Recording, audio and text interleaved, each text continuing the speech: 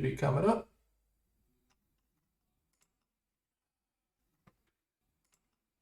And we have audio check. And we have audio check. All right, when you guys want to start talking so I can hear you, have audio check. Sir, All right, when you guys can you hear me? Sir, Hello, when you guys can you hear me? Sir, Hello, when you guys can you hear me? Yeah, it looks like it's Sir, hello. Yeah, if you do me a favor, if each one of you guys could just give a check and say your name so we can confirm we got different. I got somebody out on the channel that's watching for us just to see if it comes across on the channel for him. So just give yourself a quick hello, I'm so and so, and can you hear me? Hello, I'm Will. Can you hear me?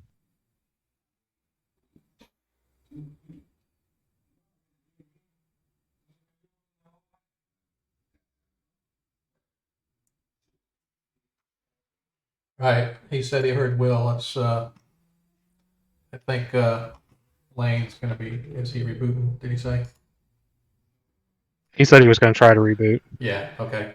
All right, cool. So it looks like you were right, Mac. I thought I had my audio output set to go from Discord, but apparently it wasn't added to my scenes because I'm a rook, and one of these days I'll figure this crap out. All right, so we heard you, Will. Hopefully it's a decent sound.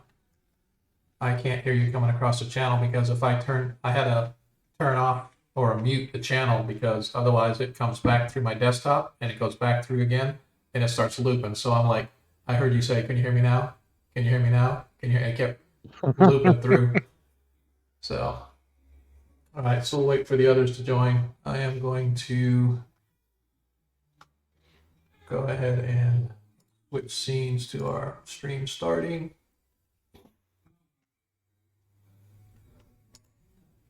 And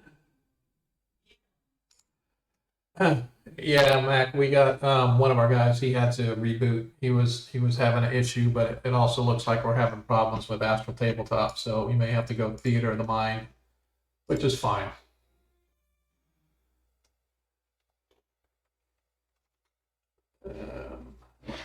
Try a couple of things.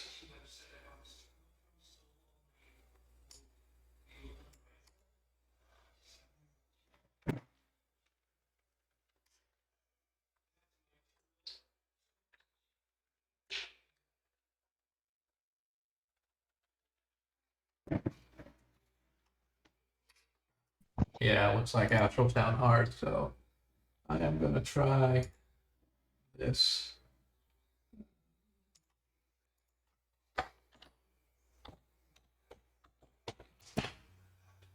Can we bring it up on D&D Beyond?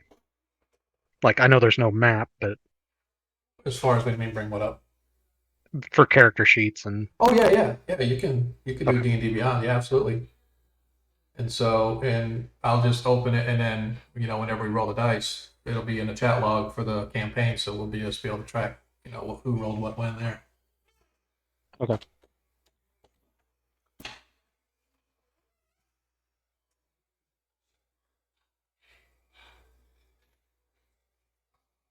So,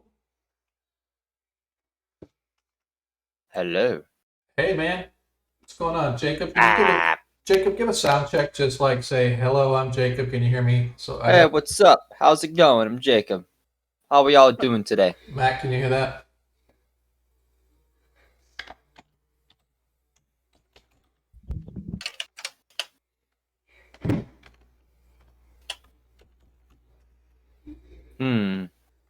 I can't hear him.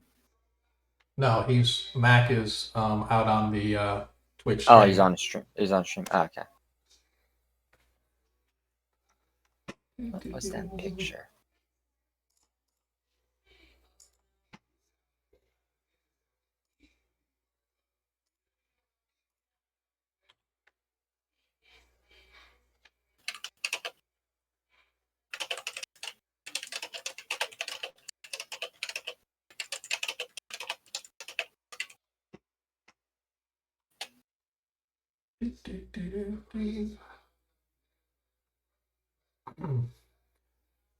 So,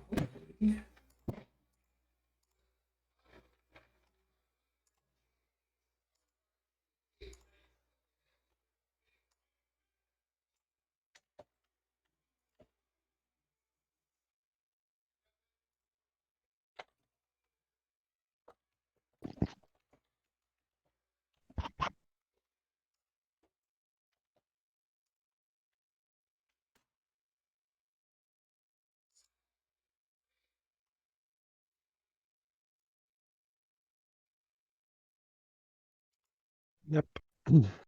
Definitely down. yeah, that's fine. So, so if you can't get into Astro Big, we're just gonna use D&D Beyond, which is fine. We're gonna have to use Theater of the Mind here. Astral died on us. Yeah, it's kind of strange. It was working an hour ago. Yeah, I actually had everything up and prepped and ready to go.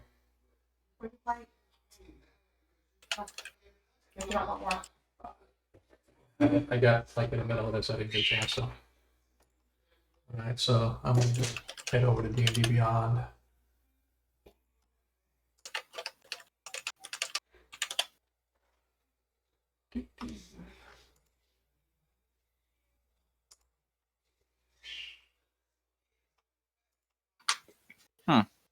Bizarre. Okay. Just need a chat log, game log. There we go. My characters. I got 9 characters in my inventory here. That's it. Dude, you are way behind. Oh, these are not. These are all the ones I just built in Beyond. Right. 2 of them are here specifically for a game for a one-on-one game I run with somebody. I got a monk and a kobold, Right. and then I got- have my old league character. All right. Right. Matt, can Yeah. you hear us talking? So I'm talking to some of my players. Again, Jacob will give a little shout out, say hello, your name. Just want to make sure. What's up? My name's Jacob. Hey, my name's Will. I'm getting an error on D&D Beyond too. Really? Oh, I got Beyond up, no problem. Oh, You have to be smarter than the internet. wait, you do? Yeah. How can you be smarter than the thing that knows everything? Yeah. Elaine, you want to give a shout out and just say hello? Can you hear me? My name is whatever, so that I got somebody out on the channel making sure that our audio is coming through. Hey, it's Lane checking in here. Same for me. D&D Beyond and Astral are currently offline. Seriously? Same for me. D&D Beyond and Astral. That's kind of crazy.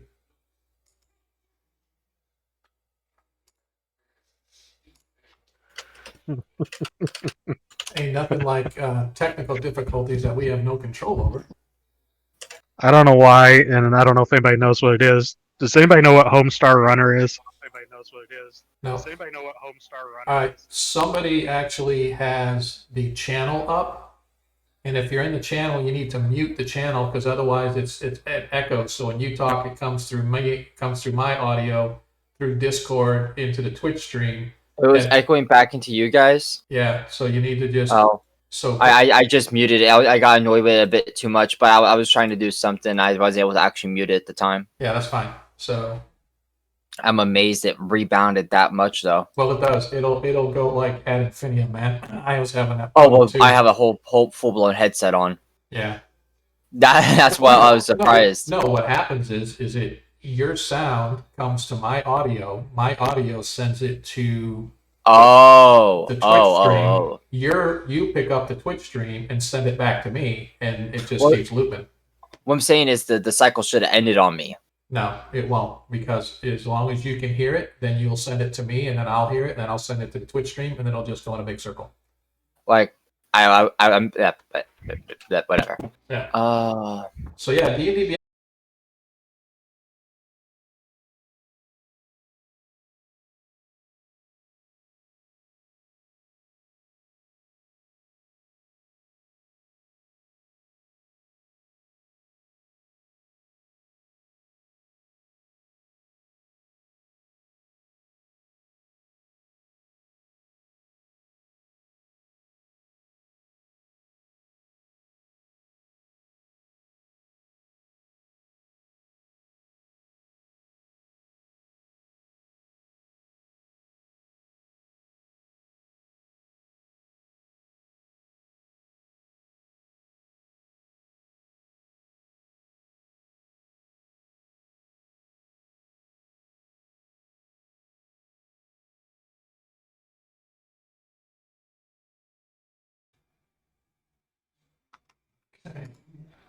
So the stream is up.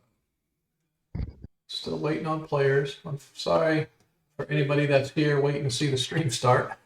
Got some of my players missing, so I don't want to start until I get all my players.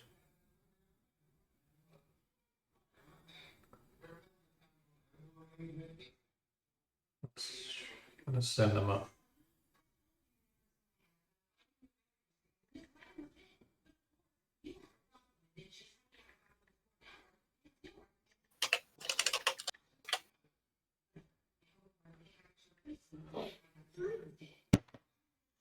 Dun, dun, dun. See, it's buffering again. Why is this? It's like I have gigabit internet, man. Yeah, I'm just trying to get set up here. We're actually having more technical issues than just Astral. Looks like our players are having problems getting into D&D Beyond as well. So their sheets and dice rolling and stuff like that they don't have.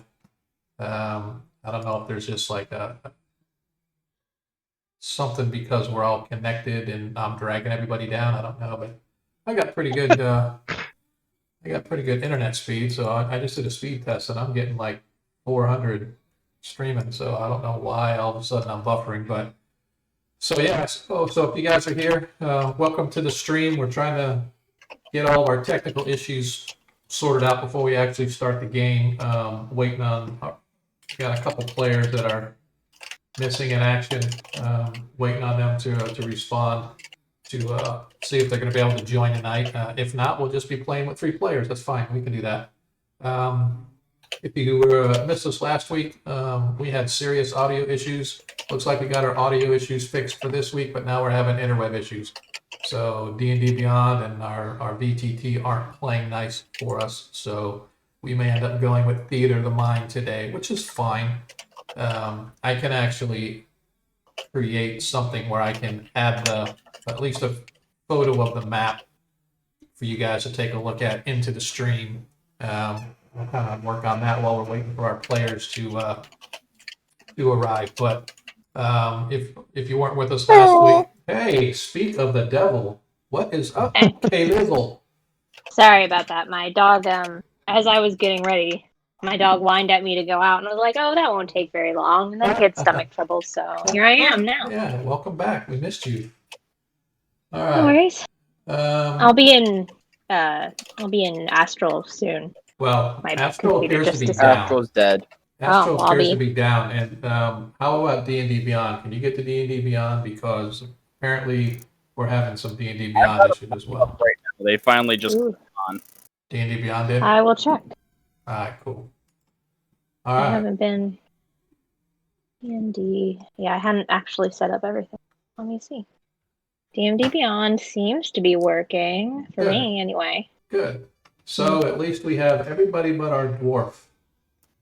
Well, and me, I can get on D&D Beyond, but when I click on my character, it won't bring it up. But that's fine because if worst case Well, scenario, I haven't gotten to my character yet. Let me get to my character. worst case scenario, Albert, I can roll your dice for you through D&D Beyond. I mean, it's not that big of a deal. It's a little bit of a pain. It's not like I have 100 other things I'm trying to watch here on the stream too. So, but for those Astral's doing something different now. oh, It looks like I'm going to be able to get into it. cool. Yeah, I'm in. All right, good. So I'm going to hit Astral so I can at least get the game up. So anyway, so for those that are on the stream that missed us last week, we did have a bunch of audio issues. So if you don't mind going to YouTube, it's a link on our page, under our About page. We actually have a link to YouTube. You can go there. You can kind of watch it's a split set of videos. We streamed for about an hour and then it went out on us. And then I streamed for another couple hours after that. But most of it's just going to be you looking at what we're doing and hearing me talk to myself because we had no player audio last week. But that's fine because I like to hear myself talk. So I thought it was pretty appropriate that for a first stream, all you got to hear was me run my mouth. Mm-hmm. So, but our players are in Perrenland. If you don't know where Perrenland is a small country in the world of Greyhawk fantasy campaign setting. I chose this spot because it's kind of out of the way. I've never gamed there in the 30 years I've been playing Greyhawk. never actually campaigned in Perrenland, so I thought it would be an interesting jumping point. And so our party is heavily involved in investigating a string of murders that are going on in the town. And so while we are Murder. yes, so while we are all Yeah, getting murder. set up, let's try to kick this thing off. So for those of you that are just arriving, welcome to Perrenland.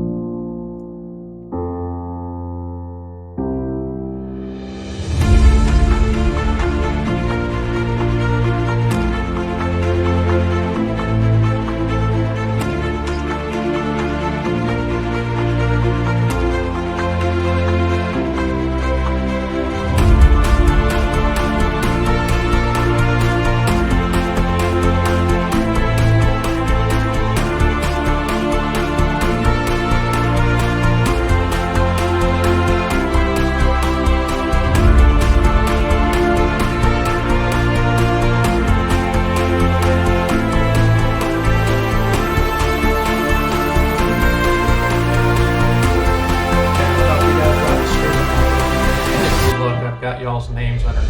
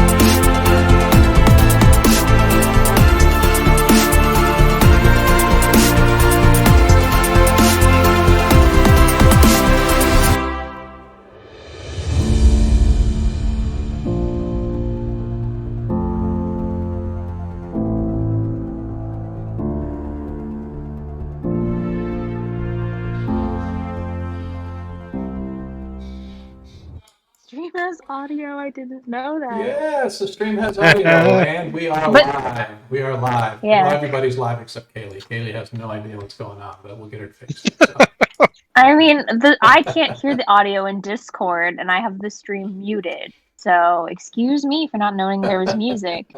Thanks to Big Mac in the chat there said nice music, and I thought I was going a little crazy or maybe not hearing anything. It's all right. But no, it turns out that there is music in the stream, yeah, just not yes, where I currently am. Sorry. Yeah, I didn't put a audio thing on, like so it doesn't like feedback on me when the audio goes out for the music and stuff like that. So the only way I can hear it is through my OBS studio that I'm using to sort of broadcast our Twitch stream. So anyway, No welcome worries. everybody back to another episode of Perrenland Adventures. I am your host, Sean, along with my party of intrepid adventurers. We are investigating currently in the town of Christchurch, which is located slightly south of a major city known as Traft. Christchurch itself is a mining community that is on the rebound. The dwarves are back in town. They're out building out some mines. People are flooding back into the area post-war. And hopefully we'll be able to get through this tonight without too many more technical difficulties. We've been sort of struggling over the past couple of weeks on getting this thing working and stuff. So just as a little recap from the past session or so, our party arrived in Christchurch a couple days ago looking for work. They were eventually hired by a man by the name of Oswald Gepstadt. He is an inquisitor who has come up from the city of Traft to investigate the death of a man by the name of Sir Johann Thames, who apparently was kind of a big deal during the war. And it is the Inquisitor's job to sort of settle the estate of Sir Johann Thames.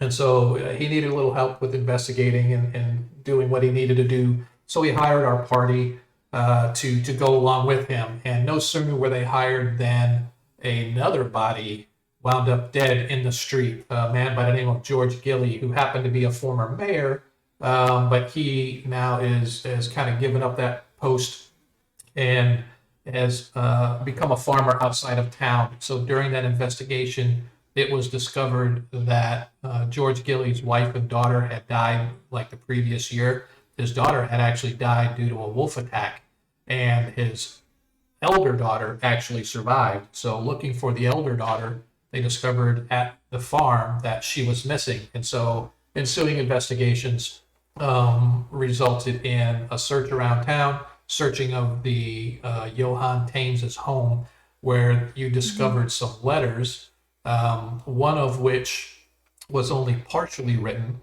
Another letter that you found was actually not the letter itself, but it was an imprint of a letter on the parchment below it. So sifting through that, you found that apparently he had written another letter and sent it off to some former colleagues of his, asking for a sword to be delivered by, I believe it is the 11th of this month, during the height of the full moon, which just happens to coincide with a major festival that is getting set up here in town by the local church of Vergadane. Vergadane is a dwarven god of wealth. He's actually kind of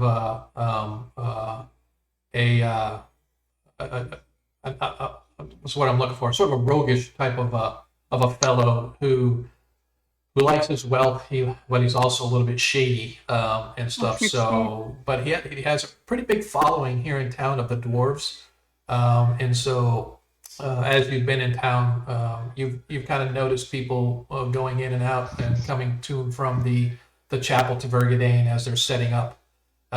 So last night you went to bed again and woke up this morning to even worse news.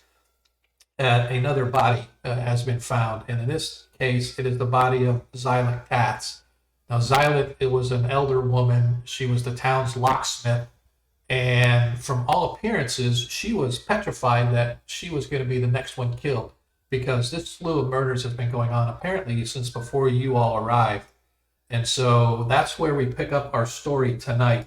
We left off with our party members at Zyla's house. You have just entered into her home, and you've walked in and you see the front part of the house is a shop of some kind, and the rest of the house is actually the living quarters. And so that is where we are going to kind of pick it up tonight. And again, hopefully all of our audio and our technical issues are solved. Let's hope that Al Gore does not turn off the internet on us tonight, because I would really like to get through this whole thing. So, that's it. You and Ioli have actually entered the house. Your three companions are still awaiting outside to kind of see what's going on. And let's kind of take it from there. What do we want to do? Welcome everybody, by the way, everybody else that's joining our chat. We definitely appreciate it. One note I'm going to make before we do continue is we're having a raffle, kind of. It's not really a raffle. It's kind of a giveaway. It's kind of a let's see how this thing works, because I am a rookie and a newbie at all this, so I'm just trying all the bells and whistles to see how it goes. So we're actually having a giveaway. If you type !creature in the chat, oops.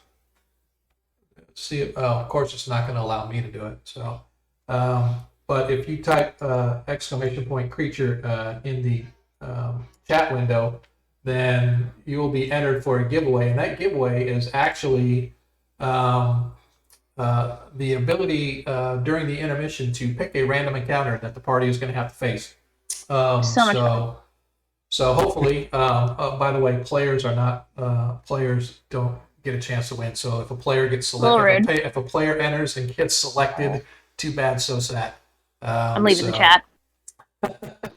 Well, no, just message your friends, tell them to get on there.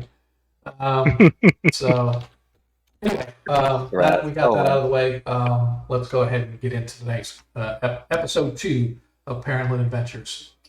What's the party wish to do? I think we left off with Hyacinth sort of entering along with Nyla into the house. So what do we do? Yeah, I think Yeah, I was we were about to there do by a the medicine check on the lady. Okay. See if she's like dead or like Right. unconscious dead. I Okay. mean, she is an NPC. Right. So, yeah, I was rolling that. I'm pretty sure I was Alright. checking over a body. Okay, so go ahead and give me a medicine Right. check. I hit the button. Let's see Thanks, if it Shay. actually does it. Didn't let me try it again. There might be 2 medicine checks. Give it a sec. That's fine. So are you rolling this through Make D&D Beyond, sure or are dice you are just working. rolling it directly in Astral? I was trying to roll it through Astral, but it doesn't want to do that. Or not Astral, but Through D&D D-Beyond? Beyond, but it doesn't Yeah, seem to there's- want to do that. Yeah, we're having it's there's some shady stuff going on. So if you're in Astral, just go ahead Let and me try to roll your dice roll. from Let me just hit the D20 Okay. add a plus my thing. That do it? Maybe. I've literally never typed anything as a roll into Astral before. there. Really? So there's Yeah. actually, if you open up the chat, there's you can see right at the bottom. There's D20. Just roll that and then just add whatever bonus you got. Oh, I think I hit a D8. That's not going to give me any. D20. We're just going to roll a D20. There, that should do it. Or not. Is it- I can't see anything in the chat. Yeah, I don't either. Nothing's happening. All right, so let me try this. Yeah. I have a +3, so whatever is rolled. Yeah, it's not rolling anything. Yes. This is hilarious. I We are- see and I rolled custom 14. All right. So did you hit roll after you hit the D20? I did. Didn't do anything. Yeah, I'm having like serious issues on. I have an idea. Let me go back to D&D Beyond. Let me see if it rolled in campaign, because then maybe I'll have a... Because I see all of your rolls, Jacob. So let me see if I can just... Game log. Oh, jeez. Custom Yeah, roll. technical difficulties are our specialty, I must say. I have to give us that. I rolled with a researcher set. Oh, jeez. Okay. Am I back at the Yeah. top yet? What do you find in your sheet when you least expect it? What's that? Last, You can find in your sheet when you least. certainly not least. Yeah, something's happened with Astral again. Yeah, that's fine. It really clunks my computer. Yeah. Something So horrible. at least for the stream purposes, I've got the screen up and it's showing this, the map. So let's just go ahead, if you can, just throw it on the chat log for D&D Beyond. Okay. Hyacinth, and Let we'll me see worry if it about actually Astral did this next time. time. We'll worry about Astral next time. Yeah, so you obviously you're able to move your character too. So That's what I was testing. yeah, yeah, it's pretty weird. So let I me keep know. hitting the button. It's happening. It's very strange to me. It's not even rolling in D&D Beyond chat. I tried. I saw like literally all of Jacob's rows. Yeah, I'm And looking none at of mine. now. He's right here.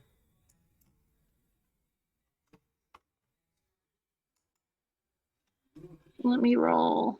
I'm not allowed to roll tonight. Is that what it is? Apparently. Okay, Yeah, apparently I'm just not allowed.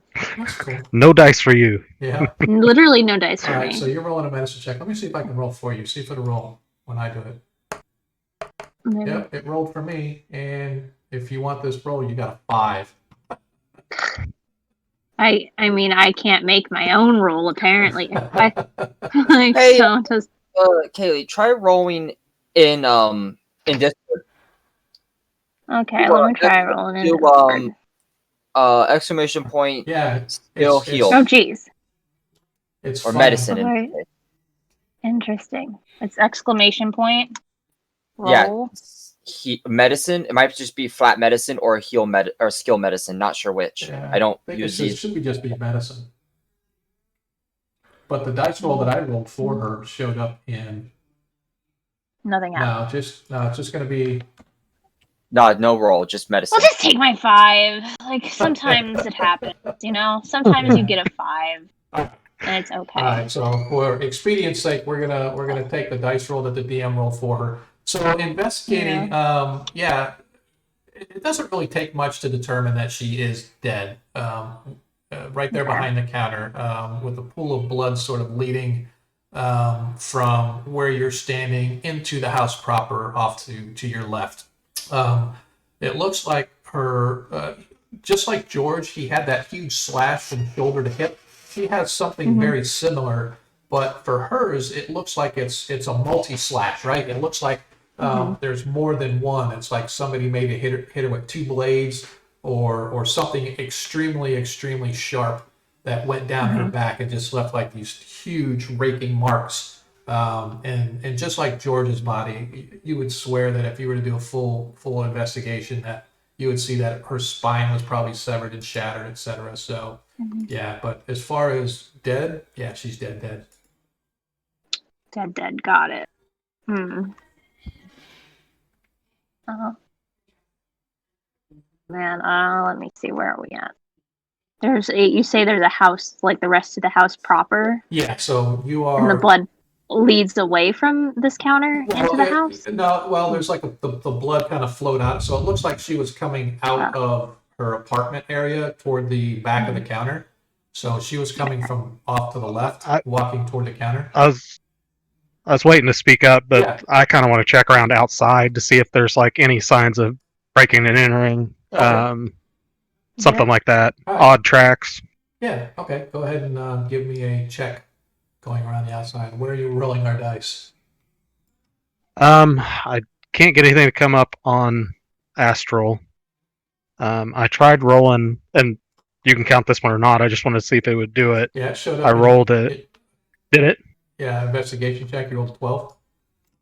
Yeah, if you want to go with that, that'll work. Yeah, so Just we're gonna try to do our dice at D&D Beyond. If you can't do it in D&D Beyond, again, I don't have a problem rolling the dice for you guys. It's electronic dice, so it's not like I can do much.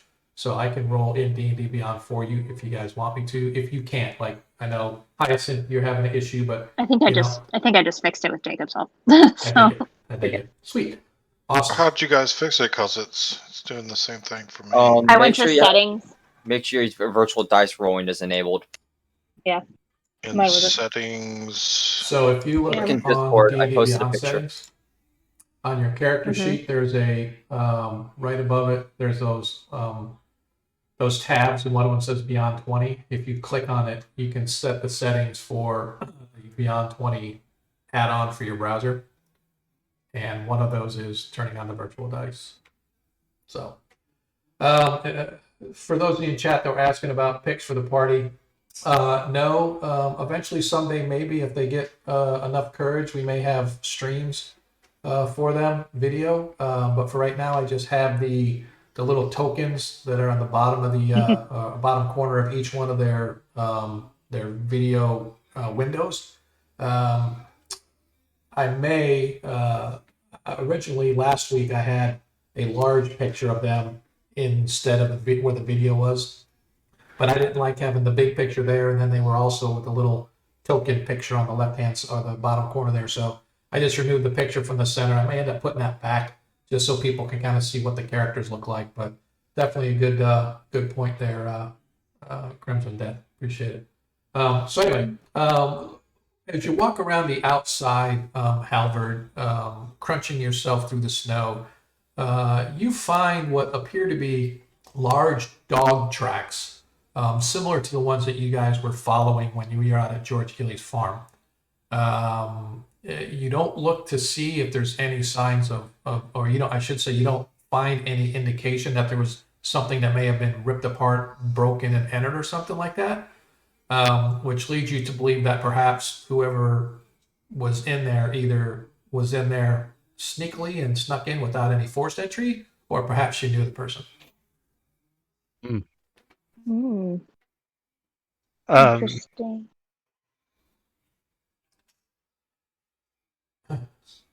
Well, as soon as I get a chance, I'll impart that information to Okay. anybody who's around me. Okay. Yeah. Well, I mean, you're two of you are still inside according to the map. I don't know if everybody wants to go inside. I guess I could just holler. Right. I yell from outside, I found more dog tracks. Okay. And give me a nature check, if you would, Halvard, as well. Or anybody that's outside that wants to give a nature check, just so we can test our dice rollers. Let's see if anybody else can roll dice tonight, besides a couple of y'all.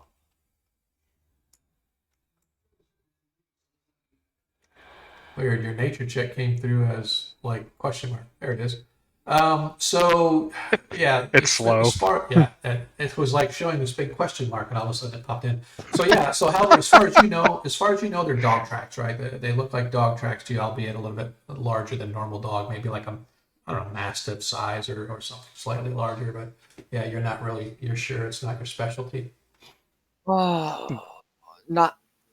I was gonna look around the house. Was the door locked or closed, or was it thrown open? The door, when you guys came to the house itself, the door was open, but it wasn't burst open. And as you guys are investigating, more townspeople are starting to arrive. Originally with you outside, if you may recall, Sog, the half-orc owner of the Gorgeous Dwarf, who woke you guys to tell you of this, she followed you guys here, as well as Henriette, who you know to be a former mage, allegedly, because nobody's actually seen her do magic, but apparently she used to be a mage of some sort, just a non-practitioner now who runs the library. She is here also, and she is extremely distraught. She is like crying and shaking and sort of muttering to herself that calling her stupid old fool and should have listened to her and should have left sooner, et cetera, et cetera, et cetera. So you get the impression that she and the locksmith, Xylith, were rather close friends. Their shops are pretty close to each other, but you saw them previously the day before. They were walking to the inn to get something to eat, apparently, and they were arguing with each other, if you recall. If you guys recall that, we mentioned that Henriette and Xylith were going into the Gorgeous Dwarf for breakfast, and you guys were just returning from the woodsman's house to talk to the woodsman's son, who hired him to go for the next 3 days to go hunt wolves in the forest. And so you guys saw them sort of arguing back and forth with one another. You spoke with them briefly, or I believe you spoke with them briefly in the inn while you were there. But yeah, so apparently those two are close, and now Henriette is outside, extremely distraught. Was there a struggle inside, and was she killed in her bed? From what you can see in the local vicinity where the body is, you see no sign of a struggle. She was an older, frail woman. As I mentioned before, she is human. She was probably pushing in her 70s. She was just a thin waif of a woman, maybe 5 foot, 100 pounds if she was wet, carrying a backpack. That type of an elder lady. So even if there was a struggle, she probably didn't put up much of one.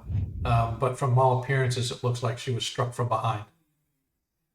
Now, like I said, the blood kind of leads from the apartment into the office area where you're at.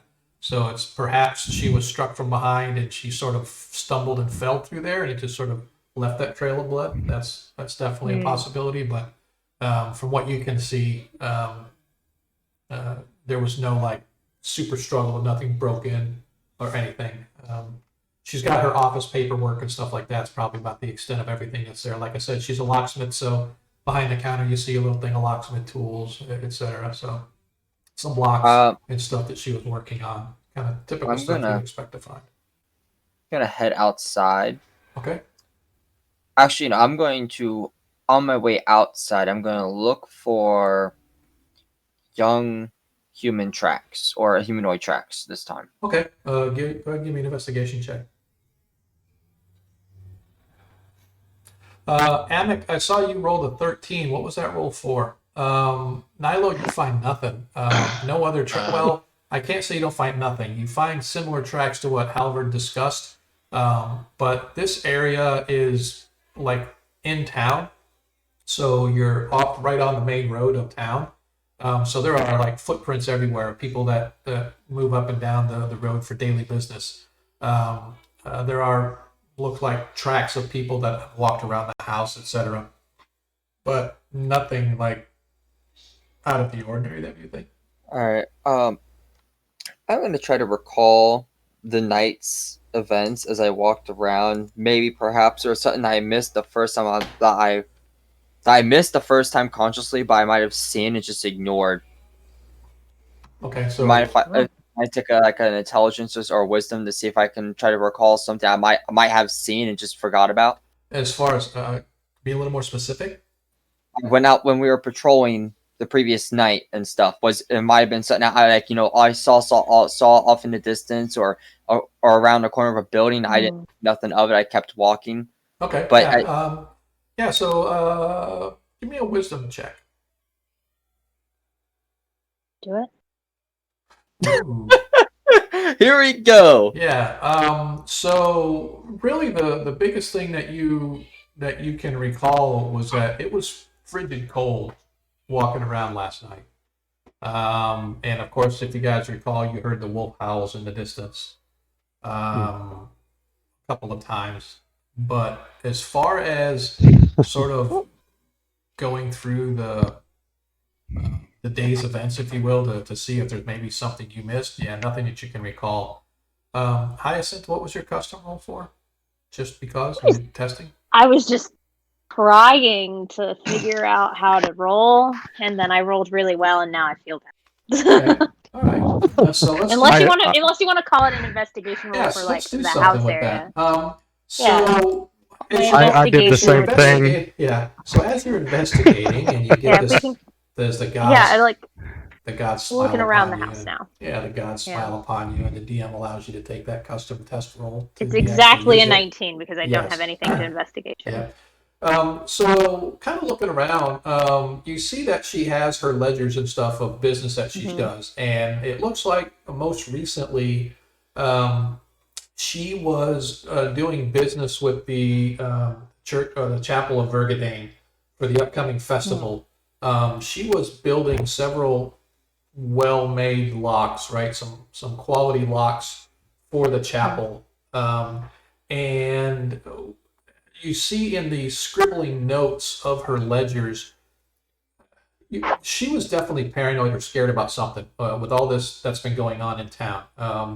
More so than you think anybody else in town has. She really felt that that there was some serious evil afoot because she was actually talking about leaving town and planning to leave town.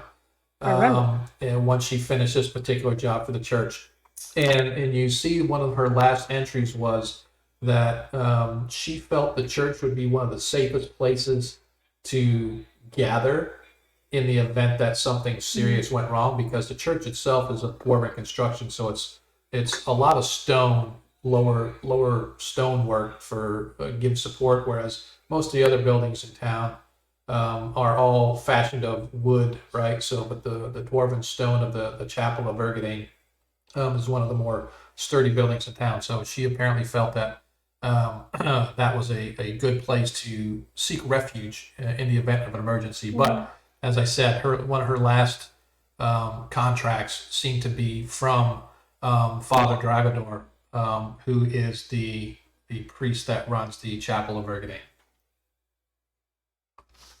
Cool. Is interesting. I'll tell that to the group. Okay. Like, hey. Okay. Yep. In other news, the chat just caught up with all the things we've been trying to roll. Yeah, Oh, did it? that's I was testing it. Oh, I did the same thing with an investigation. I ended up getting a natural 20 on it, Oh, cool. just messing around. Cool. Too Don't bad count you it for couldn't- anything. I just To say, too bad you could not have used that. right. So let me clear the chat just so we can get rid of all that garbage for people. All right, cool. And wonder if I close that. Somebody So- really hates this festival. Yeah, somebody send a message in chat. I want to see if it shows up because I've got it on the stream, but I didn't notice if it was actually there. Yep, perfect. I like it. Awesome. There's mine too. So that way I don't have to, like, if you look on the stream, I don't want to have it up there twice, right? So I can just close it and I can just look Yeah, up there and see what it is. All right, cool. So where to now then, folks? I mean, what all are we gonna? Shit. Well, we have big wolf tracks leaving town. We got no little kid tracks leaving the house. We got a dead woman, exactly the same dead woman as the other dead dude. What do you mean? Exact same dead woman as the other dead dude. That didn't make sense. What do you mean? He's He dead. means Caught died death. the They're dead same the way. same way. Yeah, Gotcha. they both died the same way. Both died in the same circumstances, or at least the same method. No breaking and entering, no damage, no struggle. So whatever this is capable of opening doors, walking inside, but not being heard whatsoever. What else? Oh yeah, wolves. Wolves are around all of this. Yeah, Unless everybody it's give the me- best catch-22 I've ever heard. Give me a wisdom check, everybody, as well. We're just gonna try rolling in the chat. I'm see gonna what we get. re-roll that with my inspiration. Okay. And make sure you take away the inspiration. Just a straight wisdom. Yeah, just a straight up wisdom check with whatever your wisdom bonus is. Let's see. How do you roll just straight wisdom? So if you just Click the number mod next to your I got an 11. score. Very bad. Over there. okay. Oh, I'm sorry, I couldn't hear all that. Click the what next to what? Click the modifier number next to the ability score. You'll notice it'll gray out the box when you hover over it. Yeah, just roll this wisdom Saving mod. It didn't roll. throws. Saving throws.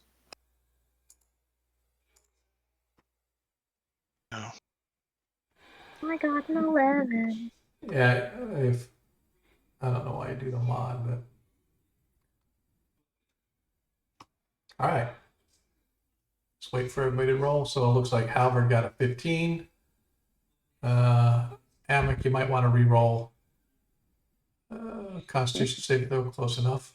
Oh, I'm sorry. That's Yeah, you don't want to click You're saving good. throw. You want to go up to your actual ability scores. And so, like, if I were to click wisdom for her, it should roll it and then add the score to it. so. So if All you see, when I click on wisdom, all it does is put the actual. that's pretty interesting because yeah. Are you clicking the actual word wisdom? Yeah. No. Oh, the word. No. Yeah. Wanna, There. Okay. there we go. I'm sorry. Yeah, we're good. All right. So, as you guys are sort of kind of thinking about this, one of the things that just sort of, you've been talking about wolves, and you've heard wolves, and you know that there was a large wolf pack last year that assaulted several families, and of course George Gilly's younger daughter died of a wolf attack, and his daughter Erin, who is still missing, almost died. But even though you've seen these wolf tracks around here, you guys know wild animals, right? Even if it was something more fiendish, people are being killed, but why aren't they being eaten, right? Typically, wolves, when they kill, they'll sort of eat or partially eat. Even creatures that attack and kill, they don't just like kill for no reason, right? I mean, they can, but for the most part, they'll take the bodies with them or they'll partially eat the bodies. And that's one thing you guys are sort of looking at this particular case now is all these are adding up and you're realizing that, okay, they're killed in a horrific manner, but if it's a wild animal of some kind or a fiend of some kind, why are the bodies not partially or fully devoured in any way, shape, or form? So Why have they not been nom-nommed?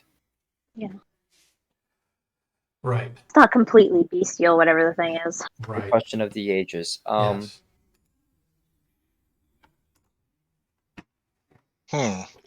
So And the with tracks. that- I'm sorry. What was the deal with the tracks? So- They led off into the woods, or So the tracks you see, yes, they sort of blend in. Once they get away from the house, the dog tracks sort of blend in with all the other tracks around, and you sort of lose them because of the heavy foot traffic that the town has had on these roads and stuff like that.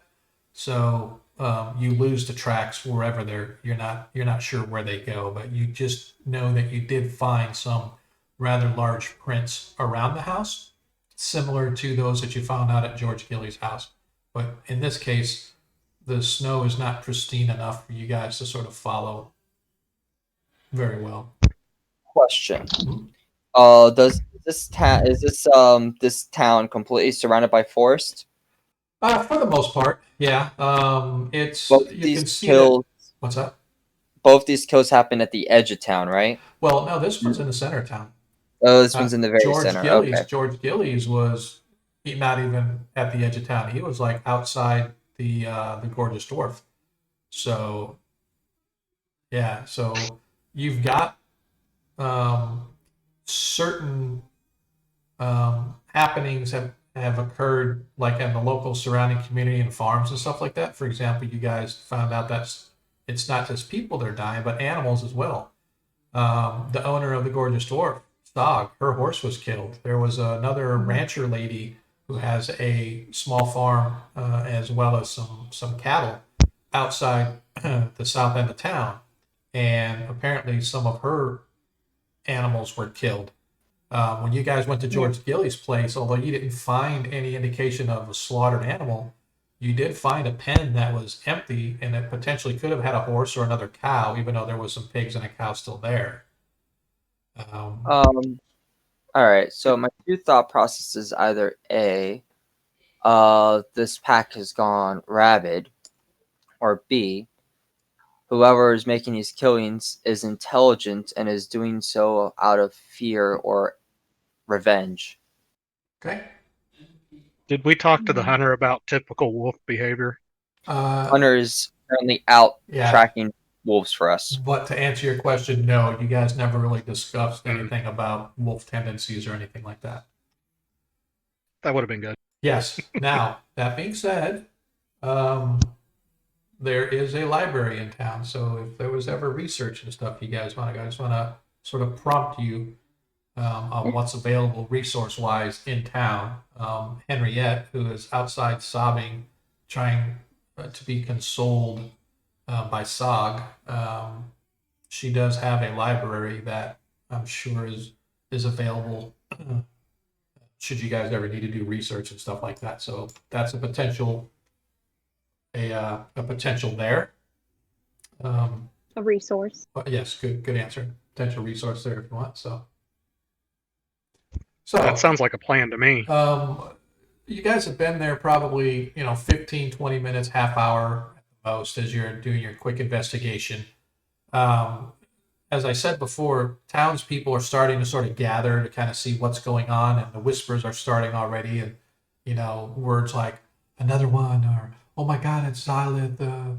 I can't believe that. Who would want to kill her? She was the sweetest old lady.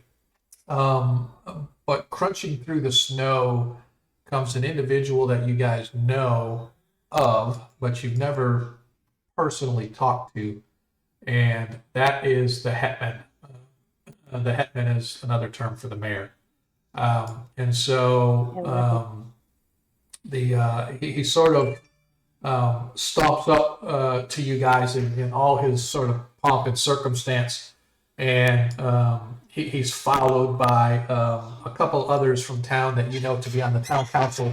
The lady that owns the general store, that she is a town council. That the blacksmithy, the rather large lady with the thick curly black hair you saw yesterday when you were investigating George Gillies' murder, she was outside, and you noticed she's also one of the town council. And so he sort of stomps up to you guys. His name is Unger Bauer. As he sort of steps up to you guys, he has kind of like three-piece vest type clothing on. It's buttoned down. It's got the tails hanging back, and he's got a little top hat on. Anything short of a monocle. It's almost comical in a sense, but he definitely is in the part of the Burgermeister, Meisterburger. As he steps up, what have we been finding here? This has gone on long enough. You have been here for 2 days now and you have solved nothing. When are we going to have some answers? I demand you give me answers this instant. And as he said so, he sort of looks around those gathered, and people are nodding and stuff, and he sort of has his chin kind of held up like, yeah, see, I'm a somebody doing something. But you guys obviously... This has been going on for way longer than we've been here, and you did nothing about it too, That is not true. That is not true. Sir Thames was hot on the case. He was making great strides, great progress before he was killed.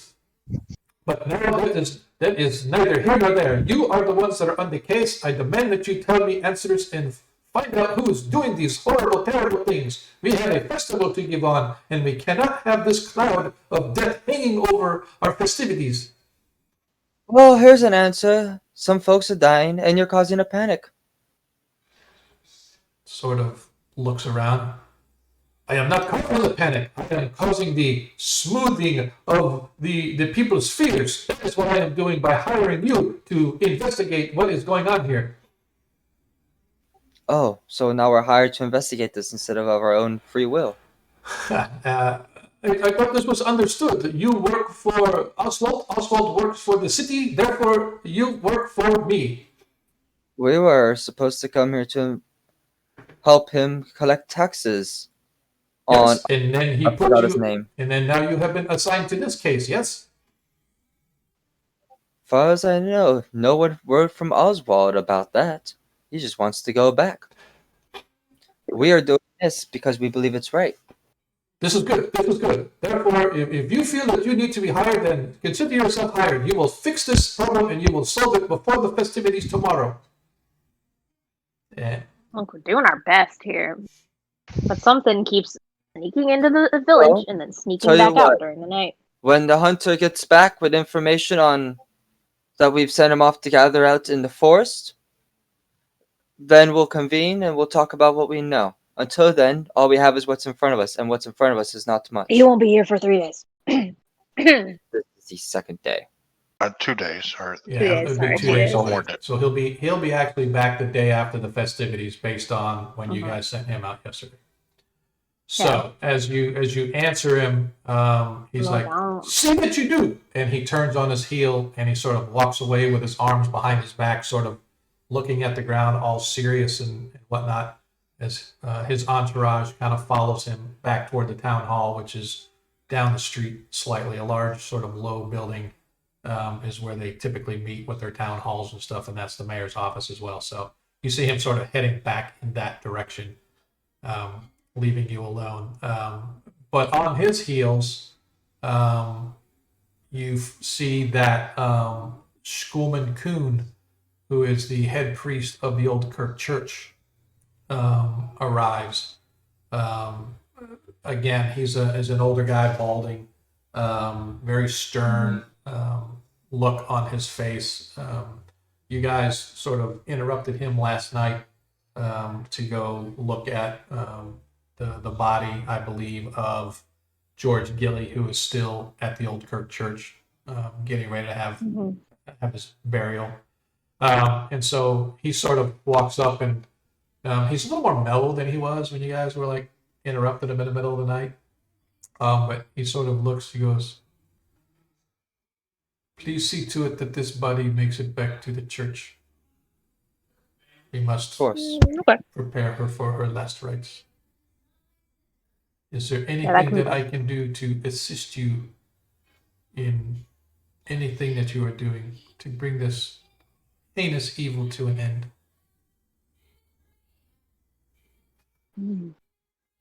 Unless you know spells of divination, there's not very much.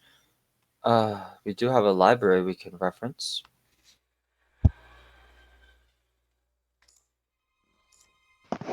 Is there anyone who doesn't want this festival to go on? Like, because a lot of these people are tied to this festival of the dwarven god guy.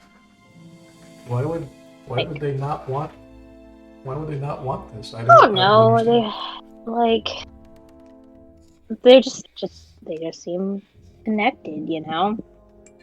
Like, for whatever reason, they don't seem to want this festival to happen. Like, she was working on something for the church, according to some documents she's got out here in her office. As he sort The of other guy steps was in going to and be a kinda vendor. kind of steps in to take a look to see, you know, what you're talking about. This festival we have is an annual event, actually more times than annual. Hey! Woo! Lord Kazumba.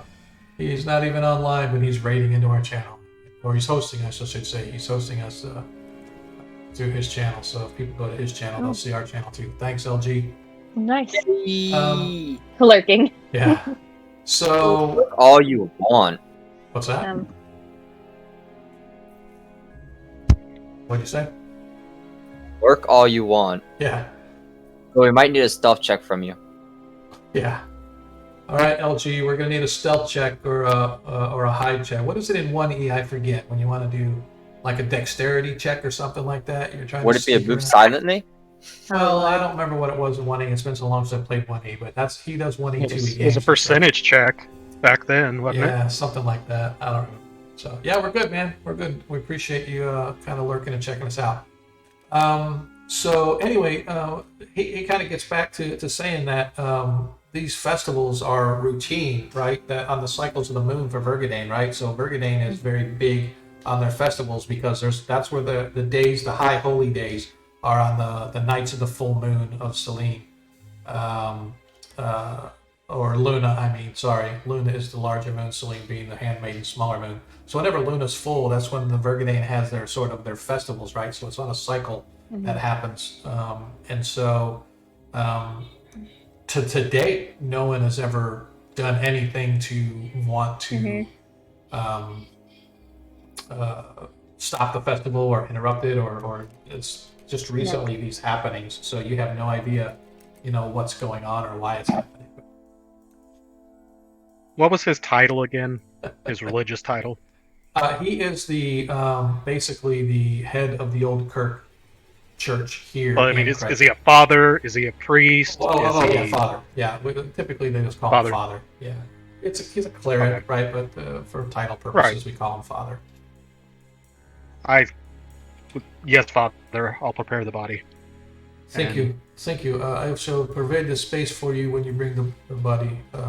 But again, as he sort of blesses you all in the name of all of the old Kirk deities, and he sort of turns and heads back toward the church. People are still sort of whispering a little bit, but crowds are starting to disperse a little bit. But you can see that, and you can hear in their tone that this is another thing to put more fear into people, and they're looking forward to the festival as sort of a relief to all the evil that's been going on, because the festival is usually pretty upbeat and a good time apparently. Could you assist me, Amek? But no burning the body. All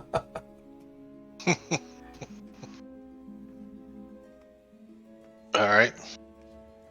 Okay, so while Halbert and Amek take the body, what are the rest of us going to be doing? Let me. What do I have to do?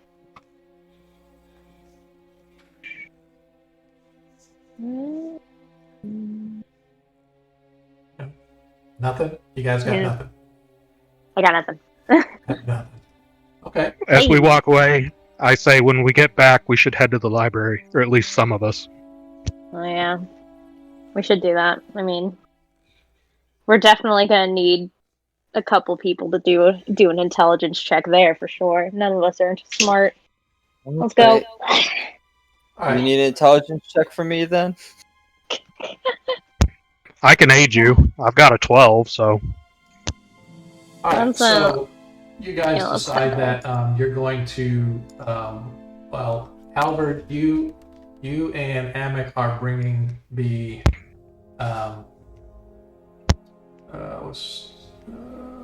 where is it? Sorry, I was looking for something. Oh, I don't have a map of the store here. Bummer. So Actually, I had a thought. Was the She was working on something for the church for the festival. Does it Yes. say what it was? Like, why did they need a locksmith? So you don't know. It doesn't say. She was just contracted by the Chapel of Vergadane to Mhm. fashion several quality locks. The only other thing that you found in her notes was that she felt that the chapel was a great place to seek refuge for any emergency, just because of the fact that of all the other buildings in town that are primarily made of wood, the Vergadane Chapel actually has a base of stone, so it would be able to survive better. And it's blessed by Pelor. And it's blessed by, actually, it's not blessed by Pelor. It's Wow, blessed yeah, I was by about to say, I Vergadane. don't think Oh. it would. No, Vergadane's cool, but like, I'm thinking the so the old cool Kirk- with fellow. old Kirk Church is what I'm thinking. Why did my entry stop? Hang on a So second. maybe we should talk to somebody over at the church to see what they hired her to make a lock for. That might lead into something. Might. So while they go over to the old Kirk Church, which That I was assume weird. where they're taking the body. For those of you Yeah, I that in think I'd like chat, to go to the other one. for those of you guys that are in chat, if you didn't already see, you can enter for a chance to pick tonight's random encounter that the party is going to have to face. It's all up to you. He or she that wins, we'll get together during the intermission and figure out, what random encounter we're going to put the party up against tonight. But for some no, not reason, the cone, my giveaway closed, but I just reopened it. So get in while the getting's good. All right, so you guys are going, I should say, Halvard, you and Emic are taking the body over to the church of the Old Kirk Chapel, and the rest of you are going to Henriette's, I assume? Or is that what you said? I'd actually like to go to the other. I'd like to go to the other chapel. Oh, you not want to go to Old the Kirk Chapel one. Burgundy. Okay, all right. Yeah, Vergadane. I want to go to the Vergadane one, Okay. and then we can go. Then we can all meet up and go to the library. Okay. It's like we'll do that later. I want to go there. I want to know Right. more about this So- project she had. So, Amek and Halvard are taking the body are preparing the body for the last rites and taking it to the Old Kirk Church. And Hyacinth is going to the other place to figure out what, Henrietta was working on. Not Henrietta, Silent. The Dead last lady. one. the dead lady was working on. Yep. Milo is being the most intelligent in the group, is going to go to the library Yeah, I'll meet you at the library. I'll be there and in a she's minute. going to start researching stuff. Mhm. All right. Corvus will go with you too. Oh, sweet! I'm Cool. going with my. Oh wait, that's right. All right. Nerd squad. You guys can see All the town. Yeah, I can see the town. All right, cool. So as you can see, the chapel is all the way down on the edge of town. So it's going to take Albert and Amic a little bit of time to kind of get down there. So Hyacinth, we're going to move you over to the Chapel of Vergadane, Sounds like a plan. and There I am. we are going to move Split Nilo- party. Move Nilo over to Henriette. Corvus, what were you saying you were going to do? Sorry. Okay, you're going with the library? Perfect. Awesome. So we will start with Corvus and Nilo. As you guys arrive, you see that actually, while you're walking over there, you're actually following Sog and Henriette. Sog is literally having to half hold Henriette up, who seems to be extremely upset about this death still, obviously. Nilo's come up on the other side and help carry Henrietta. Okay. So she sort of looks your way and kind of pulls away like she doesn't know you, but seeing that you're there to help, she allows you to, at least give a little bit of support. And you guys arrive at her store, which is just like every other place in town. It's such a small town. Everybody kind of lives in their shop, right? So she actually has a 2-story affair, and the downstairs is complete library, if you will, and the upstairs is the living quarters. Modern construction. And so as you guys sort of arrive, she sort of stops and sort of sniffles and wipes her eyes and stuff, and What may I do for you? This is really not a good time. I cannot believe that Violet is gone. I should have listened. She should have left so much sooner. We both should have left so much sooner. Now what am I going? I have no more friends here. She and I can't believe she's gone. She just starts sort of babbling on nonsensically as she breaks into a fit of tears. Nyla's going to take off her sword belt and stuff, kind of set that on the side. Don't need that flapping around while she's moving about. Her shield too. Okay. And she's going to look around the library, and she's going to ask Henrietta, "Ma'am, well, if you're wondering what you could do, you could help by helping us. We need information on what happened a year ago, if any of that is recorded, and anything you have on wolves. Even if you could just point me in the right direction, we can find the books ourselves if we need to. And you can just simply rest. Looks like you're going to need it." Yes. Perhaps. But I don't know if I can allow anybody in at this time.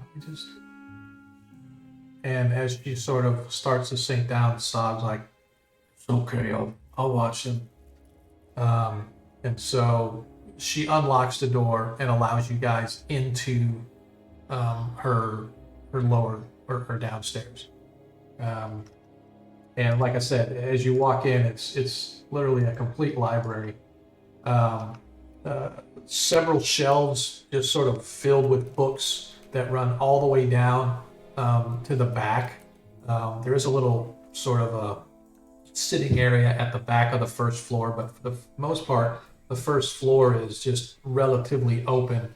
There's some sitting chairs here and there where obviously somebody could come and sit to read a book. But for the most part, it's just like open, just lines and lines of books. Looks like somebody has been collecting for a pretty long time.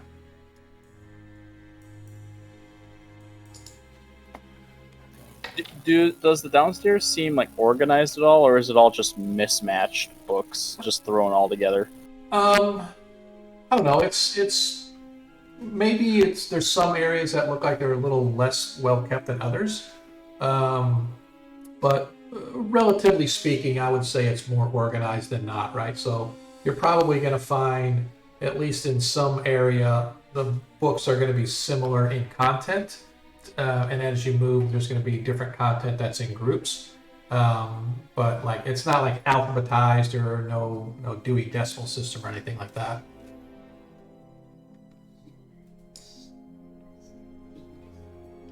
That would have made that easy. Uh-huh. Well, alright. So, she's going to ask Henrietta, which way to the animals or wildlife that you have in this area? Or is that in this particular spot, or is that just somewhere? So she just sort of sniffs and she points over to a section that you can see contains various tomes regarding flora, fauna, wildlife in general. You see a couple of books that are specific to like Northlands, which is where you guys are. You actually see that there's some specific to Blackmore, because Blackmore is like north of Perrenland. A lot of talking about the forest and the special creatures that are found up in that region and whatnot. So yeah, specifically, what are we looking for? First, just going to say thank you. Hopefully, we can prevent this from happening to anyone else. And I do feel for your loss. And she's going to turn right off to that section. Okay. And as you guys go to that section, she heads upstairs while Sog remains downstairs, keeping a close watch on you guys. So, Nyla's looking for specifically wolves, but she's also looking for other creatures that would be able to do similar things to as like the type of damage we've seen on the bodies would match the type of creature we're looking matched. So creatures like that, I myself don't know, but Nailo might know where to look for those. And then she's going to look for the history of the event that happened a year ago. Okay. So for the first book, give me an investigation check with advantage. Yeah, because we're just gonna say I'm helping. Yeah, I kind of figured.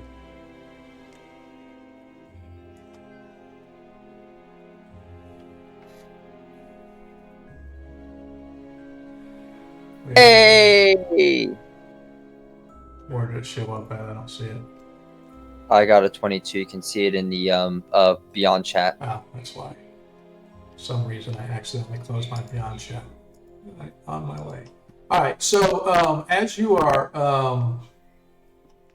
kind of looking, you find a book specific to wolves, and so that sort of catches your eye, and kind of pulling it out and rifling it through it, you see that it basically talks about, wolf breeding, wolf training, wolf habits and habitats, etc. It even has a little brief synopsis area as you kind of rifle through it of some of the more monstrous type of wolves, like werewolves and stuff like that. But for the most part, it sort of deals in like your basic animal husbandry of a complete treatise on the wolf species, right? And so, what specifically are we looking for? I think we should focus on the werewolves specifically because we of all the big tracks we found close to the bodies. What do you think, Corvus?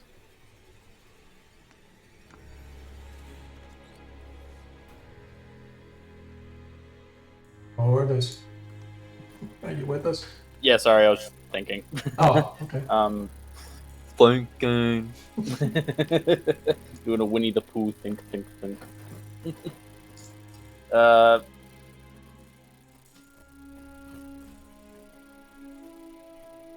I myself have been wondering the idea, is there maybe something tied to maybe of legends or myths of this area? Because I'm thinking about it, like, yes, there's these creatures, but why is this happening now, just before the festival? Maybe there's something bigger here, but I'm trying not to overthink it either. Right. That's at least my 2 cents. Okay. Maybe there's a book here. All right. So go ahead and give me an investigation check as well for something that specific. As far as kind of reading through for about 15 or 20 minutes, Nilo, while Corvus is looking for what he's looking for, you do find where it talks about wolves in their sort of like their pack structure. Typically, there's a lead dog, if you will, that sort of leads the pack. But in particular, they are Alpha. What's that? An alpha. Yeah, there you go. So you have the alpha that sort of runs the show, but they don't usually they don't kill for sport, right? They kill to eat, and they eat what they kill, right? And what they don't eat right there, they tend to, come back to or put someplace that they can come back to later on. So in this case, it's sort of follows what you guys were thinking before of, if these are wolves, why are the wolves, or what it is killing and not consuming what they're killing, right? And the other part is, why would a wolf come into town and go into a house and kill people? You can see outside attacking people on the road or in the wilderness, etc. But in a house and stuff like that, it just doesn't sort of make nothing that a normal, typical wolf would do does not seem to fit what you've got here, right? So, all right. Corvus, did you happen to roll a check to an investigation check to find a book? Yeah, so nothing in this region, right? There are books that talk about historical events and actually some lore of the region, particularly over the past couple of 100 years. There was a lot that happened to be going on with Perrenland and their subjugation under the Witch Queen a while back, but nothing for this particular region itself as to what could be causing what's going on.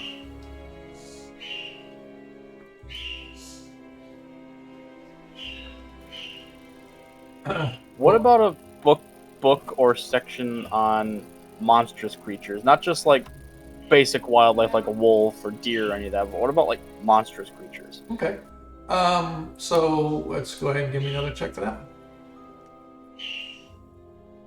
Any particular like monstrous creatures you're talking about? Just like Nope. regular like orcs, half orcs, ogres, stuff like I that. still hear you. You muted there, or No, well, I was because my bird was freaking out, but I was getting ready to answer. So, specifically, what kind of book you or monstrous creatures are you talking about, right? Because that can range a whole gamut of things, right? You can have anything from dragons to orcs and hobgoblins and ogres. What kind of? Because typically, you're not just going to have like, oh, the Encyclopedia Monster, and you just kind of Volo's guide. yeah, there's no Volo's Guide to monsters or anything like that. I had a cousin that did that. I'm trying to think of. I don't remember the name of them in real life, but I think of like four-legged ones. Maybe just like maybe like a what's been seen around the area, maybe, or what's been hunted in previous years. I don't know. I mean, I don't know if trying to think if that would be to me. He's looking for wargs, and Winter wolves. Yeah, those. That's what they were. Wargs. Yeah, that was what I was trying to remember. I didn't even remember yeah, that name. wargs and wargs. So in the wolf book that Nilo found, there was actually a small treatise on warg wolves, and the typical thing about them is they are rather monstrous. They're huge compared to other wolves, much more intelligent. But again, as far as, with the exception of, it's known that some of the humanoid tribes, train warg wolves, and even some of the smaller ones ride them, goblins and whatnot, maybe riding warg wolves because that's how big they are. But for the most part, they're still, pack-wise, they're similar to your typical wolf in that you've got an alpha, and you've got a pack that hunts like a pack, not individuals usually.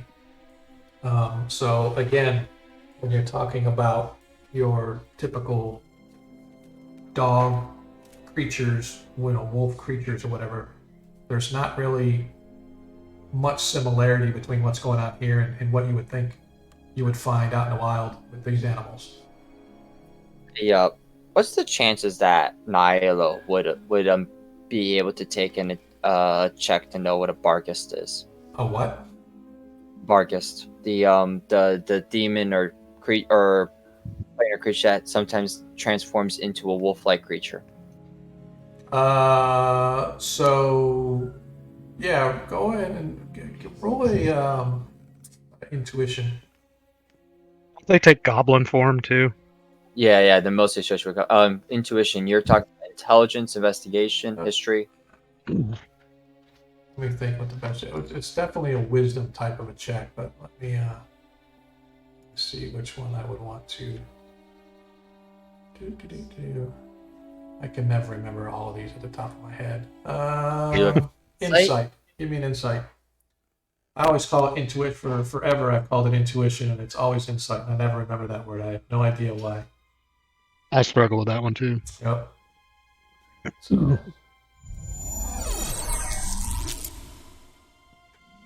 Dun, dun, dun.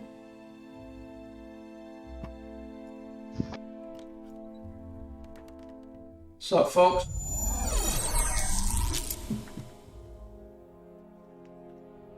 I don't think a 9 would allow me to know what a Barghest is. I was a guard at the bitter pass. I don't, unless one attacked it or something. I studied magic, not planar creatures. Right. So, did you roll a check already? I rolled a 9. I myself would have passed it on a 15 at the bare minimum. Yeah. Well, I mean, you don't know anything really about these. Like, everybody grows up knowing like the old stories that they tell you at bedtime, you know, about the creatures in the woods and stuff like that to watch out for, right? So, but nothing comes to mind as to what this could be. But I do want to kind of jump over to Hyacinth here so that we can kind of get some of this out of the way. So Hyacinth, as you walk up, you're heading toward the chapel of Vergadane, and as you get up, you hear the hammering, you hear the boisterous, you know, singing of dwarven voices and stuff like that. So even with all that's going on, there's still a lot of upbeat stuff going on for this particular area. You know that the chapel itself is supposed to be the location to where where the festivals and the festivities are going to be had. Yeah. Let me think. Where are we at?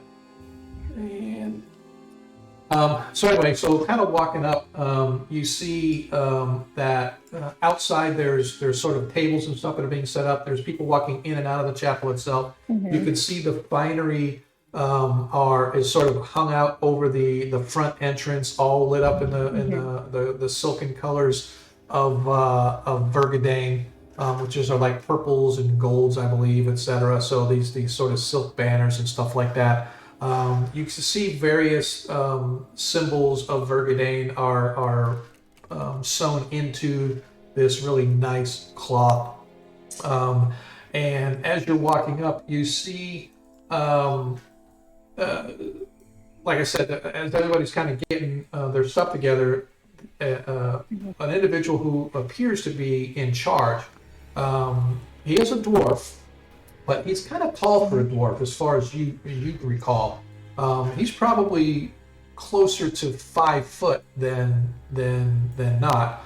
And although he does have the heavy set and the beard, and his ears are pierced, and he's got his hair pulled back into a knotted tail, and he's got the braids and stuff going in on his beard as it sort of hangs down. He's wearing the robes and the colors of a priest of Vergadane. He sees you kind of coming up, and he sort of moves to interject, not allowing you too much further than where everybody's getting ready. And he steps out and goes, "What may I do for you?" And give me a perception check with advantage real quick before you say anything. Why don't you give me a perception check? Perceptione. Does that work in the chat? So we're gonna go with the 22. Oh, cool. Showed up twice. Nice. Yeah, we're gonna go with 22. I'm tired of these farms. I'm tired of these why not? farms. We're gonna go with this 22. Why not? That's it, man. That's just how I roll. You know what? Pro player all the way.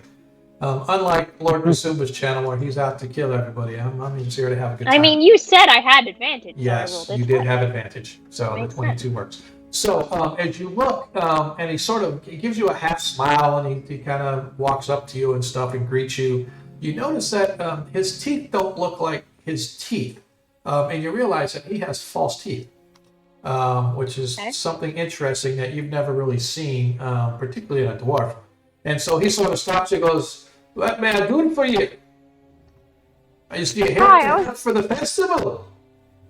No, I was here to gather some. I have some questions. I was looking. And my Lord and Master has the answers to everything. Okay. Yeah. Who's that? That would be Vergadane. He knows all. He sees all. You mean the god? Oh, yeah. Seeking answers to your life. I'm seeking answers about specific things that deal with this particular chapel. I'm sure Vergadane could help me with other stuff. I got my own kind of path to follow, but I was looking because I don't know if you've heard about the incidences that have been happening in town. Terrible business. Oh. Yes, very terrible business. Yeah, Sherman Cohen has got his hands fit to be tied for sure. Yeah, for sure. Fortunately, no dwarves are involved in this nasty business. Yes, fortunately indeed.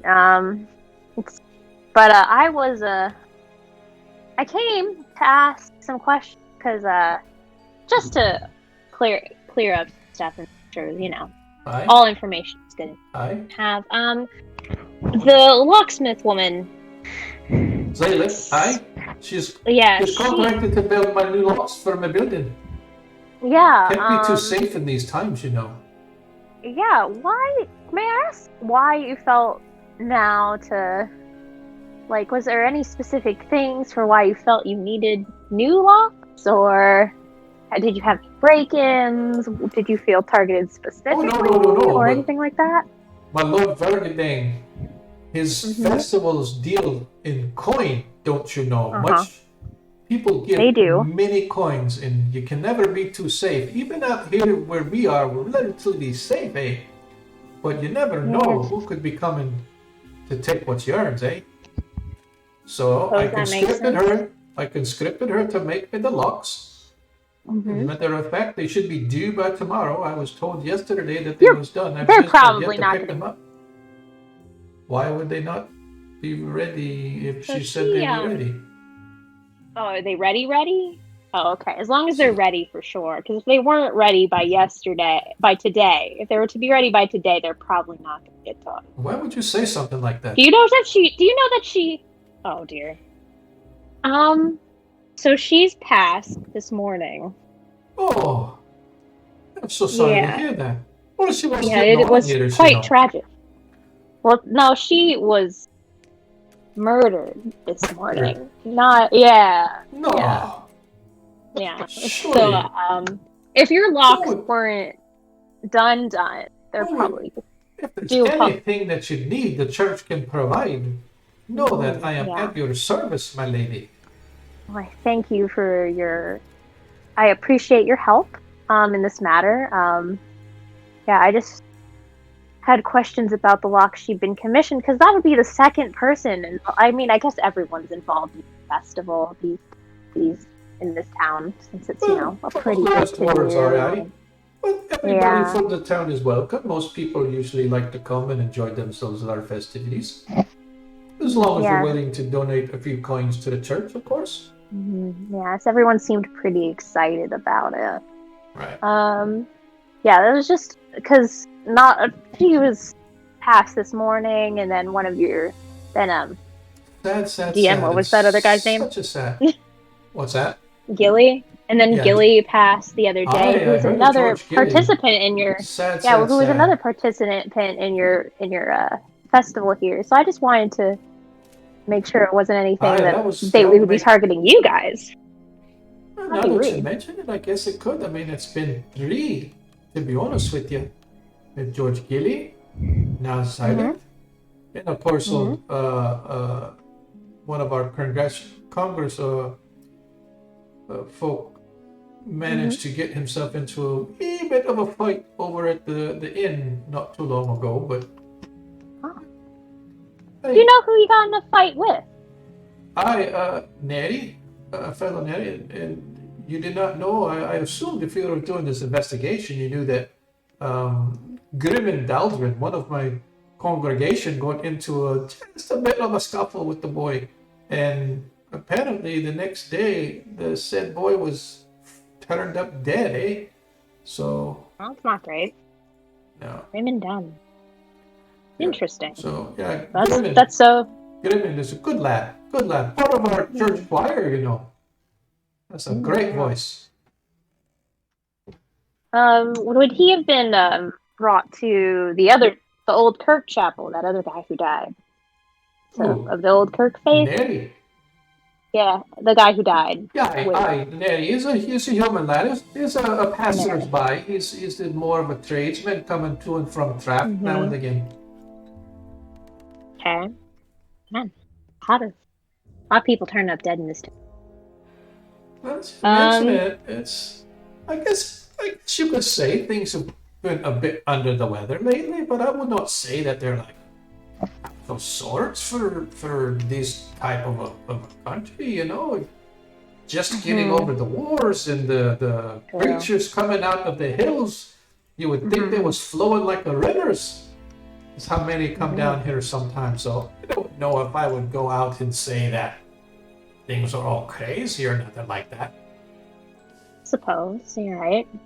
These are dangerous times, after all. Very Um, dangerous. One cannot be too careful. You yourself included. Watch your that step. is for sure. Watch your step, lest you end up over in the Kirk Church yourself. Oh, I'm not of the old Kirk faith, so it would be very odd if I ended up there. But thank you for the information. Anything that I can do, I'm here at your service, lady. So if I have any other questions, I'll be back, or maybe. Okay. Yeah, I'll be back. But thank you As you're much. As you're leaving, Mm-hmm. there's just something prickling at the back of your neck. You just the way he was downplaying everything that was going on. Yeah, and how bad things were. for sure. He's definitely suspicious. It was downplaying what was going on. Yeah. Particularly when you talk about targeting his congregation, it almost like he took offense to it. I bet. So there's that. I just wanted to help him, but I mean, Right. and I didn't mean his congregation so much as I meant like the people who weren't in his congregation but were a part of the festival. Right. Like it was really weird that they wanted that people who, yeah. Okay. He got a little weird there.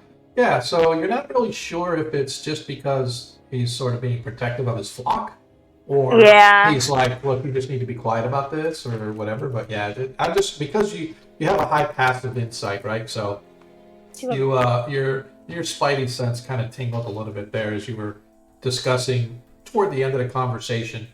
And like I said, I guess the other thing that you just couldn't help but focus on is that he didn't have his own teeth. He had some makeshift set of teeth, and they look kind of too big for his mouth, right? So it's sort of whatever his teeth were made of, it's just kind of funny that you've never really seen anybody with false teeth before, and it just kind of caught you off guard a little bit.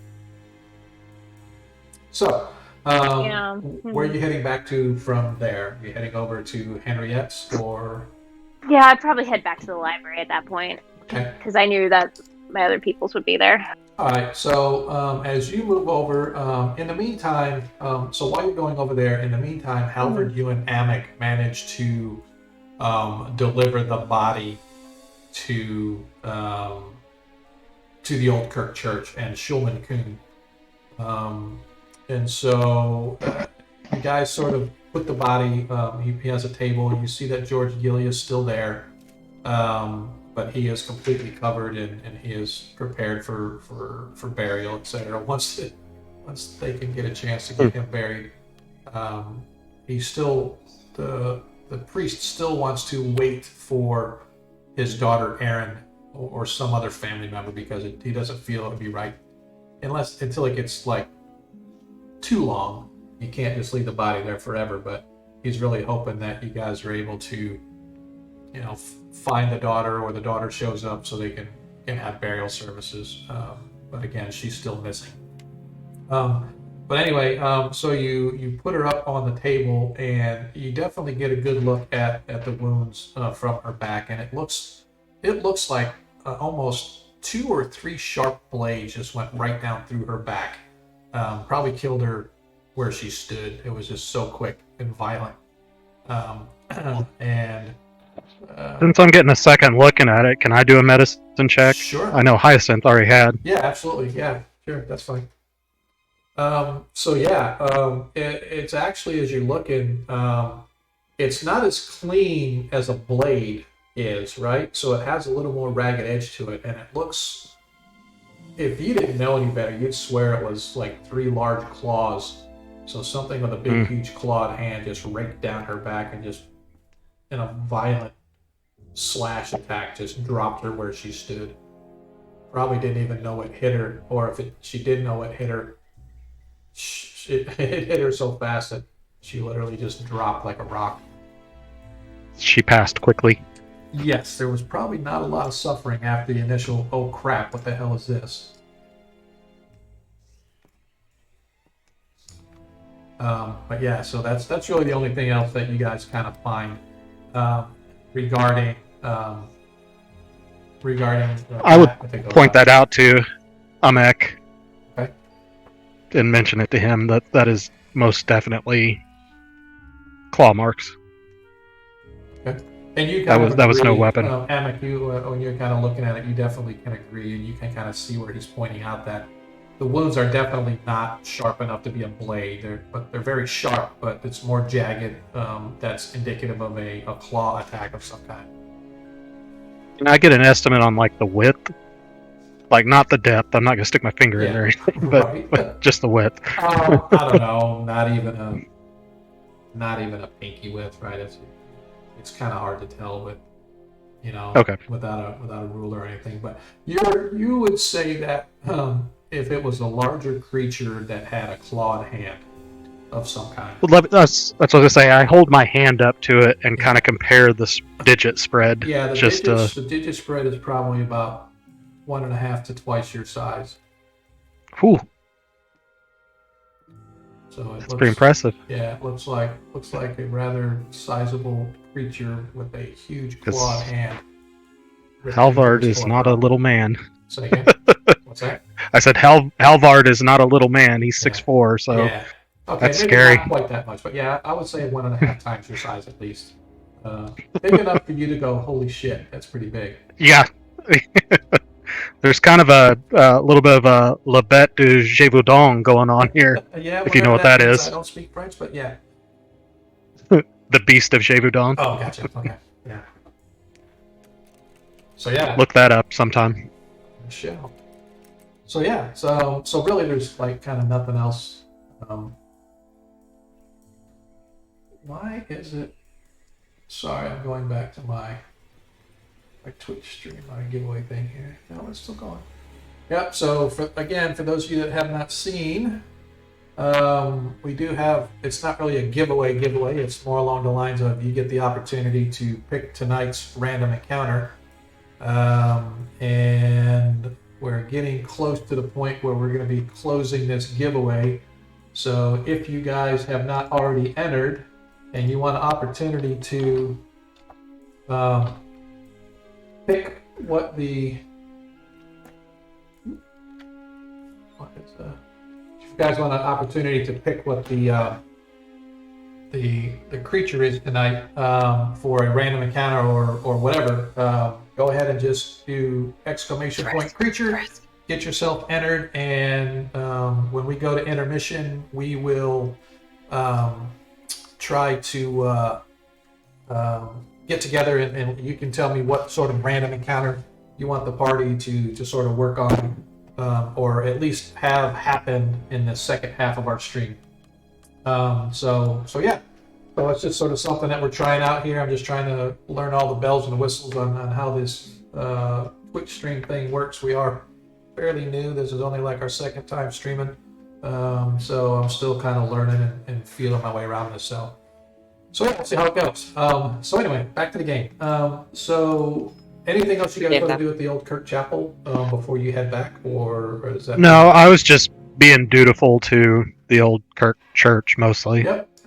As a good paladin should. All right. So are you guys going to head back to where? You're going to go to meet them at the library, or were you guys heading back to the inn? What do you want to do? I think I'd like to meet up with the guys and see what all they found out Okay. while we're down. So while they're heading back to you guys, anything else specific, Nilo or Corvus, that you guys were going to be trying to dig into to kind of figure out what may or may not be going on in this town? The last thing I wanted to look at was the recorded history of the last time the wolves attacked the town. Okay. I'm pretty sure something like that would have a record here in this library. Yeah, so this isn't really the town records. This is the library. So probably if something like that happened, if a book was being written about it, it hasn't been put out yet, or at least not in here. And especially since it's only been a year ago, it's probably going to be more word of mouth. There could be some things record-wise in the town hall. All right, Where I will go there they next have may have clerical records going on there. There's also a place called Dieter's Documents. He's the town scribe. He kind of does all the legal documents and whatnot for the Yeah, town. he'd have So it. He it's- would have it recorded. So it's possible that if it's not in the town hall, that Dieter's Documents, who does a lot of the town recording, and you can see it. He's at the end of the road there, right, straight from where you guys are in Christchurch. Go ahead and ping it for me real quick. Yeah.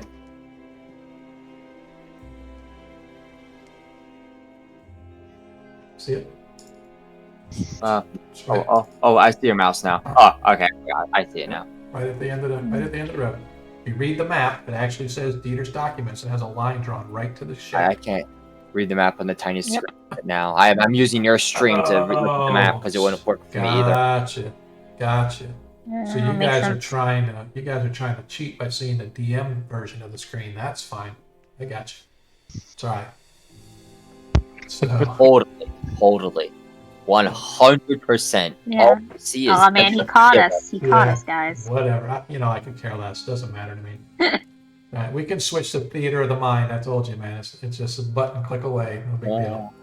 So, again, so finding anything about recent history is probably going to be a no-go when it comes to books and stuff. Although, history of the land, history of Perrenland itself, legends and lore type of things, it's quite possible. It's even been a couple years since the war, so you may even find, documents or books that detail some of the different campaigns that went on during the Great War. But more recent history, probably not going to find what you're looking for. You're welcome to look, but it's going to be a disadvantage check. Why not? What's the chance we'll lose? I'll watch him roll 2 nat 20s. I'm just going to close the stream and go home.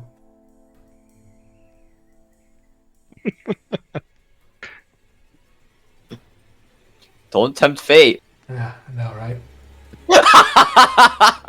That was 2 14s in a row, wasn't it? That's pretty funny. Yep, sure was. Close enough. Yeah, no, you'd find nothing. Nothing recent. Do I find anything else useful? No, nothing. Again, nothing about the history of Christchurch itself. It's only been rebuilding over the past couple of years. A book on muffins? What's that? Do I find a book on muffins then? You weren't looking for a book on muffins, but if you want to find a book on muffins, I guess we can probably find you something. I'm just flipping through books trying to find something I would have come across. Okay. No, as you're kind of looking, there's some interesting books. There's probably the one that you find interesting is the Book of Uncommon Law. It sort of talks about some of the various back in the day that are still used in a sense today, where laws on the books of various cantons that people think are just kind of weird or whatever. So yeah, kind of Any stuff like that. about crossing a road with a turtle on your head? No. Interesting ones though, like women going to war. They're not allowed to be touched. If they are touched, then the other side has to, submit or stupid stuff like that, right? So there's just kind of weird laws you would never think that could be on the books that for some reason somebody came up with and they decided to get a law passed on it or something like that, right? So You're not allowed to carry ice cream in your back pocket. Yeah, exactly. No carrying ice cream in your back pocket.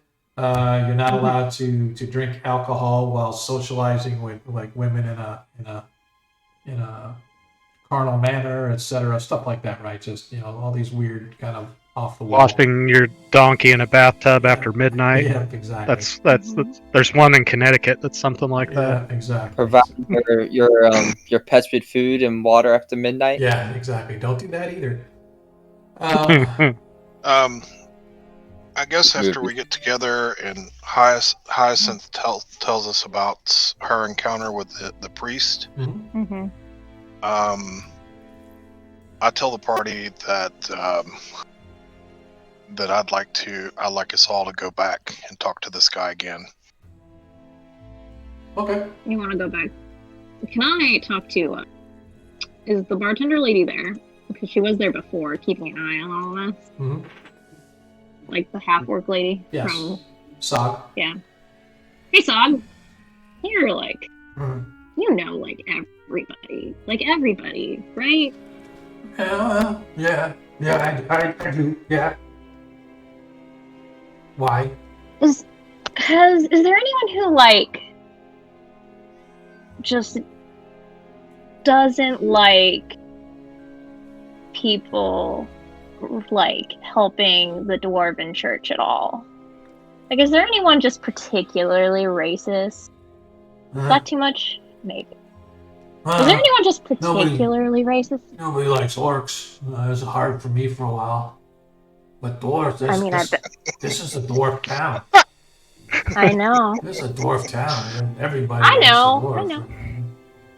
Yeah, I figured. This Burgundy's actually is big here is old Kirk. You know? Yeah. Is there anyone of old Kirk who doesn't like that? No, I don't think so. No. Yeah. Interesting. Yeah, My other question was, he's a do you remember, apparently Neri was a guy who died a while he's ago. a trader. Trader came from traps, so it's usually sold like cloth over at the Galena's. Sometimes he over to go to Darwin's because he brought leather, right? Yeah. But mostly in that kind of stuff. A couple times a month he made the trip up from Trap to kind of do business with those two. Yeah, it was just sad. But he got into that fight that night. It really wasn't that like a big thing. I didn't think. You know, somebody got in an argument with him, and Neri punched him, and that was it. That was all over. Next day, Neri's dead. No idea. Well, does he die in a? Do you know if he died in a similar fashion to the people who've been dying lately? Big old slash. Don't know. Probably got to talk to Schulman Kuhn. He'd know. But I think it was somebody said it was a blade of some kind, some sharp object. Gotta cut him. Okay. Gotta cut him good. Cool. Yeah. All right. I just wanted to rule that out. Just in case no. there's anyone who's No, who's stuck out, you know. Burgundy Church has really started to come on ever since Father Dargo got here. It's been good. How long has he been here? About a year, I guess. A year or so. Yeah. Well, thank you. Yeah. I just want to. Yeah. Don't forget, we got 2 for 1 on tap tonight. So don't spend your coin. Yes. Come spend your coin. For sure. For sure. As she sort of escorts you guys out, indicating that Henriette is wanting the shop closed up tonight. And she escorts you guys out, locks the door, and you guys all depart. She leaves you to your own devices as she heads back to the tavern. On the way out, can I leave like a gold on the counter? Like, does she have like a counter? Can I leave like a gold on the counter for Absolutely. just like a tip for, you know, a gratuity, I suppose. Somebody was trying to talk. She's going through it, and she still let us use her library, and I was just like, oh man. Yeah. Okay. I'll -1 gold from there. All right. Cool. If it wasn't implied before, I would share with Hyacinth now what I found about the wound. Okay. That I'm 100% for certain it's claw marks and very. Yeah. All right. So I'd relay my conversation and my general feeling about him is suspicious, and I don't know if he was suspicious of me because I was insulting his flock, or if I was just getting a little too close Right. to proof. Maybe I should have rolled an active insight check. Maybe we'll talk again later if you guys have more questions, and then I can do that. Well, yeah, actually, I wanted us all to go back over and talk to him. Like that plan. Good plan. Okay. Mhm. All right. be like, hey, they So- had questions. I don't have any new ones, and I'll stay back and kind of watch. I don't know if I can. Give me just a second. I'm just trying to do something here.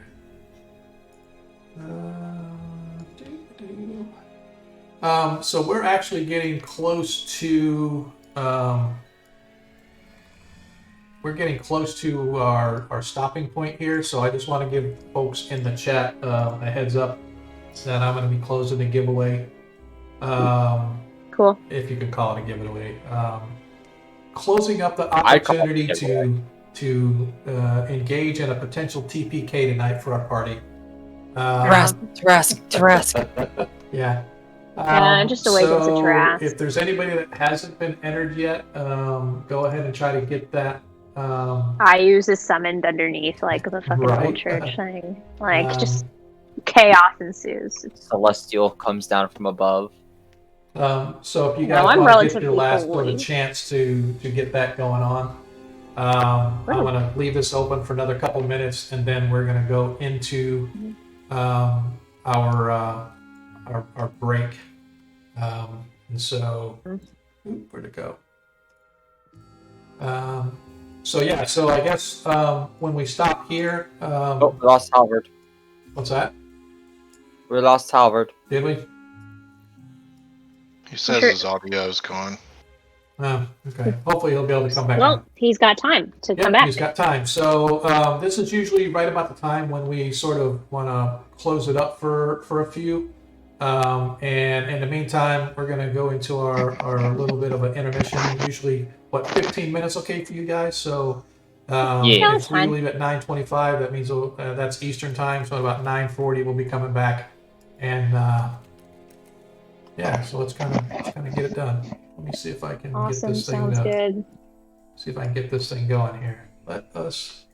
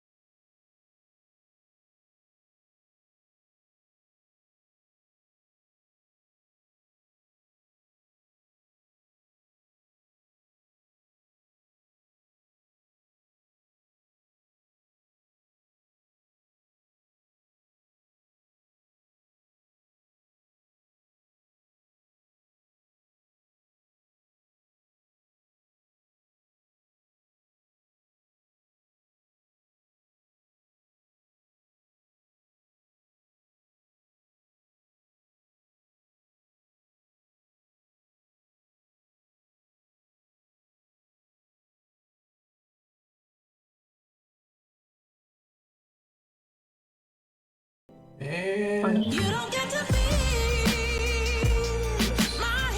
we're back. We are back live, hopefully. Hopefully all of our audio is still here. The internet's still working with us. I've still got people in chat. I think we're okay. I think we're going to be all right. They were hearing us a little bit over the break because they definitely knew about our pineapple pizza. Oh, yeah, no. So basically, I have the audio being able to be sent out on everything except for Yeah, of the course. intro video. So the intro video, if you didn't see it, is just something I put together that I'm going to be putting together at the start of each stream that kind of gives people just sort of a backfill on where we're at and what we're doing and et cetera, right? So it's just kind of a lead-in video. Mhm. So that's the only one I don't have the audio feed. So if you guys would rather, I can always take it off the intermission. I could take the that's audio feed off that, so you guys then would not, people would hear me, but they wouldn't hear you. If you guys would rather I take that off the intermission so you can kind of talk amongst yourselves without other people kind of hearing. But Our food conversation was pretty entertaining, so I don't know. Yeah. Yeah, I'm just saying. To me, we're just interacting with the people in chat and stuff like that, so I don't have a problem. But if you guys would rather have some of your alone time, excuse me. I might want to hear some 2 cents on people's favorite pizza. There you go. Absolutely. There we go. All right. So, coming back in. So, for those that weren't here, I don't think there's anybody really new that was here or wasn't here before. But just as a quick recap, our party is investigating a slew of murders that are going on through town. They just recently this morning, or yesterday morning, they had a dead body. This morning, now they have another dead body. It's probably after all this investigation and walking around, you guys started out early in the morning. So if you recall, you were woken up by Sog to go investigate the recent death of Xylet, the locksmith.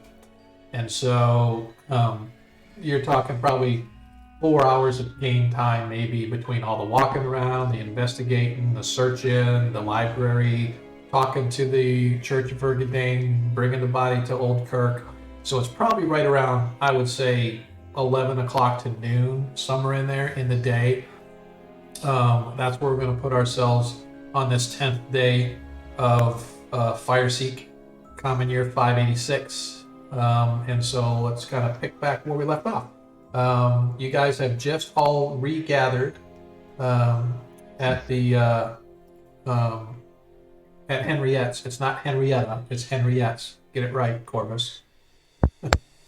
I'll get it right when you start getting my names right. Yeah, I know. It's because you pick weird names, man. Naole, Macaria. Naila? Why can't you just pick a name like Bob or Jim or Jeff or something? You know Not what? very high fantasy. What about Calth was simple. Yes, Calth was a good one. So, Corpus was simple. And that's so was Nama. that's true. I am the mighty warrior, Bob. Yes, they call him. They call him Big Crash. Steve. Exactly. All right. Men call me Tim. Now, we have to, look, we're not going to go down that trail. We're not going to get a bunch of sidebars. We're going to get through this damn adventure, whether I have to pull you guys by the nose hairs. We're going to get Yeah, through we did this promise some adventure. people an encounter. Let's Yes. do this. Well, Go. there could be 2 encounters depending upon if you play your cards right. No, we don't do that. You don't do 2 encounters? All right, Crimson Death, you are responsible for tonight's TPK. You guys gather once again as high as you come from the Chapel Vergadane. Almec and Halvard, you guys sort of work your way back from helping Schulman Kuhn of the Old Kirk Church sort of lay the body in state and kind of get him prepped or get her prepped. Once again, as a reminder, the savage marks you saw going down the body were similar in the sense that they were long and deep and violently forceful, but different in the sense that it didn't look like a sharp blade like some of the other bodies had. This one was like a savage rip and tear of a claw, or a set of claws, probably 3 at least, that ripped the back apart from Xylet in this case. So You guys have all gathered once again at Henriette's library as Sog invites you all back to the gorgeous dwarf for afternoon refreshments, buy one, get one.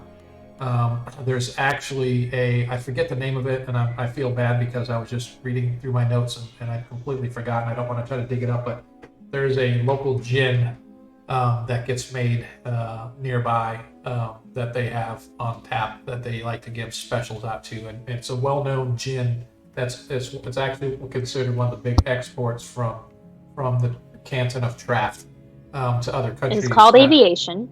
What's that? It's called aviation. Aviation? Yeah, okay. Yeah. Okay. So anyway, so she's offering you guys to come back, or you guys have decided that you may want to go back to the chapel. But what do we want to do now? Other people had questions at the chapel, so I think we were going there. Okay. So you're all going to go? Well, we decided that they're going to let me go talk to him by myself, and they're going to be close by, but not directly with me, out of sight, kind of. Okay. We're gonna lurk. Gonna lurk. We're gonna lurk like Lord Gumbo. We're gonna lurk like Lord he had Gumbo, questions. Lord We're just here, Get the name right. you know. Do you realize? We're just here not to split the party. Do you realize that you guys are being watched by a literal shooting star of the Greyhawk world, right? Yes, you Alright. mention it every time. Lord Kasumba has one of the longest running campaigns on the planet in Greyhawk, like 41 years. And when this guy streams, you need to watch it because he brings in like movers and shakers, the guys that used to write for like Dungeon and Dragon magazine and work for WotC. He's got and I'm going to give a shout out to his show this coming Sunday that I can't wait to watch. He's got Ed Greenwood coming on the show. Oh, that's cool. And so to kind of talk about some things, and his giveaways are real giveaways. I mean, this dude gives away some great stuff. But it's just an amazing stream, right? It's old school 1E D&D, and it's anyway. That's enough hype for him. He's hyped me, so now I hyped him. Now we scratch each other's backs and get back to business. So anyway, so you guys head back toward the chapel. As you guys approach, I want to reiterate the same thing that I said to Hyacinth. As you guys approach, you see that the congregation is deep in preparation for the upcoming feast, busying themselves, filling various food bowls, and setting up tables and chairs and places of where people can gather and eat and drink and just basically have a whole good time during the festival. The banners once again are hanging outside, the purples and golds that indicate the colors of Vergadane. You can see the vast majority of the congregation is dwarf, although you do see some humans, townfolk helping, right? So whether they're part of the congregation or not, you don't know, but it seems that everybody is involved in getting ready for the festival. So while you don't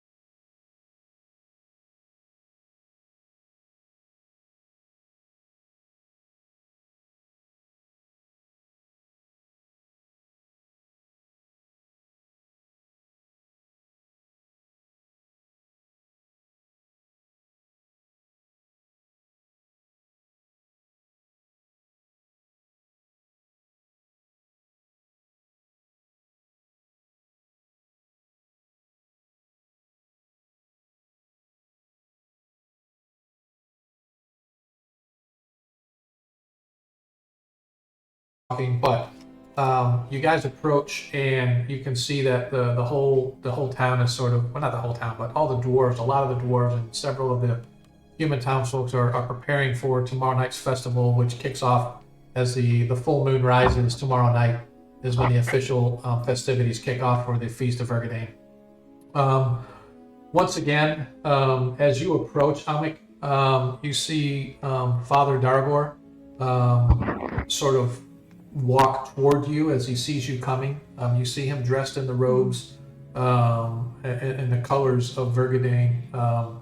And again, for a dwarf, he's tall. He's pushing like 5 foot. Once again, his hair is pulled back in a knot. He's got the typical dwarven thick beard hanging down to his belly, braided with various ribbons and ties and leather straps, etc. Is probably his most outstanding feature that you notice is the fact that his mouth looks sort of misshapen because he's got this set of false teeth in there. And one thing that I've never mentioned that Hyacinth also would have seen is that he does have a scar as well. So it looks like something may have sliced his jaw to the point where he had to replace his teeth. That's how bad it was. But now it's just a wide scar running down his jawline. So he greets you and he's like, "Brother, welcome. What can I do for you?" Greetings. I am Amic Goodflint, serving Well met. Thamaku. I am The Forge. crafter. Well, you are most welcome. Are you here to take over for the Obsidian Mace? Gonna get that human girl out of there and get a real dwarven fire rager in there. No, I'm a crafter, a smith, and a stoneworker, and I'm always looking for something useful and unusual to craft.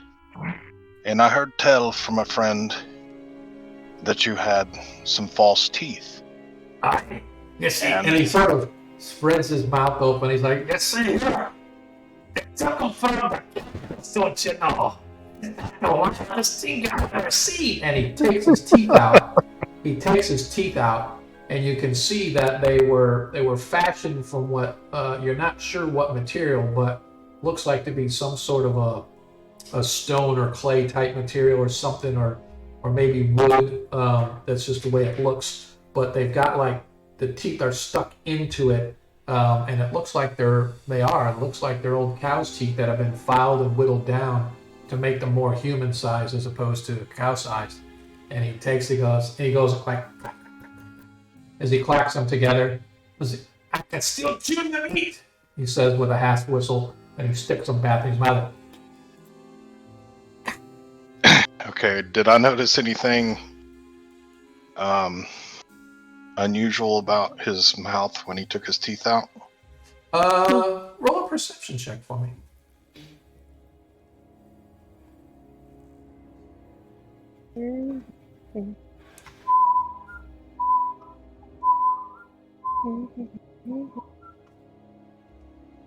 Roll the dice.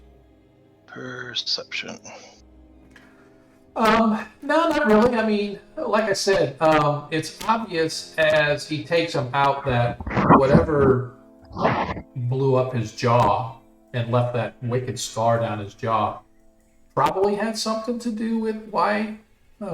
Maybe it just ripped out his teeth on that side or something, or and then he, they had in order to sort of replace them, it was better to replace all of them than try to do half of them, something like that, maybe. But yeah, nothing like significantly out of the order that you notice. And then I'll ask him, what happened to your teeth?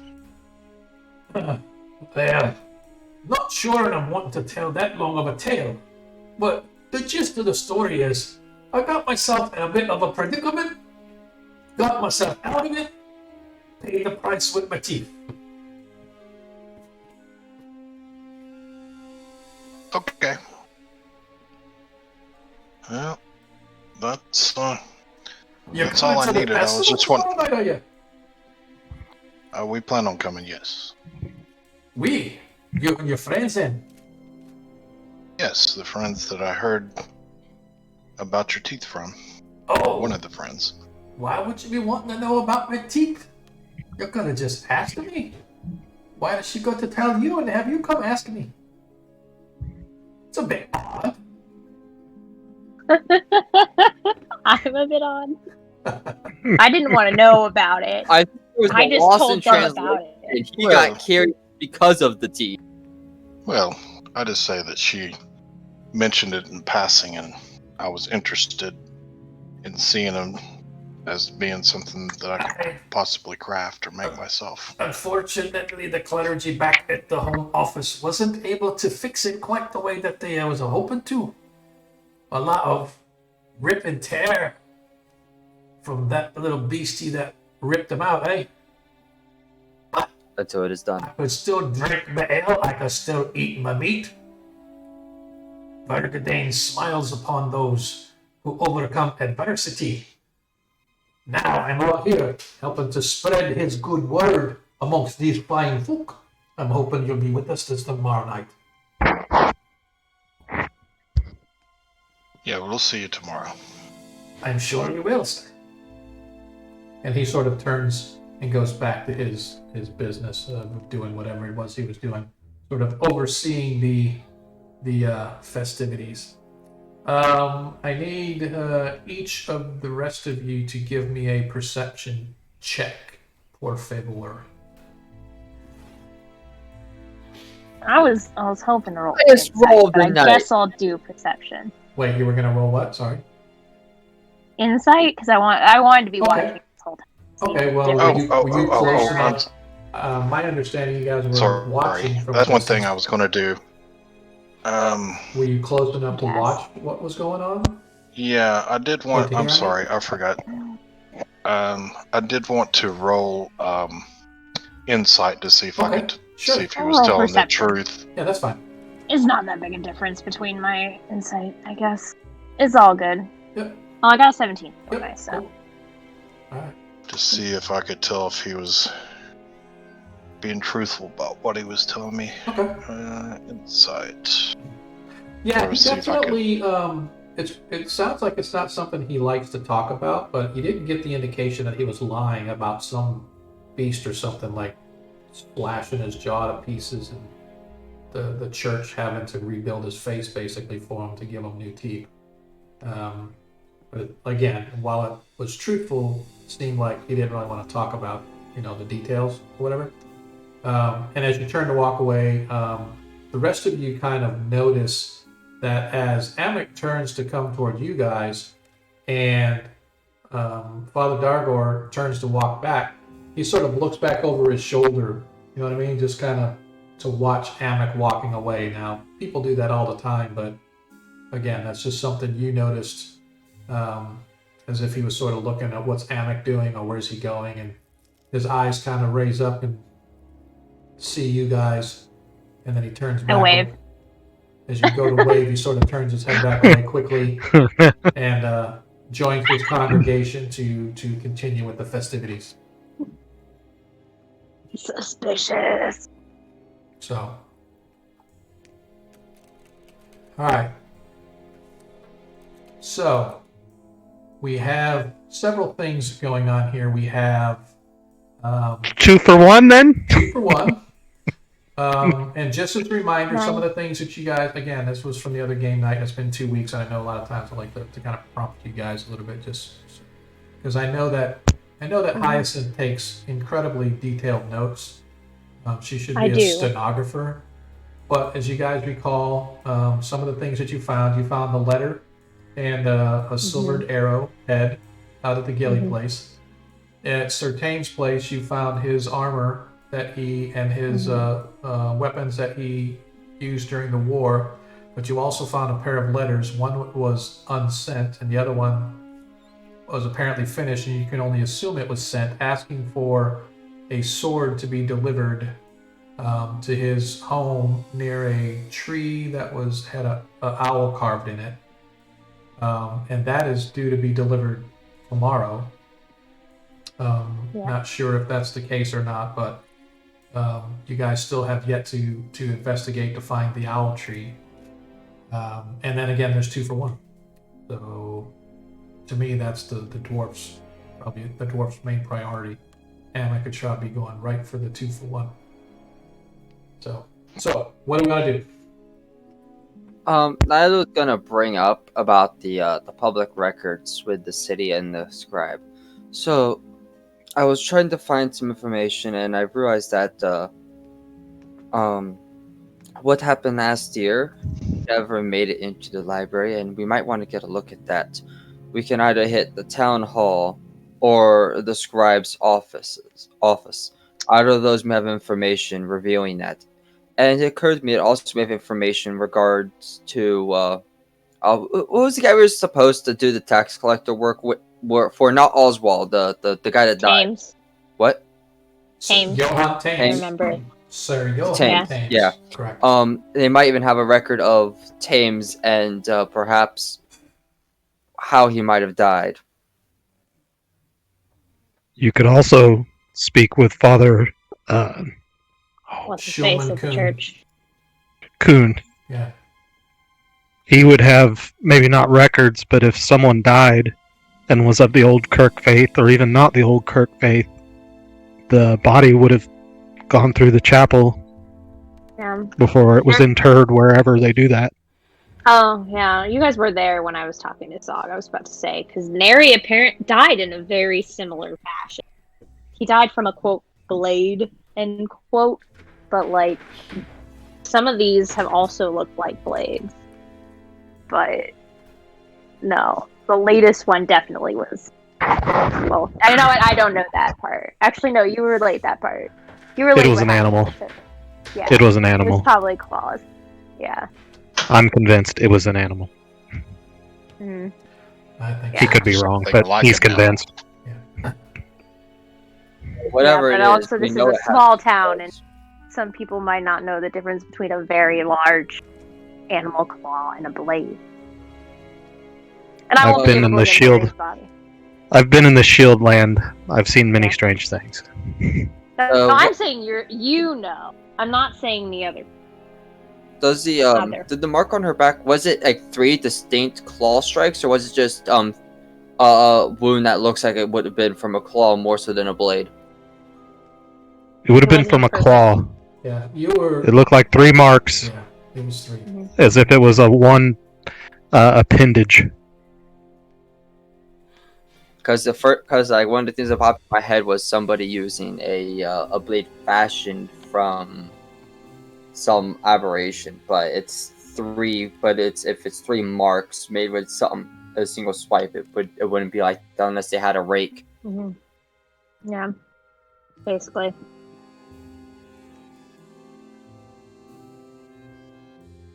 Yeah, well, I guess which place do we want to go to next? Because we have Probably the documents place in the church.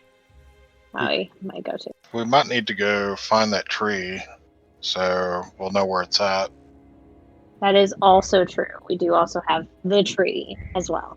The tree, not just any tree. It's the tree. It's Oh, the tree. tree. Yeah, of The course. tree. It's a very Tree. specific tree, not just any The tree. tree, the tree, the tree, the tree. All right, so Oh. I am a little interested to go to the documents place because I think I would very much like a map of this region. Mostly because I have cartographer schools and know how to So- freaking use a map. So Right. Is I this love tree? Is the tree outside of town?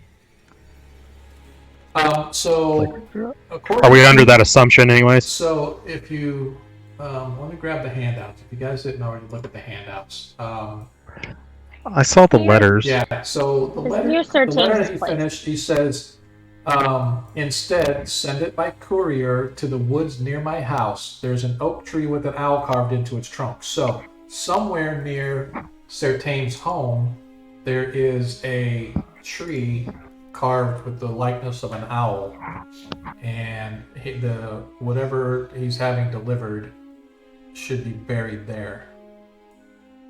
yeah, it will be there tomorrow. Assuming the letter got out. Assuming the letter got out. This which letter is- did. Yeah, the letter Um, likely did. Did you say we found a silver arrowhead? Yes, when you were at the Gilly house, if you remember, there was a lockbox Mhm. that Hyacinth had to crawl up into the rafters and found the key. And unlocking it, there was a letter from George Gilly, the deceased, to his daughter Erin, basically subscribing or expressing his admiration of her and Right. what the woman she's become, etc., etc. But wrapped in there was a arrowhead that apparently he had found, and it when he Mhm. found it, apparently it had been dipped in silver or coated in silver of some kind, and he fashioned it into a charm that she could wear about her neck. Mhm. And Yeah, so I I've been missed holding. that. I want to point out. I've been I holding on thought you to said it it was a for gem. My bad. I thought you No. said it was a gem. I do want to Guys- point out that this arrowhead is silvered, correct. Yeah. or at least looked Yeah, like it was so- silvered, and it's considered a charm to protect her from danger, and it was supposed to be part of a local practice or Yeah, it's sort tradition of like here in this area. yeah, it's sort of like the people, sort of have good luck charms and stuff like that. But to Yeah, I'm answer more your hinging question on the about the silver. gem, nobody knows that she got it. I don't think. Did somebody notice that Hyacinth pocketed that amethyst?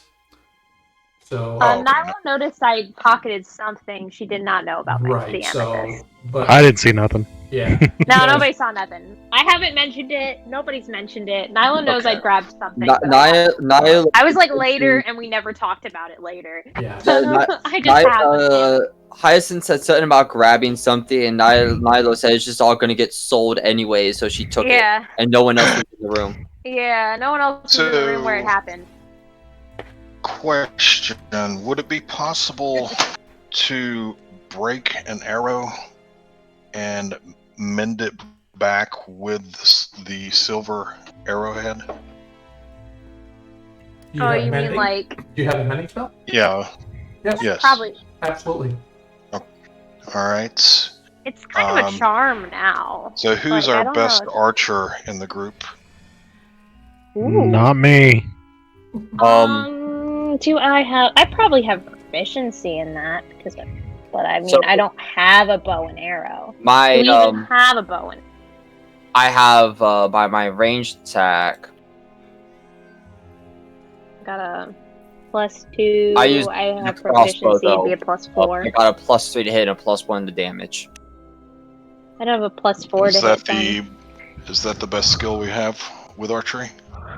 I'd have to I be got- given a use it though, because I think I have a +4. crossbow. Let me check that I am actually proficient in bows. I'm this- proficient in simple weapons, so I'm assuming that there's a Short bow, I bow believe, and is arrow all set you in live. there somewhere. Yeah.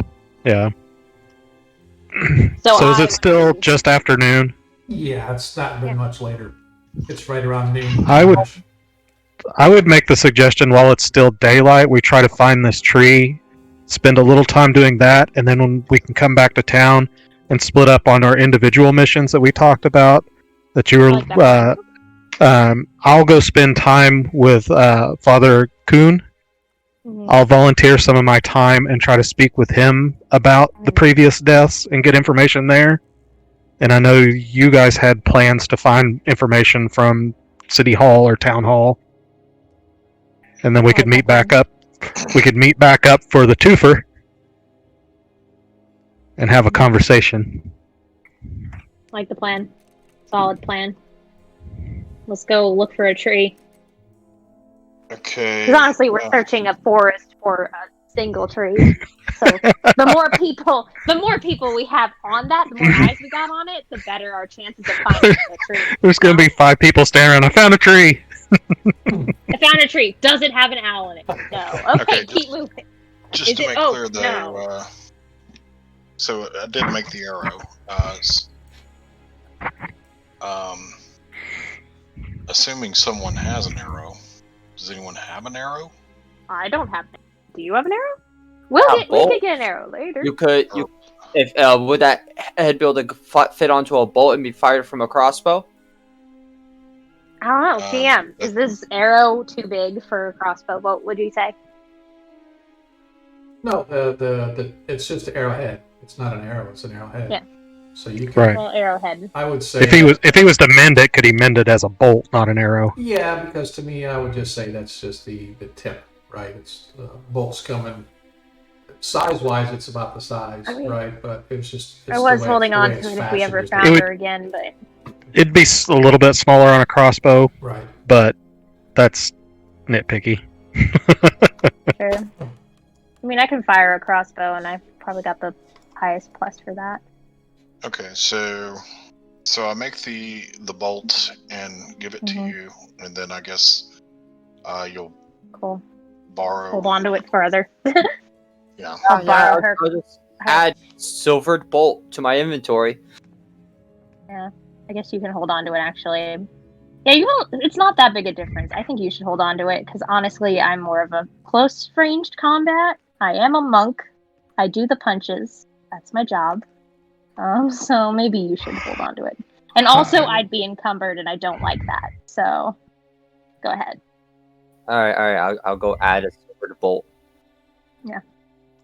It's not We're- that big a difference. Okay. We're probably the same. I don't think Halvard's probably ever used a ranged weapon in his entire life. I have Weapon. darts, and Oh. just in case I need to throw something, but I'm not. Yeah, no, thank you. She has a long sword, her shield slung over her left shoulder, and then she walks with a quarterstaff on a regular basis. And then she has a crossbow on her as well, but she doesn't have a lot of weapons on her overall. I have Dagger, literally just a Glaive, like, hand axe, and a mace. I have a quarterstaff I use as a walking stick. Got it. In case chat was just curious about all of our weapons. Yeah. Just in case you wanted to know that info. Got a hammer and a hand axe. That's I it. mean, I could get more specific. My dagger is sentimental. Alright. We're good, everybody. Okay. I'm like, oh no. Alright. Oh yeah, let's go back to Tame's house You're going back to to where? find the tree. Tame's house. We're going back to Tame's house to Gotcha. find the tree. Yeah. Okay. Alright. So, Do we want to split the pie? Do we want to split the pie and look, or is there direction letter? as far as you know, I don't have the handout open. Yeah, all it says is that it's nearby his house. So let's first of all. Yeah, do we want to split the pie and look out there? I'm not keen on splitting, but it's up to you guys. I mean, we wouldn't split too hardcore. We'd just like each kind of fan out in a specific direction. After seeing the claw marks, I'd be a little iffy about breaking apart in the wild. All right. I'll just Like, have to. I'm not saying we can't be like 20 feet Okay. apart or something, but like Mhm. Halvard would be completely against it. Like, yeah, I'm gonna go a mile over this way while you stay here. No. It's a smart idea. I mean, let's see. So you guys travel. I guess we should- Takes you probably about 10 minutes or so walking through town, going along Yeah. the trail to Sir Tame's house. Now again, his house is along the end of a trail, in Christchurch. It's sort of set into the woods a little bit, and once again, as you crunch through the snow, you can see what's left, where his house now lies, and you can see that out back is still the woodshed, and everything is still as you guys left it before. So what are we gonna do as far as? Yeah, we're gonna fan out Okay. together, All right. kind of like figure out, look for oak trees, check if it has an owl on it. Everybody give me let's do the investigation checks. It's because that's how I roll. Did that go to the chat? Oh, cool. Cool. I run into it. Alyssa is so intent on finding the tree that she smacks her head. Into another tree. Yeah. Good time. So you guys spend the better part of the afternoon up and down the woods, to leading away from town, from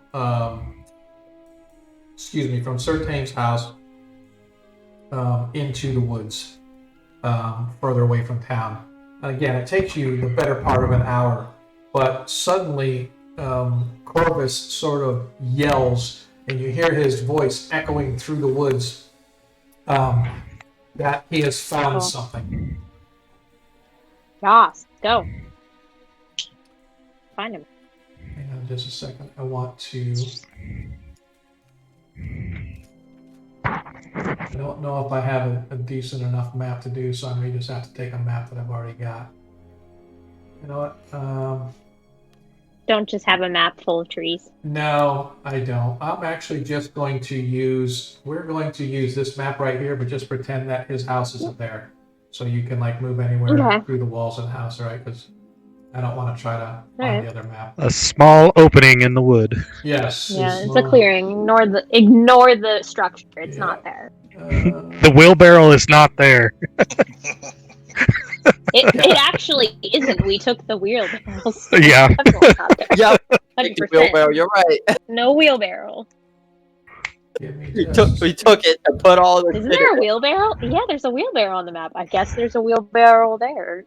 Who knew? Where is it? Good. There we go. Hmm. Dun, dun, dun. All right. So, as you guys arrive, you see that. Sorry, I'm trying to get the music set up here. You guys see that Corvus has apparently found the tree with the owl carved in it. As he sort of points, you can see there's this huge oak tree, and it has like about, I don't know, 4 or 5 feet up. There is a really nicely done carving of an owl in it. Unfortunately, as you guys approach, you are swarmed upon by creatures coming out of the woods. Oh, cool. These yeah. Oh, cool. Yeah, so as you see, they look like rats. What a cool way to end our cool Yeah, day. they look like rats, but they're like really sickly looking, and they have like foaming at the mouth and red beady eyes, and they're larger than normal rats. It's like you would swear. Would you that say they're of unusual size? Yes, they're of unusual size. Yes! Nice reference. Thank you. Makes me happy. What did you- They don't happen to have 3 claws on. No, they're not quite that big. It would be helpful if they were the Mystery big not bad. solved. Huh? All right, gang, let's whop these up. Oh, Jesus. They- I'm gonna have to punch a rat. I don't like that. As they come Just keep- swarming at you, I'm putting them on the map Got it. here for you guys to. Oops, there's one too many. An enemy approaches. There's one too many. 1, 2, 3. Sorry. You need to go away, dude. Bye-bye. Bye-bye. Roll for initiative as our random encounter brought to you by Mr. Crimson Death Genie. As these creatures come swarming out of the woods. Let me get an initiative roll in here. There you go. And here. Yeah, that's not bad. That's not bad. Oh, jeez. That's All right, quite a Hyacinth. few rats. Hyacinth, what'd you get? 15. 15. Halberd. 10. 10. Corvus. 2. 2. I'm thinking that you were the most surprised at seeing these rats come swarming at you. Nyla. 7. 7. Emic. 4. 4. We were ill-prepared. You were ill prepared. Look, I didn't see that tree, but I saw these rats. Well, Like, good. I'm ready to fight. All right, and as we go, so you are up. As you see, as you count the rats, they are going counterclockwise. So number 1 is over here, number 2 is here, 3 is up here, 4, and then 5 is right next to the house. But the house is not a Let's house. see how many squares I've got. I think I can get up to first rat. I can get up to first rat. Just hoping that the rats don't have particularly good initiative, I guess. Is our feed still Yeah, frozen, Sean. Crimson Death? 5, 10, 15, 20. So. Is our feed Yeah, frozen?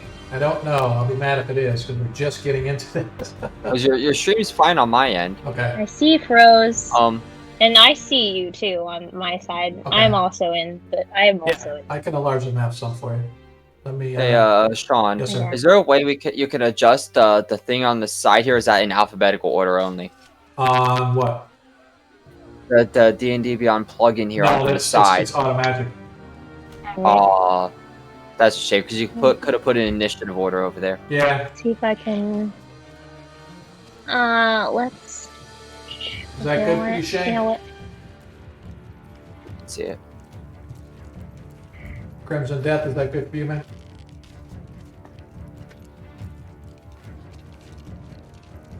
Chat, can you hear us? No, Hopefully chat can maybe. hear us. That's fine. We're just going to continue on. All right, Hyacinth, you are up. What is your action?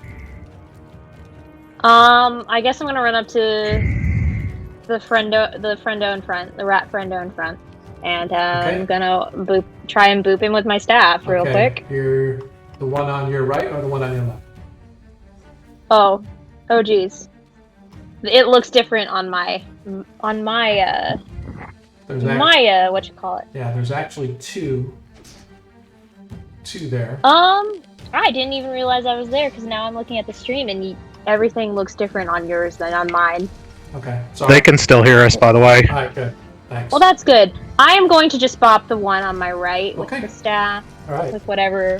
Did I do a roll? I did a good hit. You did a good. 23 hits, and you did. Yeah, I did it One-handed. 6, I guess. Yeah, Wait, no. yeah. Yeah, I did one-handed, One-handed, so 6 damage. 6 damage to the rat. And I am going to, since I think I can also do, let me check my bonus actions real quick.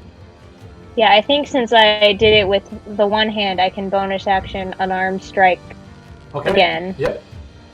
Because I only did it one-handed, so I And have you my hit other again. hand.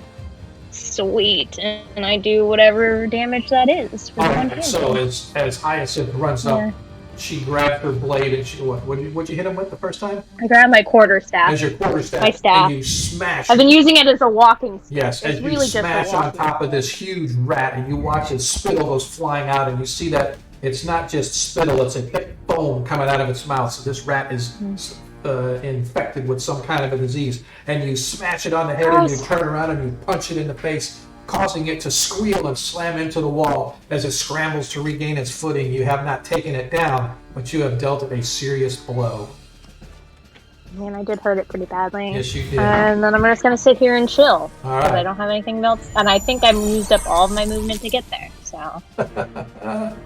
I get to hang out with the rat. All right. It's cool. And You yeah, exactly. So, all right. Oliver, you are up.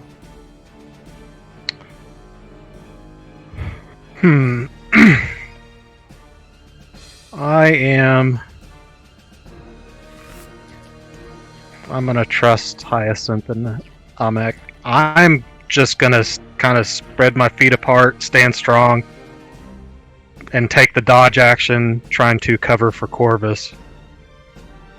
Okay. So, what do you? I mean, you're just sort of hanging out there. I mean, you dodge action. That's So okay. my guy's MO. He's not the rush in and battle. He tries to help cover the squishies and Gotcha. All right. let them do their thing. All right. So they come to me, I drop them. All right. If somebody gets in trouble, I rush in and pull them out. All right. So as you sort of set up and you get ready to go, you watch as one of the rats comes screaming right toward Corvus. There's another rat that comes screaming right toward you, Helpful. and the last rat goes The one, after Amek. as This, soon as it gets within my 10-foot reach, yep, I get an attack of opportunity on the one headed for Corvus. you are correct. So go ahead and roll the hit.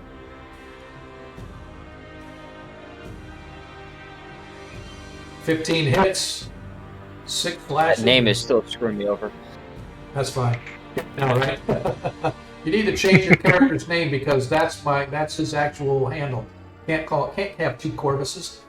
All right. So No, don't take your name. as you watch this rat, it tries to dodge out of the way of your polearm attack, but you manage to slam into it, catching the rat and causing it to sort of skitter off to the side. But it still doesn't do enough to dissuade it from its target, and it's got a bloodthirsty look in its eye as it goes after Corvus. Is that it? Yeah, that's all. Cool. That's Thank God. All right. Yeah.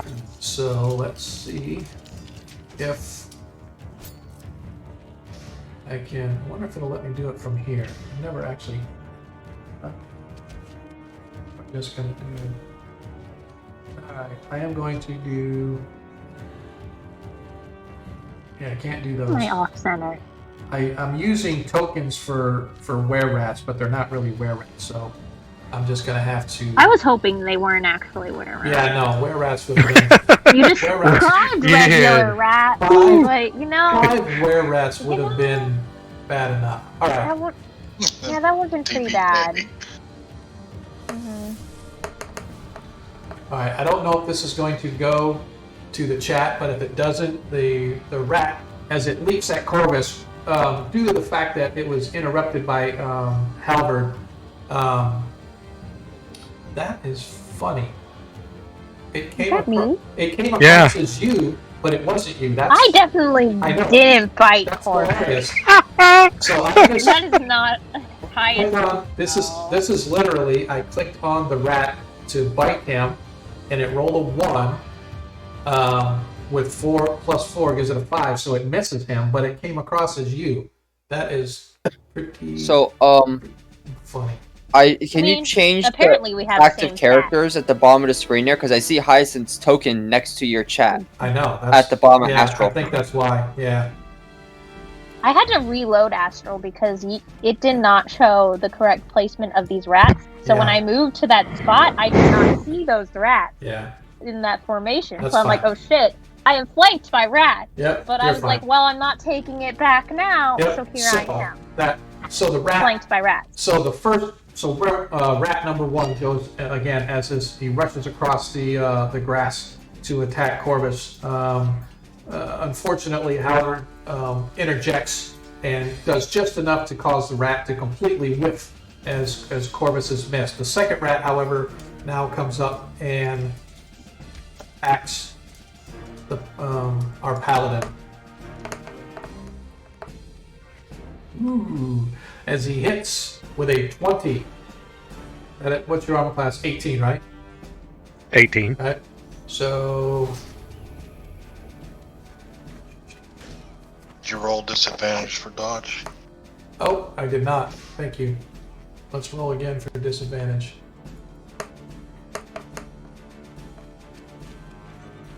Oh, and I still believe that hits. No, 17 misses.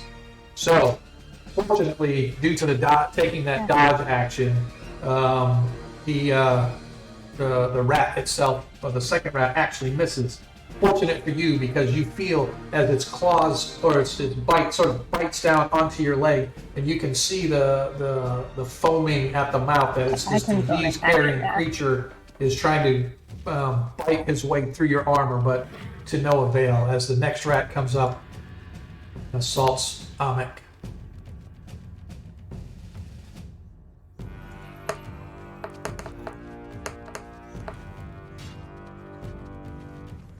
$18 as the rat. I do believe that hits Amek, right? Amek, what's your armor class? 18. 18. Oh, just barely as a rat manages to get through your defenses. Rude. As you suffer 5 hit points of piercing damage, and I need you to roll a DC 10 Constitution saving throw, please. Too bad he couldn't have the one he had earlier. Right? Don't we save rolls like that? What's that? Yeah. Don't we save rolls like that? Yeah, you save them up until you I'm need a it. little annoyed that this rat has more HP than I do. There we go. Alright, so as you feel the rat bite into your leg, you give out a little sort of a cry, Amek, as you can feel the whatever the sickness is that's pouring from this creature's mouth sort of infect the wound, but fortunately your stalwart dwarven constitution more than compensates for this deadly disease that it's got, and he managed to shrug it off, taking no further damage than the 5 hit points you have just taken. Next, Hyacinth. Oh. Me? Ooh, is an 8. Misses as the first rat tries to bite you, but you're Yeet. as you nimbly parkour away from the creature, as you sort of do a spin away, and the second one rolls a natural 1 again, and because of that, I'm just going to be a nice DM, and I'm going to give you a free attack on that rat. I would love to attack the rat. You've already damaged him once, but he severely fumbled, As you hit, roll for damage. Hit it. As you do another 6 hit points of it's one- damage. Yeah, I do another 6 hit Yep, points. she does another 6 hit points of damage as you watch.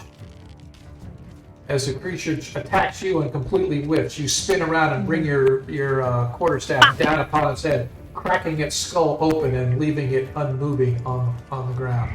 As the rat good. is gone. I am no longer flanked by rats. As you're no longer flanked by rats. And we are Rat dead. Nilo. Alrighty. I'm gonna move up and flank that rat with Halvard that's attacking Corvus there. You go ahead and move your token. I'm not in astral. Oh, so where do you What want to can move I to? Yeah, where you want to go? Want to move it up to where it's flanking the one that below Halvard, the one that's attacking Corvus. So you want So- to move like right here? Down one. You want to make down a square two. with the other 2 rats. Down Oh, two. like that? Keep Oh. right there. Yep. So we Awesome.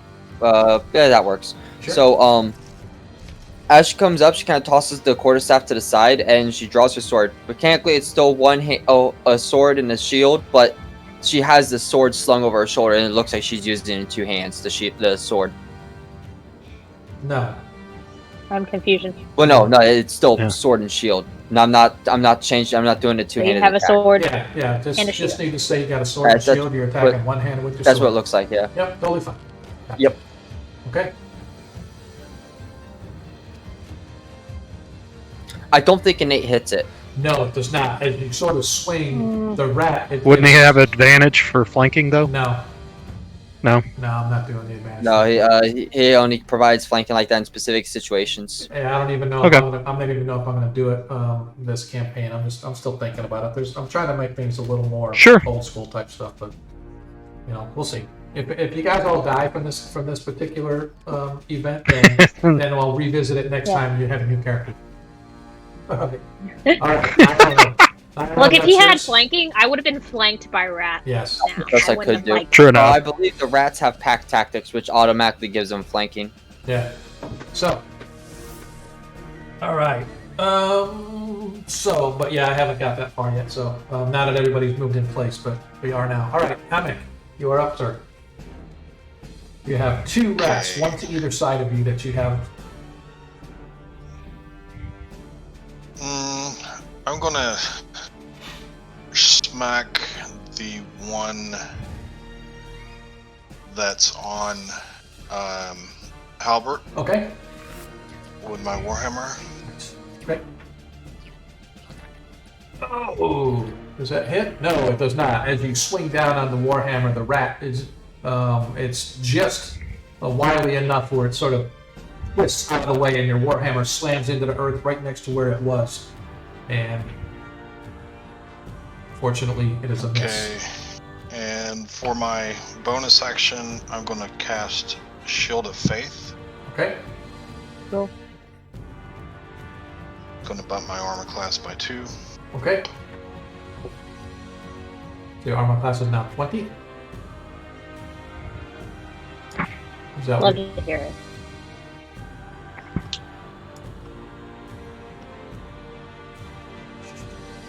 I am just checking. Hello. You- Hello. Hammock, you still there? I'm sorry, what was I that? was going to say your armor class is now 20, right? Yes. It's Okay. 20. Alright, I just want to make sure that. And. Sorry, I'm just checking something here real quick. There's a lot of things that I need to. Okay, perfect. So, has your armor class. Your normal armor class is 19, or is that.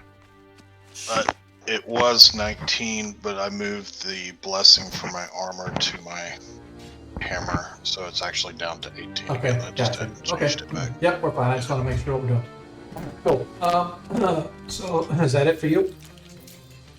That's it for me. All right, Corvus Wolf. It is your turn, sir.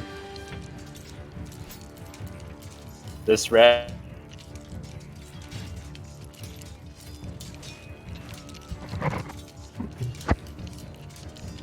All we got was this rat. Yeah, you cut out on me. With some reverb. Yeah. This rat. Rat. Rat. Now is he gone? Oh shit, we lost Corvus Wolf. Did we? All right. So Corvus Wolf is holding his action until his player comes back. Yeah. Do his Well, there best goes not to let him Flamingo. die. Hits with a 16, 4 fire damage. It's not a crit, so 4 fire damage to rat number 1. Nicely done. Love to hear it. Love to see it. I'm Can sorry. you hear me now? Please say yes. Yeah. Yes. Can you hear me now? Yep. I was looking at my Discord and it had the one bar, and I'm like, no. Awesome. All right. Like So So, you get hired by Verizon, so or is it Sprint now? as Howard and Nyla both swing and miss at the, or I should say, as Nyla swings and misses at the rat and dodges her, but it gives it a perfect aim for you as you call the arcane magic and this little bolt of fire blasts out, catching the rat square between the eyes and exploding the front of its face in a fiery explosion. Little bits of bone and brain go splattering everywhere as that rat manages or is also removed from the world. Love to hear it. Love to see it. Why? Oh, and Corvus? Yeah. Why did Corvus go Oh, away? Corvus is gone. Yeah. You know what? So Corvus has He been. blasted The himself. corpse has been into- banished. He blasted himself. The- into- A He's just bone fragment gone. came back and killed him too. Yes. There we go. Oh, there we go. There Look, we go. rookie DM. Yay! Y'all just stop it, or I am gonna make him wear rats. All right. Oh no. All right. Back to the top. I got of a the order. character Highest- on my game. She throws bones. Oh, Yes. cool. I'm gonna double boop the one with me once with a. Oh, that's not what I wanted to hit. I think I did the dice Ooh. roll. That's still a Okay, dice to roll. hit 20. Is that it? That's a That would be crit. a nat 20. Yes, Thank it you. is. So I got a 6 and then plus 3 to that. So that is that's 9 damage to that rat with that hit. Nice. And then we're gonna do a quick unarmed strike for my bonus action. Let's see if that one hits. Mm. I'm Nice. gonna go with that one. Probably hits. And Nice, that's 3 absolutely. damage. So the second rat, as it turns its attention on you, or you turn your attention on it, you whip around after taking out the first rat. You whip around faster than most people can even see, catching the rat underneath the chin. You catch it under the chin as you lift the rat up and slam it right back down with your second blow, crushing that rat as well.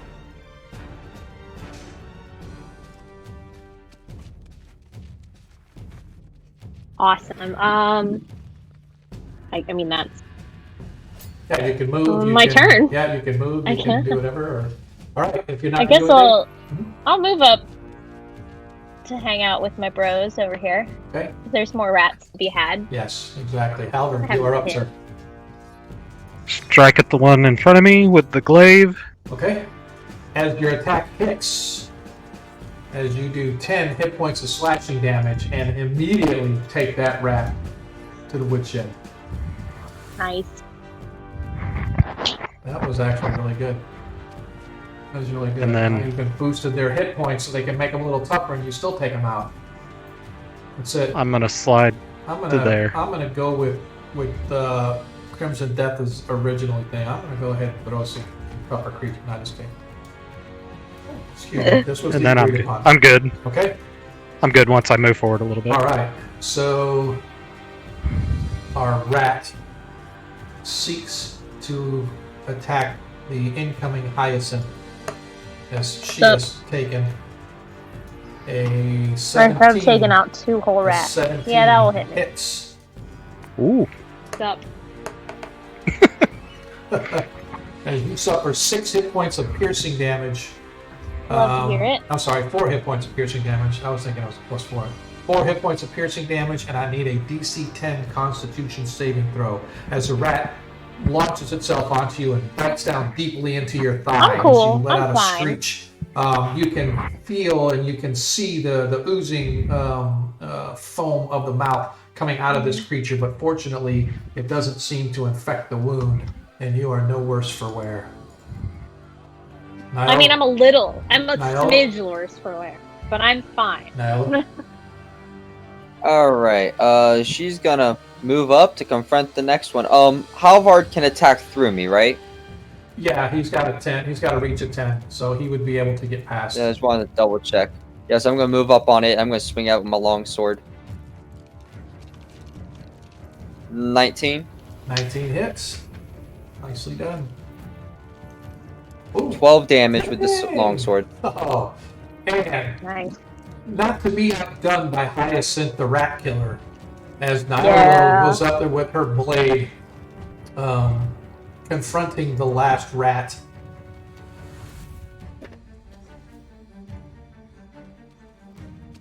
Bringing her blade down, and in one fell swoop, cleaves it in two, leaving you guys free from all of the other rats. As our first encounter of combat is in the books, as our party finds themselves breathing slightly heavy, the silence of the screeching rats is gone, leaving nothing but the wind blowing through the trees as you guys gaze upon what looks to be a form of an owl carved into the oak tree. This is Well, good to know. Good to Good know. news. The courier doesn't have to. Courier will probably make it back home. Are you all right, Amek and Hyacinth? I'm a Just little a hurt. flesh. I just remembered an errand I need to run because I just remembered I don't have a healer's kit. So knowing how to heal things isn't helpful if you don't have a healer's kit. You feel me? True story. I've got one in my. Oh, you got a healer's kit. I would love to borrow that. Where's your I can healer's heal kit? you. No. I'm cool. Where's your Are you healer's sure? I got it. I have a feat that lets me do 1d6 plus 4. I can't not heal myself from that. All right, Pelor grants can me the just borrow strength to that. heal you. No. No, we're fine. Let me roll that real quick. What's a As you- d6? Another reference, Yeah. as you wish. Yeah. Cool. So We're just gonna roll a d6 real quick. Okay. I get... Did it work? It doesn't want to work in chat, huh? Yeah, it's kind of weird. It says delayed roll. There you go. Click to roll! Nyla, I clicked it. I'm Max fine. back. Max back. And Nice. don't forget to take off one of your healer kits, What is it? Hammock. So, I'll buy you a And new I'll, one. I'll try I'm to gonna get, like, a medicine couple. myself up here as well. Okay. So I guess I need to I roll think a healer's medicine kit roll. has them. So it depends on what you're doing with the healer's kit. Yeah. Yeah. Has category you can expend one use of the Yep. kit. So basically, if you use a healer's kit, all right, there you go. So DC I didn't 10. actually roll Yep. So using a healer's kit, it's a DC 10. So you passed your check, Sorry. and so Didn't actually roll the check first, which is probably a problem. which is I fine. did pass the check though, That's fine. so it's fine. That's fine. And so you your wounds are successfully treated, and then if you guys decide to use your hit dice to kind of roll up, you add your con modifier and stuff too because of the DC check. So anyway, so you're able to heal yourself, no problem. Just need to roll whatever it is for the heal itself, right? So instead of at disadvantage or anything like that, you just get your HP back. So what are you using to heal yourself? The healer's kit? I don't know off the top of my head what the... It has 10 uses, Right, I know it has 10 uses, so you've used 2, but... according to the internet. But what does... trying to remember... Healer's you kit. use your positive con modifier on each hit dice if you have one, only if the wounds are successfully treated, right? To be considered treated, right? So you successfully used your medical kit to bind your wounds. Now, as far as healing and stuff go, if you want to use like a hit dice for if you guys go to do a short rest or whatever the case may be, I'm not sure how you're actually doing the healing itself. Like you, I have the healer feat, right? I know you do. so Let's see. I can do 1d6. Yeah, I don't know how. Do you guys want me to do it so I can actually do healing, or do you want to take a short rest? I mean, you still got time. I mean, there's no threat right now, so you don't necessarily need a short rest. But if you wanna, And we could always like go back to Tames's house and short rest in a relatively safer area, or whatever you want to do. Or we could go back. right? So really, the healer's kit is allowing you, if you use hit dice to heal yourself, you can add your con modifier if you've used the healing kit successfully, which you have. So if you take a short rest and you use your hit dice to heal yourself, you roll the one die, whatever your hit die is, plus your Constitution, right? So that's how that particular medicine check is for. And again, using the healer's kit on Okay, that. so I need to roll. But that's Well, if only you if we're want, I taking a can short do rest. it. So that means we're gonna take an hour here. Fine. So No, it's what's not your bad. Constitution? Oh dear. Let's be honest here. If we're sitting there where we're actually patching each other up with a healer's kit, that alone would take about an hour. Maybe. Yeah. It can take 5 minutes if you wrap a bandage on something. But so yeah. So if you I mean, I guys, got a 19 on my roll. I hope it doesn't take an hour. no, I'm just saying is I know how Hyacinth is healing herself. I just need to know, is there a spell he's casting to heal himself? Is Hyacinth using No, her it healer's was. I used the hit die, which Okay. I rolled a 1 on. Okay. So I add Plus your the Constitution 3 modifier. con to it, Right, so you get it's 4 back. 4 healed. Yep, so you get 4 Wow. back. And in the interim That's of you guys taking a break and binding your wounds and cleaning out all the potential disease bits and pieces from these rats from the wounds, you investigate and you found this oak tree with a nicely carved visage of an owl. It's not a full owl. It's more like the upper torso with the head, but it's very elaborately done. Whoever did the woodworking was really good carving. And it looks like it's been there a while because the wood itself is not freshly cut. It looks like it's been weathered over time. So it's been there a while. So you apparently have found the place where Sir Thames has asked the delivery or the courier to deliver the blade tomorrow night. Cool.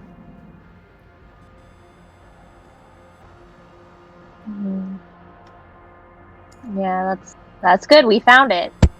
And now it'll be even easier to find because there's giant rat carcasses on it.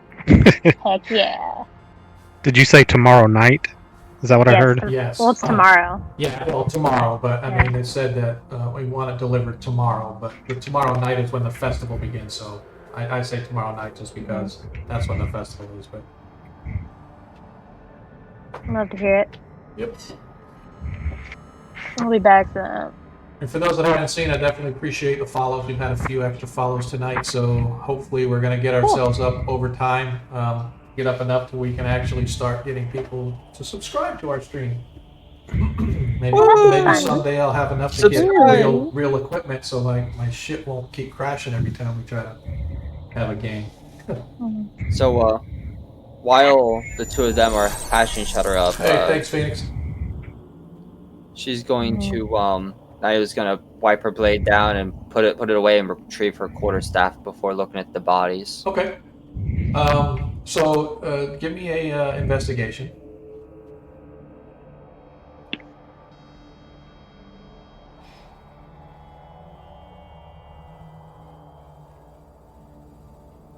All right, Beyond. I saw that 8 there. All right, it's an 18. All right.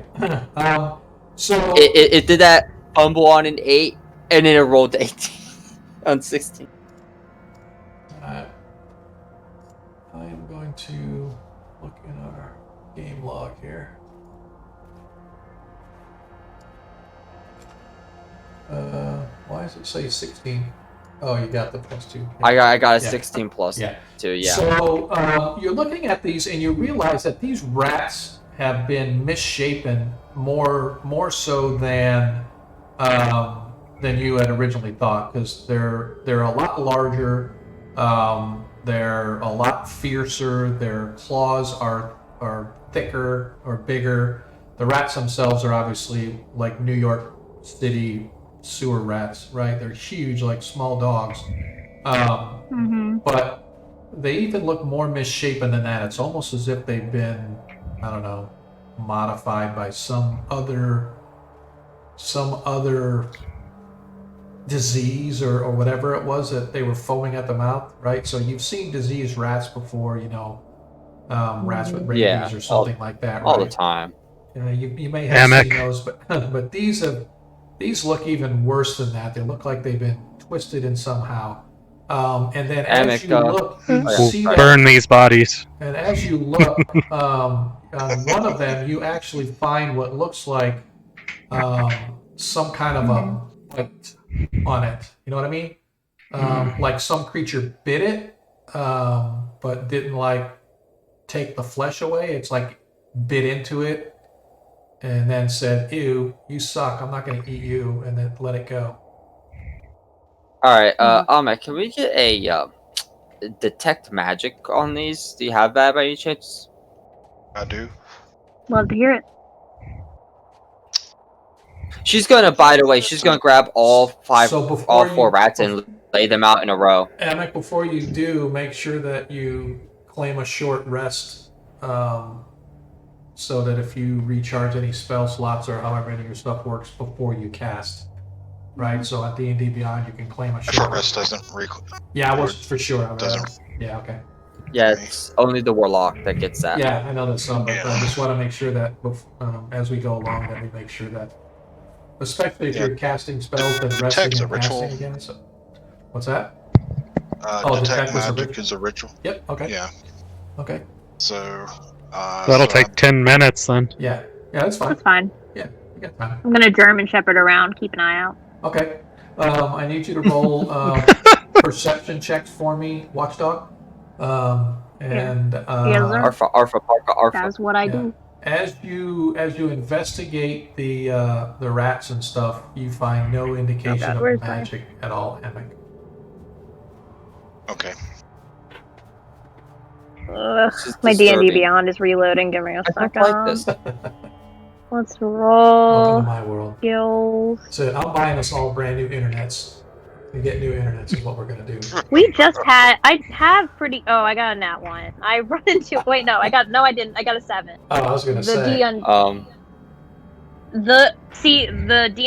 the only way I could get this to work is to have the virtual dice Yeah. for some reason. Yeah. So it said a 1 on my screen, but then it came up a 7. It's like, oh, Yeah, thank this God. is so bizarre. It's like D&D. I was like, dang it, not another tree. Yeah. Like, Sorry. But then, Internet is just pretty weird. 7 and 1 are right next to one another. Probably did the same thing they did to me, where it went on the 1 and ticked over once more to the 7. It's all right. yeah, No big deal. probably. All right, so searching around as you're walking around, no other indication of any more of these. So it was a rats. 10 technically. Yeah, no rats or any other creatures seem to harass you guys as you're Cool. clearing up the bodies, Okay. investigating the bodies, cleaning up yourselves.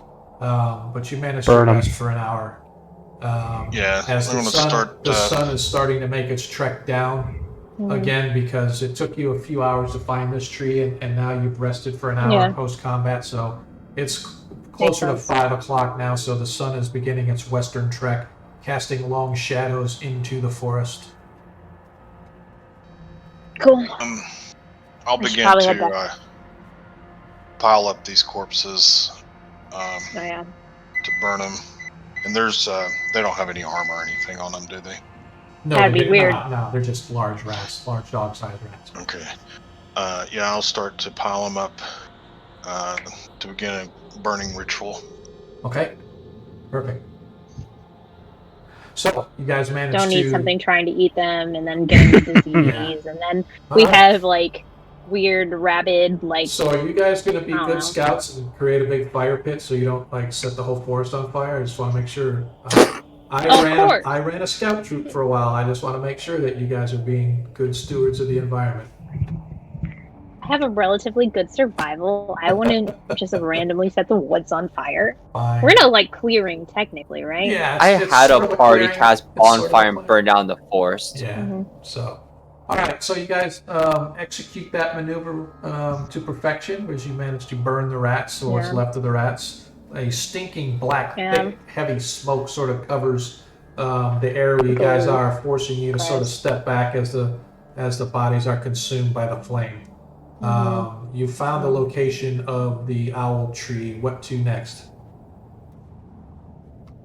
We wait. Obviously, we wait until the fire is completely out, Okay.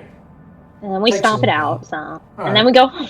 All right. So where are we headed to? I should note, I do when we wait for the bodies to burn, I wait substantially farther away from the fire than most other people might have. Okay. So Nilo is expressing I'm a fine. sincere appreciation for fire safety. As she stands More like Solid more like gaseous safety right, with whatever is getting burned up with the bodies. right. Okay. So I don't have my Which Way is of fine. Mercy mask quite Right. yet, so I Which don't is have fine. a mask to wear to keep me safe. Yeah. So this is fine. As you And guys. mask. Yeah. All right, then we head back to town. All right. So you're heading back to town. Okay. Yeah. We've concluded our business in the woods. Let's go back to town. You Out guys. of the woods we go.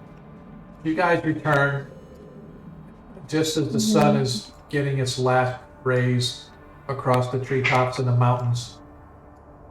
Mhm. You find yourself back at the Gorgeous Dwarf. Thank goodness. Find yourselves back at the Gorgeous Dwarf. Anything else we want Well- to do in town, or What time is it? probably about 6 o'clock right now, 6:30. So it's Oh, just time past for first dark. dinner. Yeah, it's just past dark. Inside, you can hear music coming from, I should say, from within the Gorgeous Dwarf. You can hear songs being sung, and people are at least trying to enjoy themselves, even with everything that's going on, knowing that tomorrow the big festival is going to be going. What time will the festival start? Typically, it will be, from what you know, it's sundown, right? So whenever the moon comes up, but it's dark out, so it's the full moon, is when you guys would. Then I would suggest we do the twofer, and the stuff we'd spoke about before we can do in the morning into the afternoon before we head over to the festival. Okay. All right. Cool. That's my suggestion. I'm not telling anybody anything. That's just Halvard saying, I hey, think let's that's get a a good drink. plan. We can do the work tomorrow. Yeah. Yeah. All right.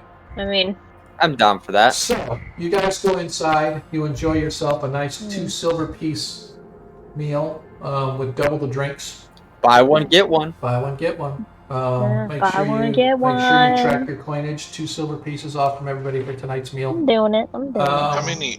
How many silver equals a gold? 10. 10. 10. Okay. It's 10, 10, 10, 10. Yep. Actually, wait, no, Electrum was like half of a gold. Yeah, I'm not worried about that. So you guys enjoy your evening. You go hit the bed. And before we wake up, Corvus keeps sleeping because I gotta go do some meteor shower chasing. Yep, so I gotta knew, get going. I knew that you were leaving, but if you could give me can you give me 5 minutes? Sure, I can do 5. You sure? Okay. So you guys get about halfway through the night. The nice DM that I am, I'm going to give you the benefits of a long rest. So everybody, make sure you take a long rest. But once again, you hear a pounding on the door.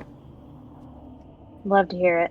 And as you What's up? as you open the door, you see that Sog is standing there. She's. Who's dead now? You're not gonna like.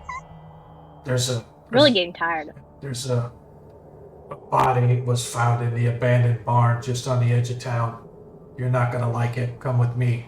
As you guys head toward the edge of town, there's an old barn right across from the Cartwright.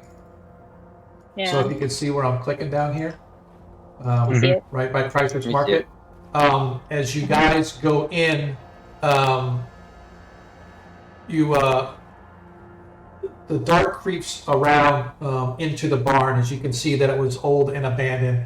and you can just kind of whoever found the body, you could just imagine sort of like what the look on their face might be as you walk into the barn itself. You can see once again there's a bunch of like hay and straw and regular spider webs, not big massive spider webs, but just like regular spider webs and dust and everything covered everywhere. Lying in the middle of the barn, face down, with his back completely slashed open, is one Oswald Getstedt. Damn it, that man was Actually, I gonna think pay we are me. gonna like this. And that's where we're going to leave it up till next week. No, my pay. My That- sweet pay. That's where we're going to leave it up till next week because I don't want to go any farther without the full set of party. No. All right then. Oh. All right, man. I appreciate you hanging out for those couple of minutes, buddy. Go have yourself a good time with your girl watching a meteor shower. Don't get hit by any meteors. Have a great time. We have Yeah, things don't to do do that. next week. Yeah. And Yeah, Yeah. no, yeah. We'll You gotta definitely investigate be on, the yeah. dude who was supposed to pay us. yeah. So upset. Yeah. All And right. All right, I'm not thanks. probably not gonna get paid. All right. Rude. All right. So, fine. All right. I mean, I'm not so sad he's dead. yeah. Who's me? The guy was an a-hole, but he had our He money. like had no real compassion and like was just a real dick. Like, but like, man, he was gonna pay me though, and that's the only reason I tolerate this nonsense. All right, so I'm going to shift our screen here for those that haven't seen it. Normally, we would do this at 11:30. The stream was supposed to go to 11:30, and then I had an after party coming at 11:30. But since one of our players had to leave a little early, I think we've been going well. We can still kind of keep the after party going though. So let's kind of shift over. Let's shift over to the lounge where we can all put our feet up, kind of hang out, kind of discuss the night's events, and kind of talk about goods, bads, things that we would want to do different.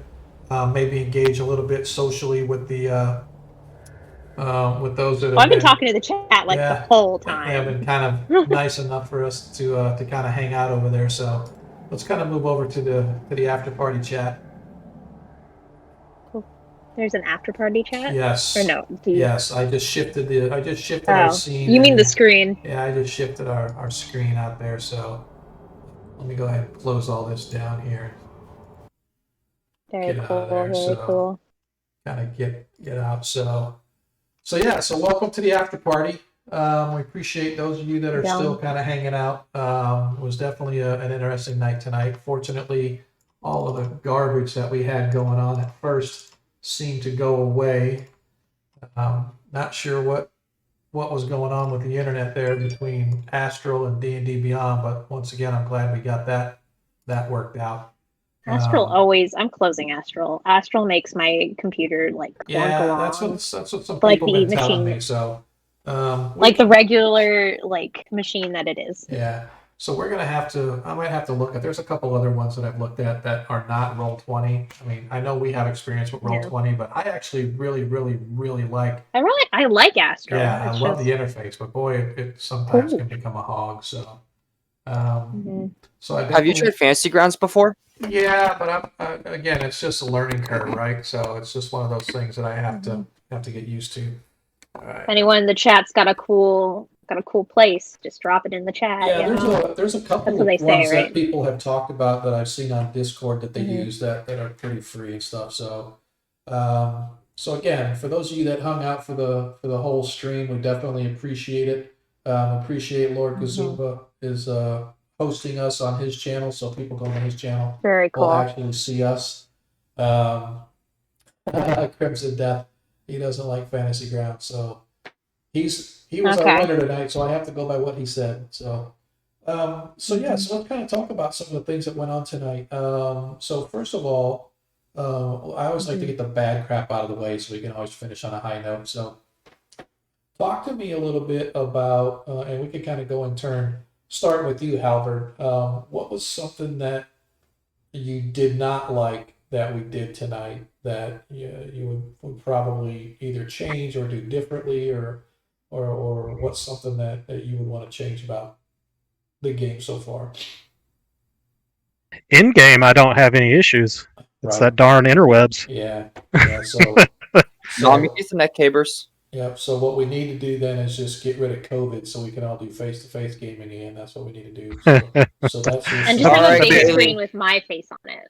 What's I'll All that? be right, the only long one trip. with my face. You, Yeah. you need to be able to fly back here every other week. All Yeah, right. every other week we're gonna put Yeah. you on a plane. We're gonna Yeah, you just fly in. me. You just fly me out, and I'll come to your place. Yes, I am the relaxed DM.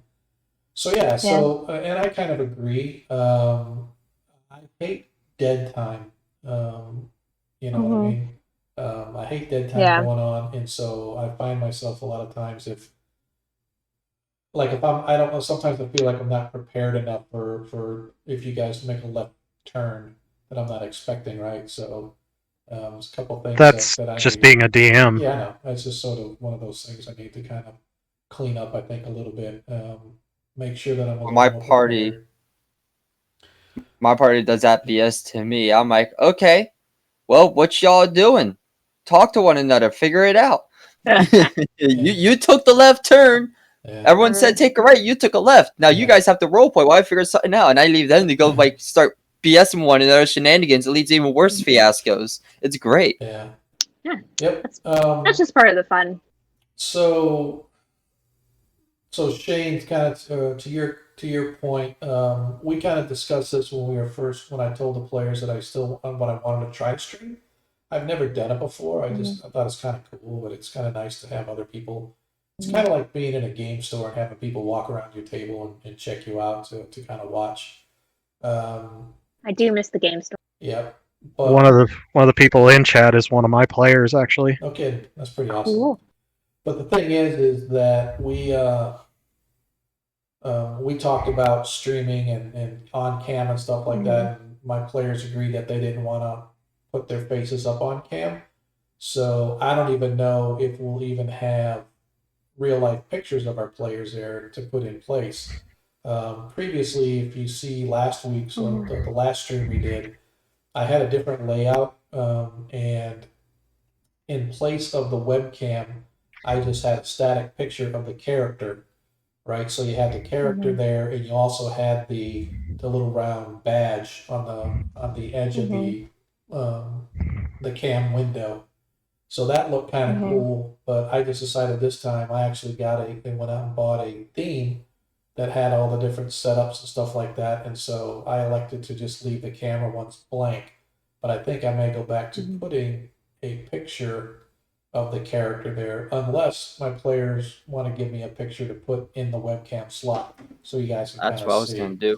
So I can do that. It's not that I don't wanna yep, like show my face. It's more that I have a ThinkPad. yeah, That's what I'm working with, Yep. and it cannot handle both that's totally D&D fine. Right. Beyond Yep, I don't have a And- camera at all. that's and totally fine. Astral Yeah. and all those. I mean, I have a webcam installed. It's probably Yeah. not great, Yeah, but Nah. no, it just might. There's no way. Yeah, and I don't There's want just no way. you guys to have to go out of your way to do that stuff either, right? So, What's the ratio on those webcam slots you have for that? Is those a 16:9? they come with two different ones: 4x3, 16:9. But I got the 16:9. That's what I got them set out. All right, I'll get you something that looks like a webcam. Yeah. So yeah, so we have that. Yeah, I'll take a picture that looks like me on cam, All right, like with There my you webcam. go. There you go. Make it extra fancy. Like grab a wizard's hat or something. Yeah, or Yeah, I'm just gonna I'm gonna be here just like super. Like I think I have a cape somewhere. Maybe Hey, I don't have a appreciate it, wizard's hat. Cannibal. Appreciate that, man. It felt like it went a little better tonight. We still had some hiccups, especially at the beginning when nothing was working, but the transitions seemed to go okay. I like the intermission. I kind of liked. That was kind of cool. Oh, you can send your have a pics great over too. Yeah, Crimson Death. We're gonna send you. Actually, I should do a sort of a running list of winners of the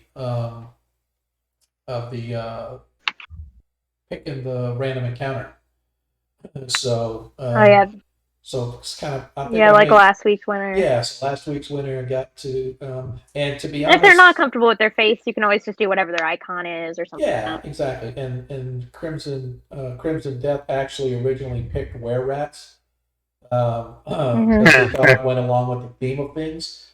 but were rats are a Really? CR2 in this game. So if I would have put 5 were rats against you, or you guys would have had your asses Yeah. kicked. So I elected We to might go could have with. handled Oh, one. they can't be that bad. Hey, I killed Well, I don't 2 whole know. rats by I myself. don't know. I haven't looked at a Hey, were I rats. appreciate that, Torna, man. Definitely. Yeah. So Oh yeah. I'm not sure how far this is going to go, but like I said, this is only our second stream. We're just kind of trying to get things together. I put some of the bells and whistles on it just because I wanted to make it at least entertaining, and I wanted to see what it could be. Mhm. But what about you, Amik? Was anything particularly about the game that you didn't like how it went outside the technical glitches that we talked about? No, everything was fine. I mean, it just kind of seems like it had some bad rolling tonight, but that's, what can you do? Hey, I tried to help you guys out. The DM let you guys keep some good rolls and stuff like that. So, but yeah, I mean, it was. I guess that's all just part of the game. I mean, you can't really do much about that.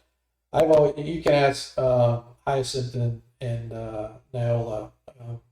I've always been pretty decent as far as like being pro player, not to the point where I go out of my way and fudge rolls just so the players make it and stuff like that. But typically, Power to the players. Yeah, typically if a player comes up with something and wants to do something, that's within reason. I'm always open to interpret the rules a little differently, just to kind of give them a benefit of a doubt or something like that. Because especially at the lower levels, I don't want you guys to. That's one thing that was about first and second edition, is that you would get your butt kicked all the time, and then finally you would have that one character would last for a few campaigns or a few adventures, that you actually got some hit points and stuff where you could build your way up. But yeah, so Corvus had to take off. Unfortunately, we couldn't get any notes from him. But Hyacinth, what about you? Anything about the game that just kind of distracted from you outside the technical issues that we were having? Nah, No? I'm good. Cool. I got bit by a rat. I didn't like that. Yeah. But that was my AC's fault, not anything. Exactly. Well, someday you'll get a high AC and you won't have to worry about it. One day. Yep, someday. No, I'm good. I think the number of times you hit a rat was worth the trade for one bite. It was, I guess. Dude, man, you kicked his Yeah, you tore it up ass. tonight with the combat. Yeah, I really did. Like, that bonus action They only come strike with is standard really 7 hit nice. points. These diseased rats only come with like 7 hit points, but I bumped them all to 10 just so I can make it a little tougher. And you still whipped his ass. I was like, next time I'm just going to listen to Crimson Death and make it a were rat. And get I did like 12 damage on one rat and it didn't die. That was weird. No, you did 12. It died. No, not 12. It was you did 9. Yeah. Oh no, it was 9 damage. Yeah, exactly. Whatever. Yep. See, I'm bad at math. Yeah, math is not my strong suit either. And I'm none of us have high intelligence. This is true, and So I am the least intelligent of all you guys. So I don't know how the hell we even make this work. So now, tell us your downside to the game tonight. Well, anything that you would do differently or did not like mechanic-wise? Well, I did not like how all the important rolls were 5 and lower. Right. Yeah. Is there a way we can change that? No. Like change the actual dice So result, you guys are making the roll way result. too easy. You guys are making it seem like I know what I'm doing. So I know there's shit that I'm dicking up. So we gotta root out all the stuff that we're doing wrong and make sure we get it fixed. Aside from technical issues, we're gonna have to find some happy medium for all of this stuff. I couldn't get Astro to work this evening, so I'm working off Beyond and split screening over to your stream the entire time. Yeah. But so that's just it, though. You don't have to watch the stream, right? Oh no, that's what I was doing. I can see the map and stuff. Oh, I see. Yeah, his astral's not great. Yeah. My astral. I'm running an MSI Arctic Trident. It's supposed to be for gaming, and I'm having trouble keeping Astral open and running. And I have better luck downloading a video game, streaming music, watching a stream in the background, and playing on Roll20. Well, I couldn't even get Astral to open, so I tried some different browsers, and it finally started working when I started running it on Microsoft Edge of all browsers. Ew. Oh no, I would rather. Oh man, Ooh, I would would you That's rather rather? hilarious. brick my Hey, would you own rather? computer. I would rather brick my computer Yeah. trying to run it here on Google Chrome than do that. Yeah. Or even But, Firefox is better, but I will I'm say, just too lazy to restart. Sean's game still holds the record Mhm. of the only 5e games I play where my level 1 character does not die in the first combat. So, Yeah. Yeah. go Sean. Yeah. Yes. Nobody was critically hit, at least. I know. That's Yeah. kind of sucks, man. I didn't Yeah. even take anybody I did a down. crit. I've had that happen a few times. For 5e, second combat. I hate level 1 characters personally. Yeah. 5e, Yeah. I almost every single level 1 character I've had, aside from the ones from this game, from Sean's game specifically, have always died in the first combat or two, Yeah. I just I don't know. almost religiously. 5e to me Yeah. is to the point. I mean, it's one of those things where if your character dies, something is really not right party wise because there's always so much that you can do to heal people. Look, Well, you've got now at first level, you guys. We have a cleric, right? So, but look what we had when we have a had cleric. was it your bard, Kaylee, that had Macaria? yeah? Did she For me? have? Did she Miri? have?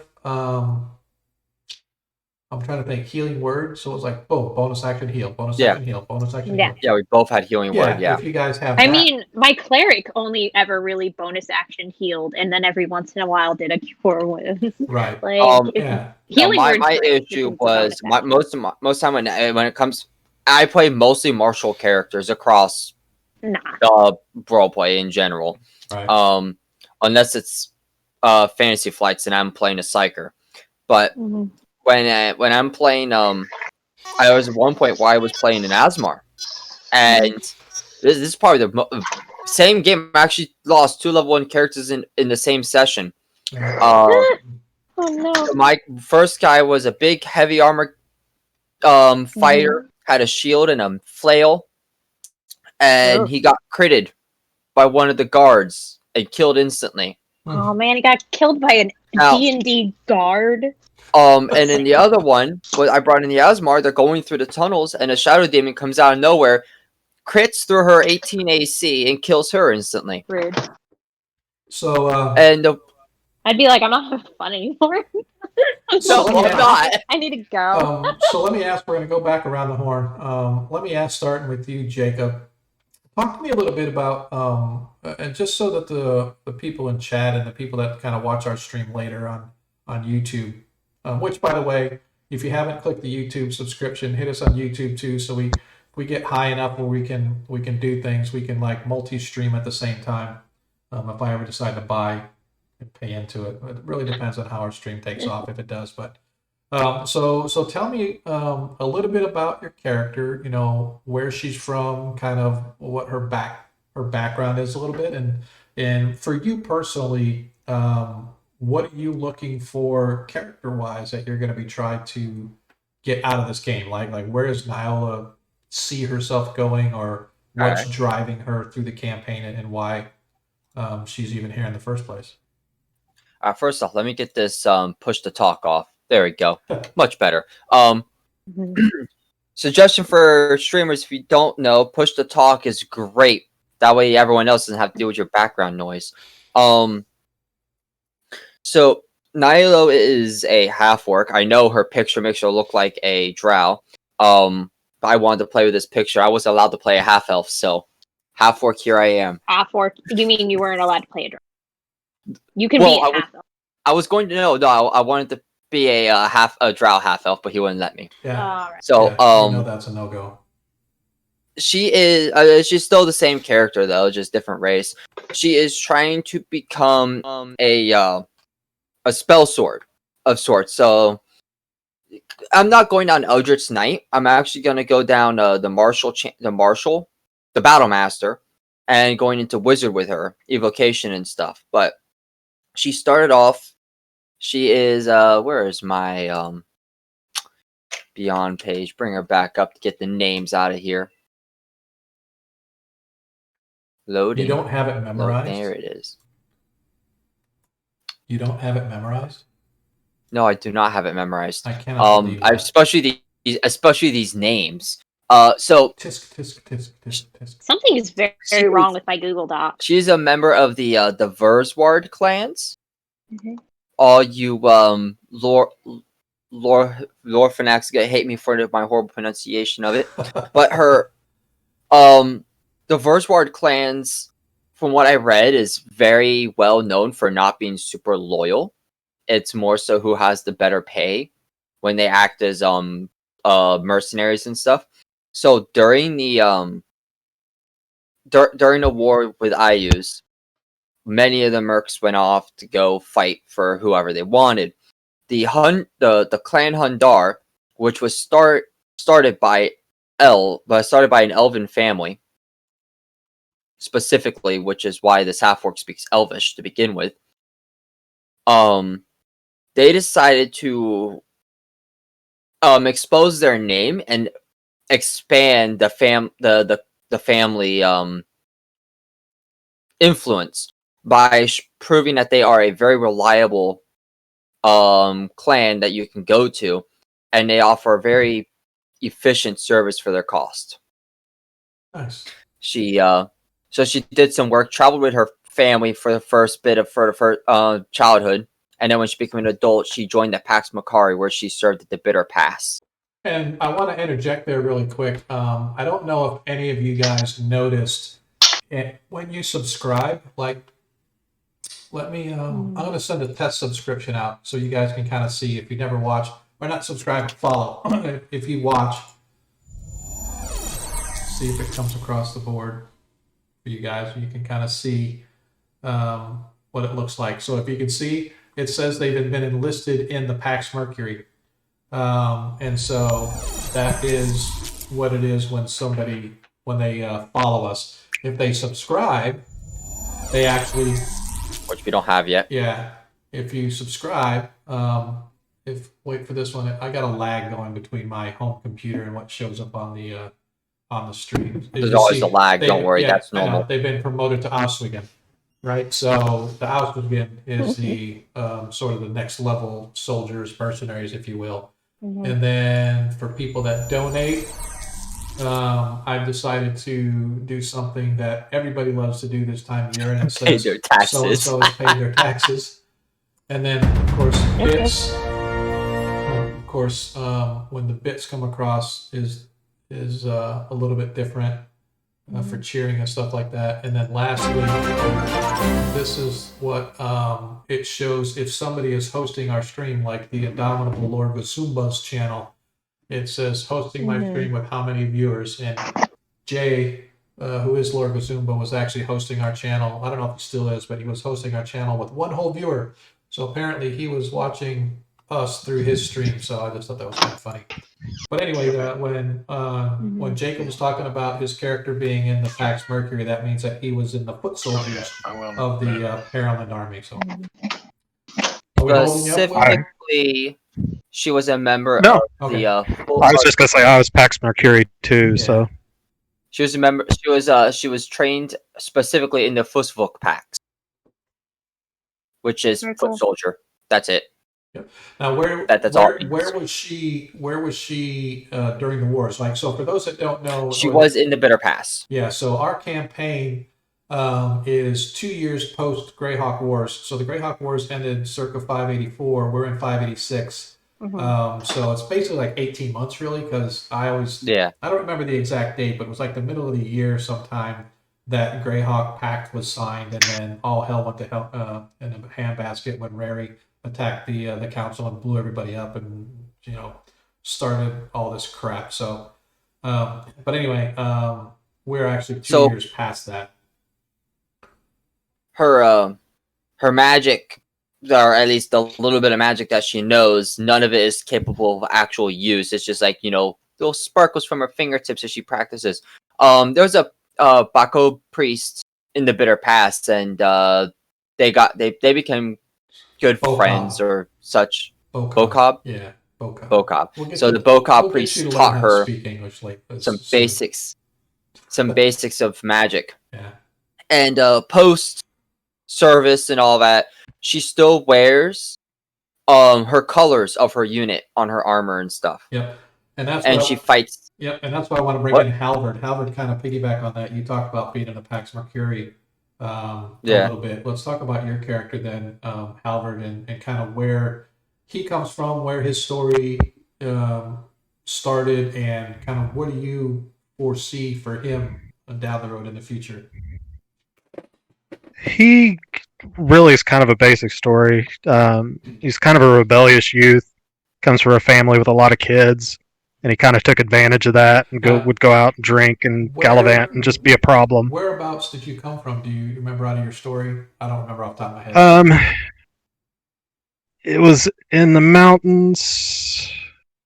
Oh gosh, what is the name of the Lazenbrow? Right. Okay. The Strop of Lazenbrow. Yep. And basically one night he went out drinking, started a fight with a guy that was quite a bit older than him, and ended up injuring the guy. And the next morning he finds out that this man served in the White Hart. And there's a Din Rocked. Is that how you'd say it, Din Rocked? Yeah, what is that? What is Din Rocked? That's the law of repayment. Right. It's if you can't repay, because there's no punishment's different. You've got to basically make people whole again, or repay the service instead of being punished. Right. And his Din Rocked ended up being, because he couldn't afford to pay it, that he would have to join the Pax Mercury, earn some money, and pay back this man because he couldn't serve with the White Hart at the time. Right. Which ended up being kind of a lifesaver for Halvard, because he ended up serving in the Shield Lands in a specialized medical unit. I don't know if you call it medic unit. Right. I don't know. Basically, he's a pikeman who would go out with a guy that's good at field medicine and kind of cover him while he took care of soldiers. And long story short of that is the guy he served with, he became good friends with. And while they were in combat, the fallen comrades were raised as undead and attacked his friend.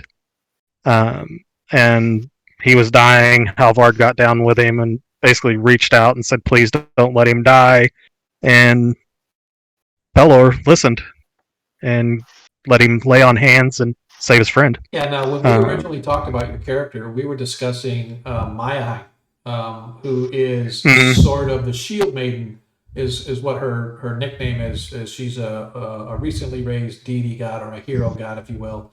That she is actually follows Pelor, right? So she's sort of like this puritanical sect of people that follow Pelor, right? But they follow her because of she's a lot of action, whereas Pelor is more like the forgiving, healing, take it easy kind.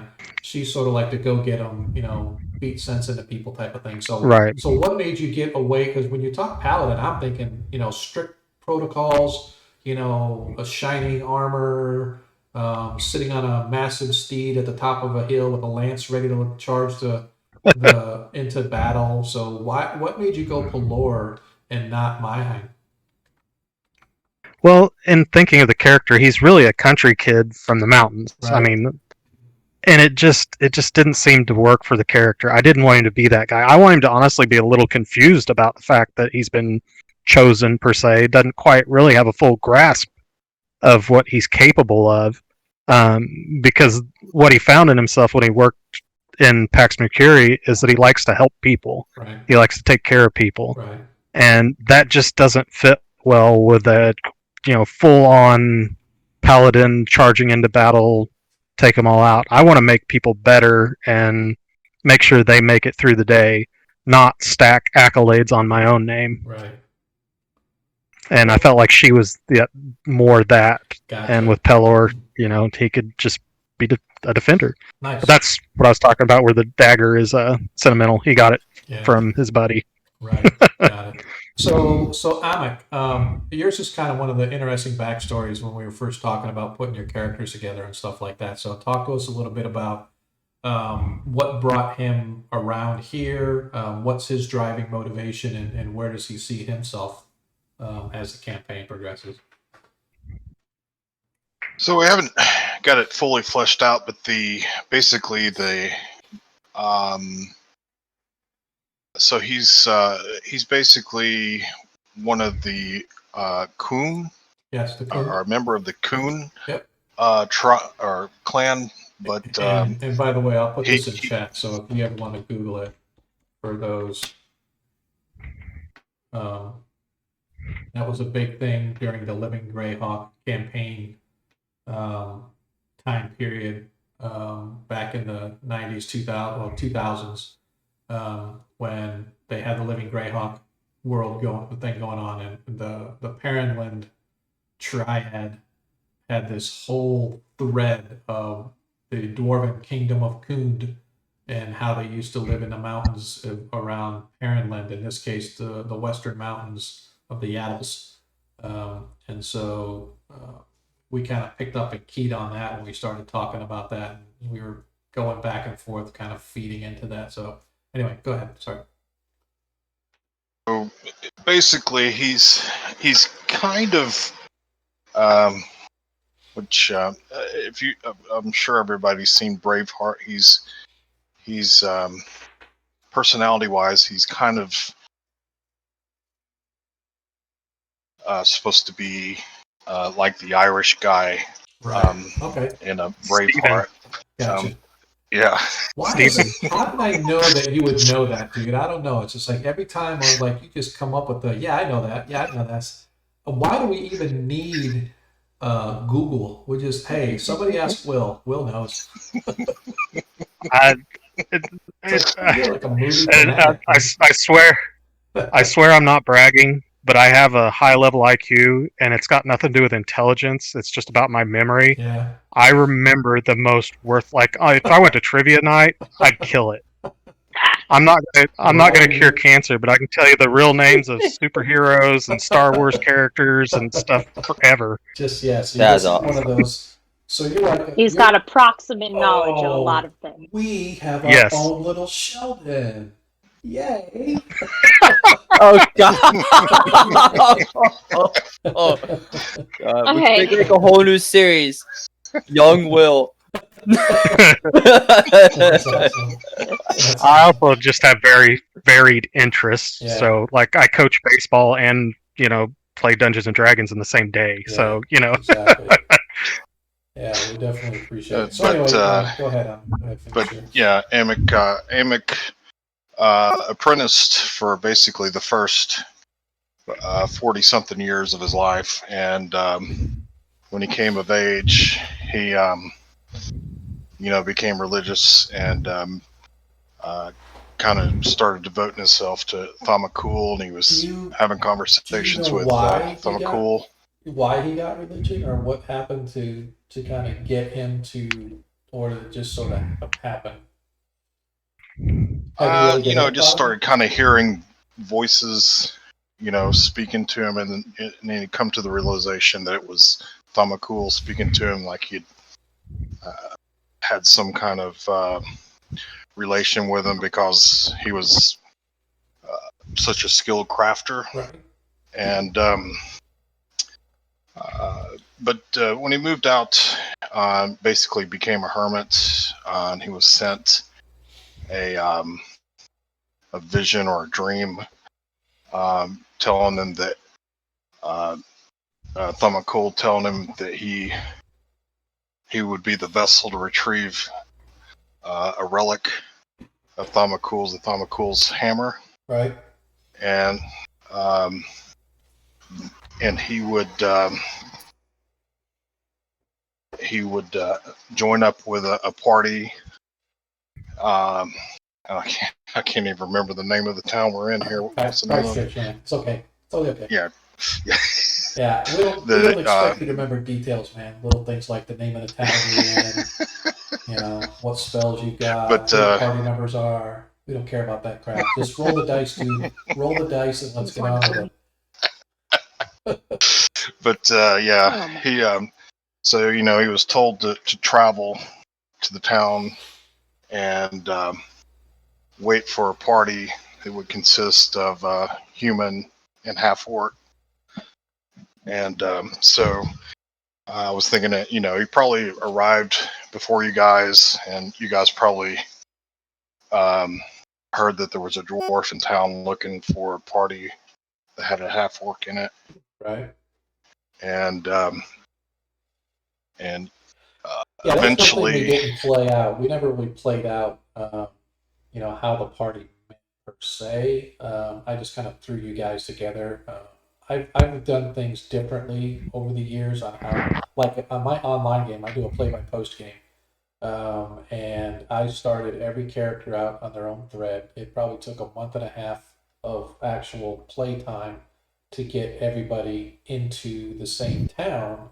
But it's playing that way. It makes it easier to get very rich and detailed in the story, at the at the pace of, or at the sake of the pace of the game. So the pace of the game is so slow. It's been like 2 years, and they're still all like third level or getting ready to be fourth level. Um, but again, it's much more detailed. And then here, I just had that choice. I said, how do I want to do that? Do I want you guys just to meet somewhere? Do I? And so I thought, for those that weren't here last week or last session when we ran it, I had just kind of laid a background for the group that they were here for a little while. They got hired by this dude, and then all of a sudden there's a dead body in the street. Now go. And that's kind of how we kicked off the game. So yeah, we really didn't play in the meeting of the minds, and the gathering of the group, because I just put you all here and put you in front of something, and then we just kind of went on with it. So No.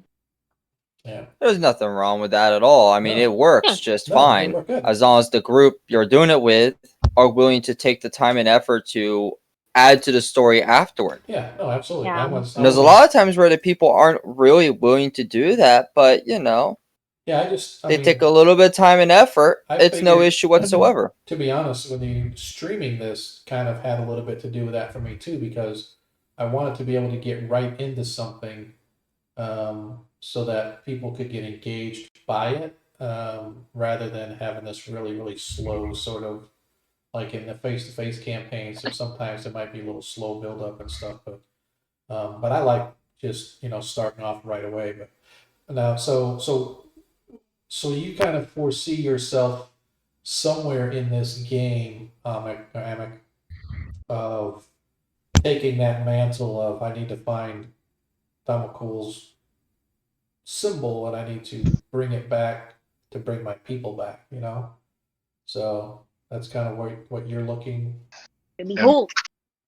we had decided that he was foretold that Emic would build a temple in the lost city Right, and place the hammer there. right. If Yeah. you build it, they will come. Love a good long-term quest, Yeah, no, Love it. absolutely. Yep. So what about you, Hyacinth? Talk to us a little bit about your backstory, all 63 pages of it. It is not 63 pages.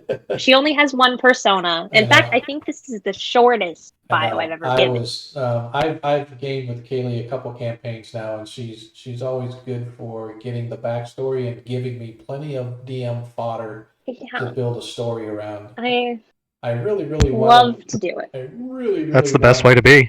Well, her last character had a false personality, or not personality, but false identity, because she was on the down low out of the Bandit Kingdoms, for those that are Greyhawk savvy. hmm And she was in. I had two false Yeah, she personalities, left to be Rope fair. Roost under shady circumstances of an attempted assassination. Yeah. And Hmm. one of the last things that was going on was, And did she go back there afterwards? She No. was innocent, okay? She was framed for an Yes. attempted assassination. yes, but And they kind of thought she was dead, but weren't sure, apparently. and then so you met it's, some dude in Greyhawk that recognized you, and you're like, that was very annoying. Had no idea what I you're have no- talking about. That was a good game. Yeah. So anyway, tell us a little bit about It was Hyacinth. so fun. Give us a little bit of a Okay. rundown. Hyacinth is a much more straightforward human being.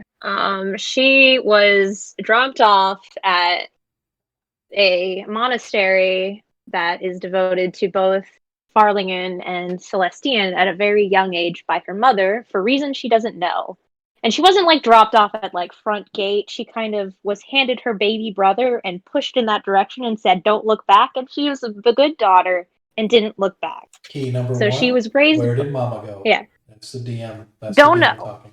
Isn't that fun? Nobody knows. She could be dead. Maybe she was dying. Who knows? It's fine. So she was just told her daughter to go up to the monastery, Harry, and not look back. So she did that, and so she was raised as a follower of Farlingen, because this was a monastery mostly devoted to like newer people of the faith and older people who could no longer wander, because these are gods who are either wanderers of the astral plane or a wanderer of the material plane.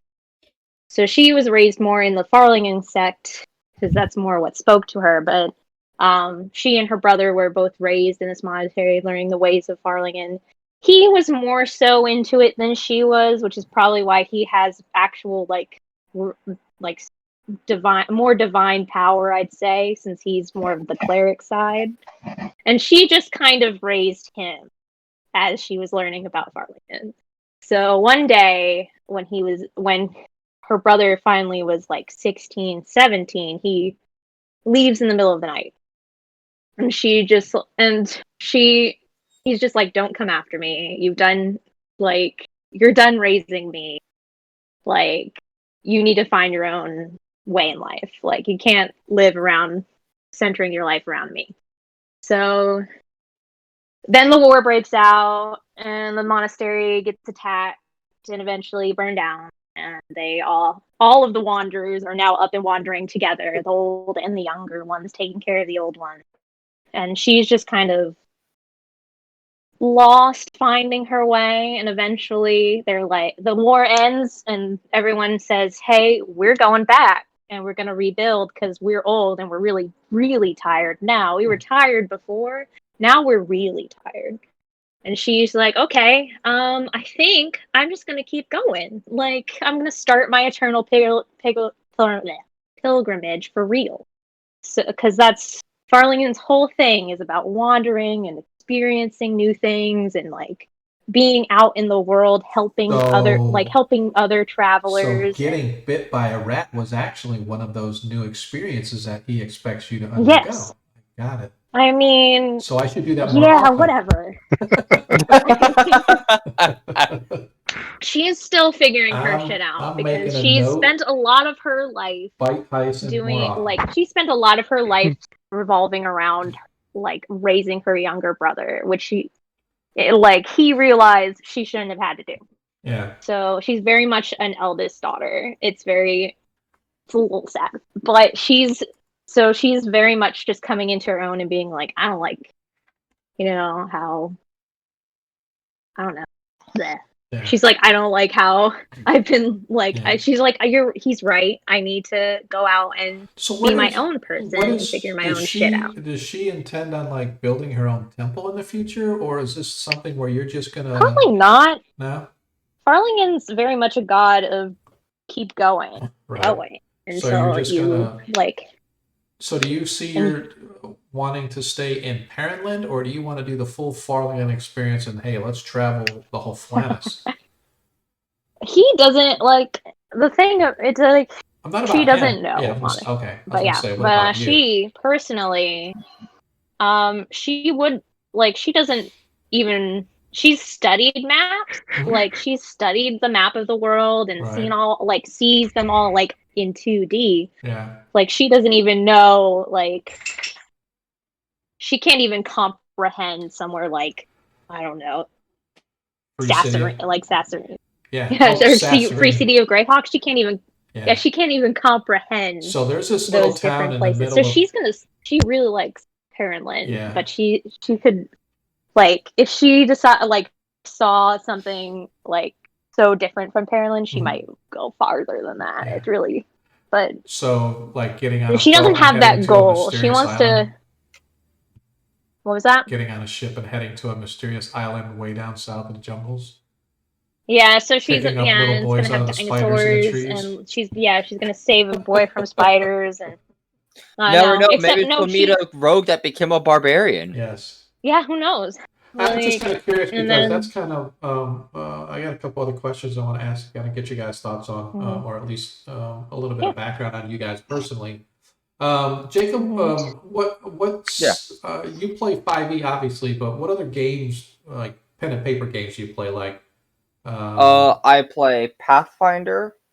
First, the first one, not the second one. Word of advice: don't ever play second edition unless you're Like, actively in a voice call or at a table. It's not for play by post. yeah, I also play a Fallout Equestria. It's a horrible game unless you're playing a fun oh character. no, Um, I forgot. they took Fallout 1, 2, and 3 and turned them into a pen and paper game, but kept all the math that the computer normally does. got it. Oh, that's insane. Yeah. In the way. I play. I wish I could play Dark Heresy, but Has anybody heard of Castles and I can't- Crusades? I have heard of it. Yeah. Castles and Yeah. Crusades I hear is actually Yeah, really no. good. They say it's like 5e mechanic in the sense of incremental armor classes and stuff like that, but it has more of a 1e Mhm. feel to it. So I've actually Very cool. you can get the off of DM's Guild, you can get the player's handbook for free. So I kind of downloaded the PDF Nice. to just kind of check out and just to kind of see what it's all about. So anyway, There's, how long you But, been playing? When did you start mine- playing, Jacob? When I start playing, my very first game was a 5e game Right, back in way back in the day. Not your way back in the day. Jacob's way back in the Oh, day. gotcha. They're relative. 20, Yeah, it's 20 relative. It's all of us. 2017, Okay. 2018 maybe. Okay. I started playing when I got sick and I wasn't able to go anywhere.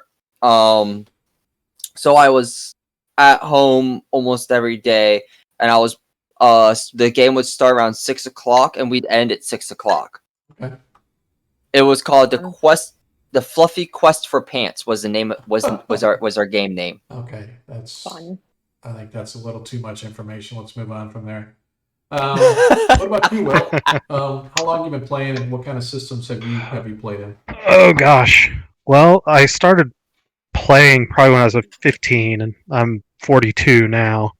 And it was original D&D. I remember one of my older brothers had got it and brought it home, and Yeah, he had set up a game, and it was a one-person game because he was showing it to me, and he wanted to learn how to DM and everything. right. I remember him getting frustrated because I made this character with him, and I can't even remember what I was fighting, and I told him I wanted to kick it, and he's like, "But you have a hammer. Use the hammer." He's like, "No, I want to kick it." And I remember him just getting really frustrated with me. We have rules But for that now. Yeah, that got me hooked. So I've played every edition of D&D. I've played, of course, Pathfinder. I've played Shadowrun. Nice. Shadowrun's cool. Gosh, I do Shadowrun. GURPS, Rifts, Wow. Yeah. Palladium stuff. Gosh, I could. Just The list all day would long, be yeah. ridiculous. Yeah. Yeah, I've just recently started checking out the Fantasy Age stuff, the Age system. Right. Just yeah, you name it. I've been doing it for a while and kind of ate up with all of it. Nice, man. Nice. Well, I appreciate that you found us. That was kind of fortuitous. Well. Definitely appreciate it. So what about Yeah, having you? a good time. Yeah, I appreciate it. What about you, Amik? Talk to us a little bit about your background and where you come from game-wise. Well, let's see. I think I played my first game of D&D when I was about 13, and I'm 45 now. So, Man, it's nice to know I'm still the old guy. yeah. Let's see. Played for a long time as a teenager. We played Middle Earth role-playing game, Oh, cool. and How'd you like that? You like Star Middle Earth? Was it Wars. okay? Oh yeah, it's been a long time since I played it, but I really liked it when we were playing it. You know, Right. but we played it for probably one campaign, 5 years, Cool. and Star Wars role playing game. Played that for The D6 Star Wars. yeah. Ah, yeah, The first yeah. Star Wars one I played was the D21, not the newer ones, the older D20s that now you can just get as a resource guide on that one website. They have it all there for free. Cool. That's the one I played. Nice. Yeah, and let's see, we had a pretty long campaign in a game called Champions, which was like a superhero game. Yeah, we got people in our Greyhawk thread that talk about Champions a couple times. I've seen in there. It's pretty funny. Yeah, and let's see, what else have I played? Of course, I played a couple different versions of D&D through the years as well, but I think that's about it. Yeah. So what brought you to us? Not that we're arguing about it. We definitely appreciate you bringing your skills and talents to this. Basically, I've moved out. I live way out in the country now, so it's not really an option for me to go to a gaming store or anything like I used to and play. So I'm just looking for a group to, just to play, just to have a little fun. And so he settled for us, guys. He settled. Said, yeah, that dude looks like he'd be all right. We'll go with them. That's fine. It's okay. He's all right. So. But yeah, I mean, this seems like my kind of, we're all, seems like everybody's mature and that's a huge thing. I was gonna say, it's a huge thing that you even think anything about me being mature, because you are so far off base, dude. You might as well cut your losses and run, dude. I am as juvenile as they get. 20 years in the Navy, dude. I am as juvenile, and I have the dad humor down to a fine art. I am good to go. So yeah, I don't know what the hell you were thinking. Mature.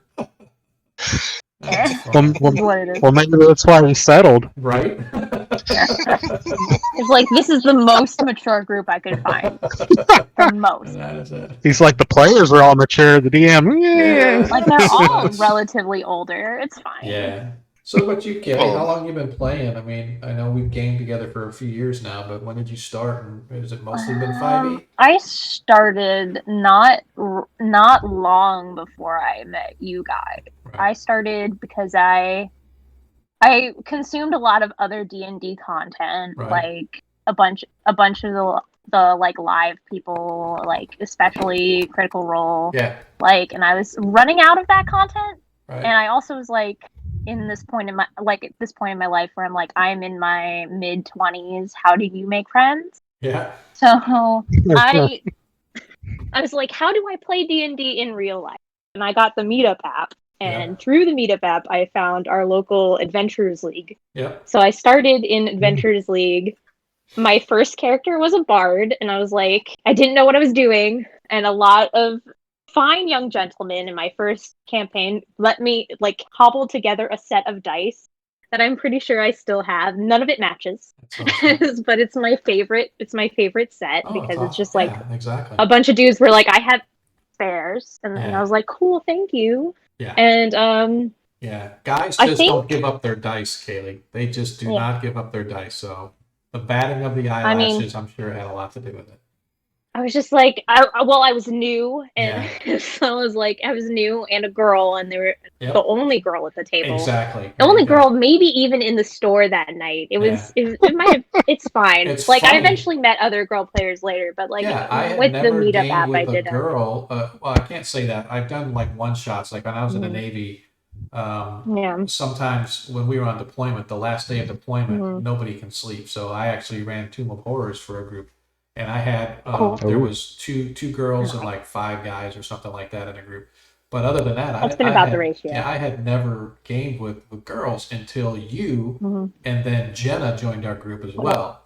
And that's like the only 2 girls I've ever gamed with. It's just like crazy. But there's so I started Adventures League in late 2016, like real late. Like it would have been like just before the holidays. Yeah. I had just gotten my job at Target, and I was like, I had literally just come off of being unemployed for a really long time. And I was like, I need to get out there and meet people because I've just been sitting in my house applying for jobs. Yep. So it was like, okay. So I started doing the Adventurers League, and that's where I met Gourmet. Yeah. his real name I don't. Robert. Yes. Was his name Robert? Robert. Yes. His name was Robert. Yes. And he I saw him a bunch of times, and he always had like the most interesting characters and was like the most into the RP. And me and him were like RPing together. It was great. We were some murder hobos in one of them. That was pretty great. Yeah. And then he was like, "Hey, I'm joining this homebrew Greyhawk campaign. Well, not homebrew, but like, you know, I was like, he's joining this Greyhawk campaign, which is like an older setting, and it's like, if anyone wants to join, and I was like, I could do that. It works into my schedule. Right. And then that's when I met you in February of that year. Yep. And here we are. And I eventually just stopped going to Adventures Leagues because I they never worked into my schedule, and then I also had my Friday nights, so I was like, I don't really need more than one campaign going strong right now. Yeah. So I kept doing that, and while doing that, I met some people through like literally not even D&Ding. I think I met them when we were playing Overwatch or something, and we had a Discord there, and they were like, "Hey, we're making a D&D server / like any other RPG we want to play." Nice. I was like, "Cool, we'll do that." And we played Monster of the Week there a bunch. That's pretty awesome. Because it's really easy, because it's like you go through, like each session is just like an arc of your story. Right. So it's real easy to pick up and put down. Currently, we've been doing something that's like that with 5e, but I mostly play 5e and then Monster of the Week.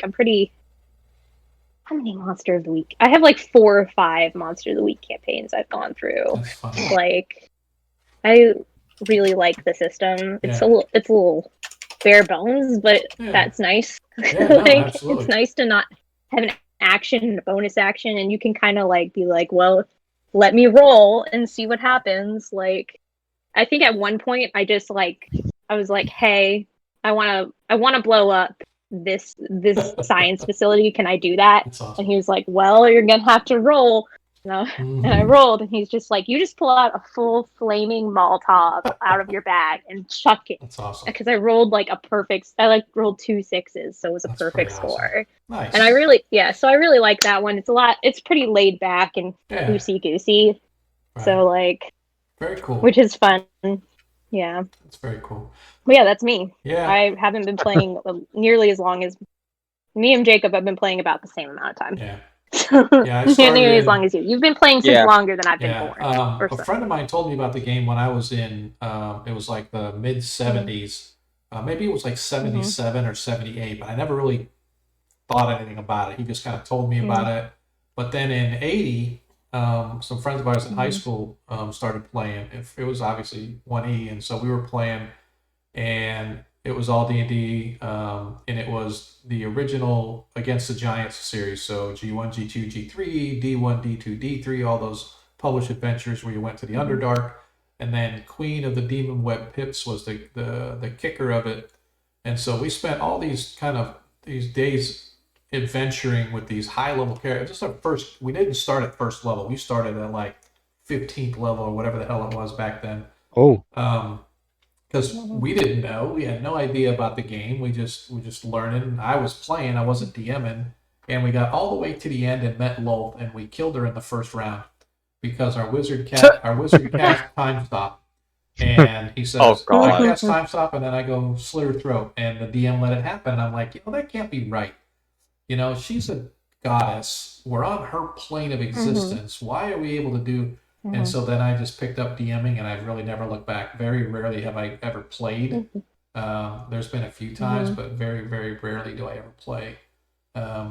This is one of my rare times as a player. Yeah, well, I'm glad you're able to get the opportunity, because I love DMing, and I have no problem DMing, but I never got a chance to actually play. So, and it's been all D&D. The only other, I sampled other systems like Rifts. I sampled that. I've read through Shadowrun, never played anything, but the one that I actually bought the books for was a system called Alternity. It was designed to be a space sort of opera type of a game, futuristic stuff, and that was really cool.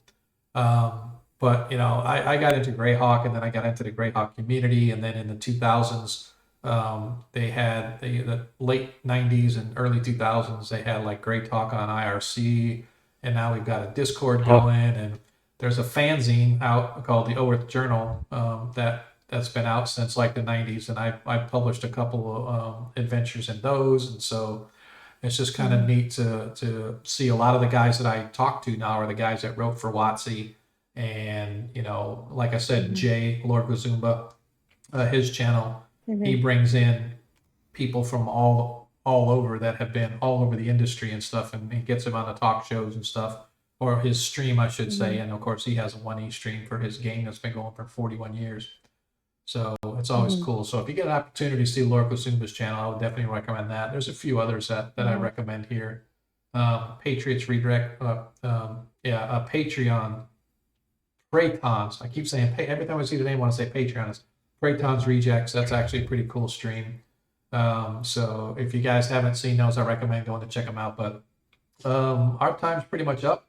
I definitely appreciate you guys hanging out for extra amount of It's time. late with you guys, huh? Yeah, it's midnight Oh, here. yeah, it's late for me. Yeah, so but normally All East Coasters and middle countries. Yeah, so normally like I said, my intent is to do the game and then do a half-hour after show, but this after show went a little longer just because of the fact that we cut out a little early, and I want to make sure that I meet my commitment to the stream, even if I'm sitting here talking to myself, because all my players got to leave. But I appreciate you guys hanging out.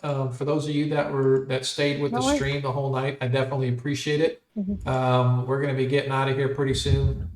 Don't forget to hit that little heart button down there and give us a follow.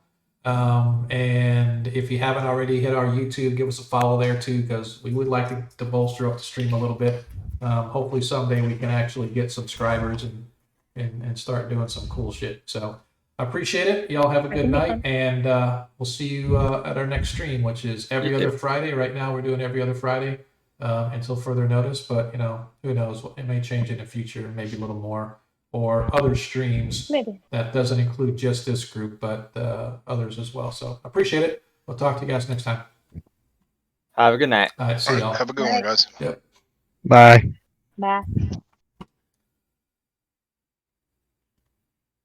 Lord.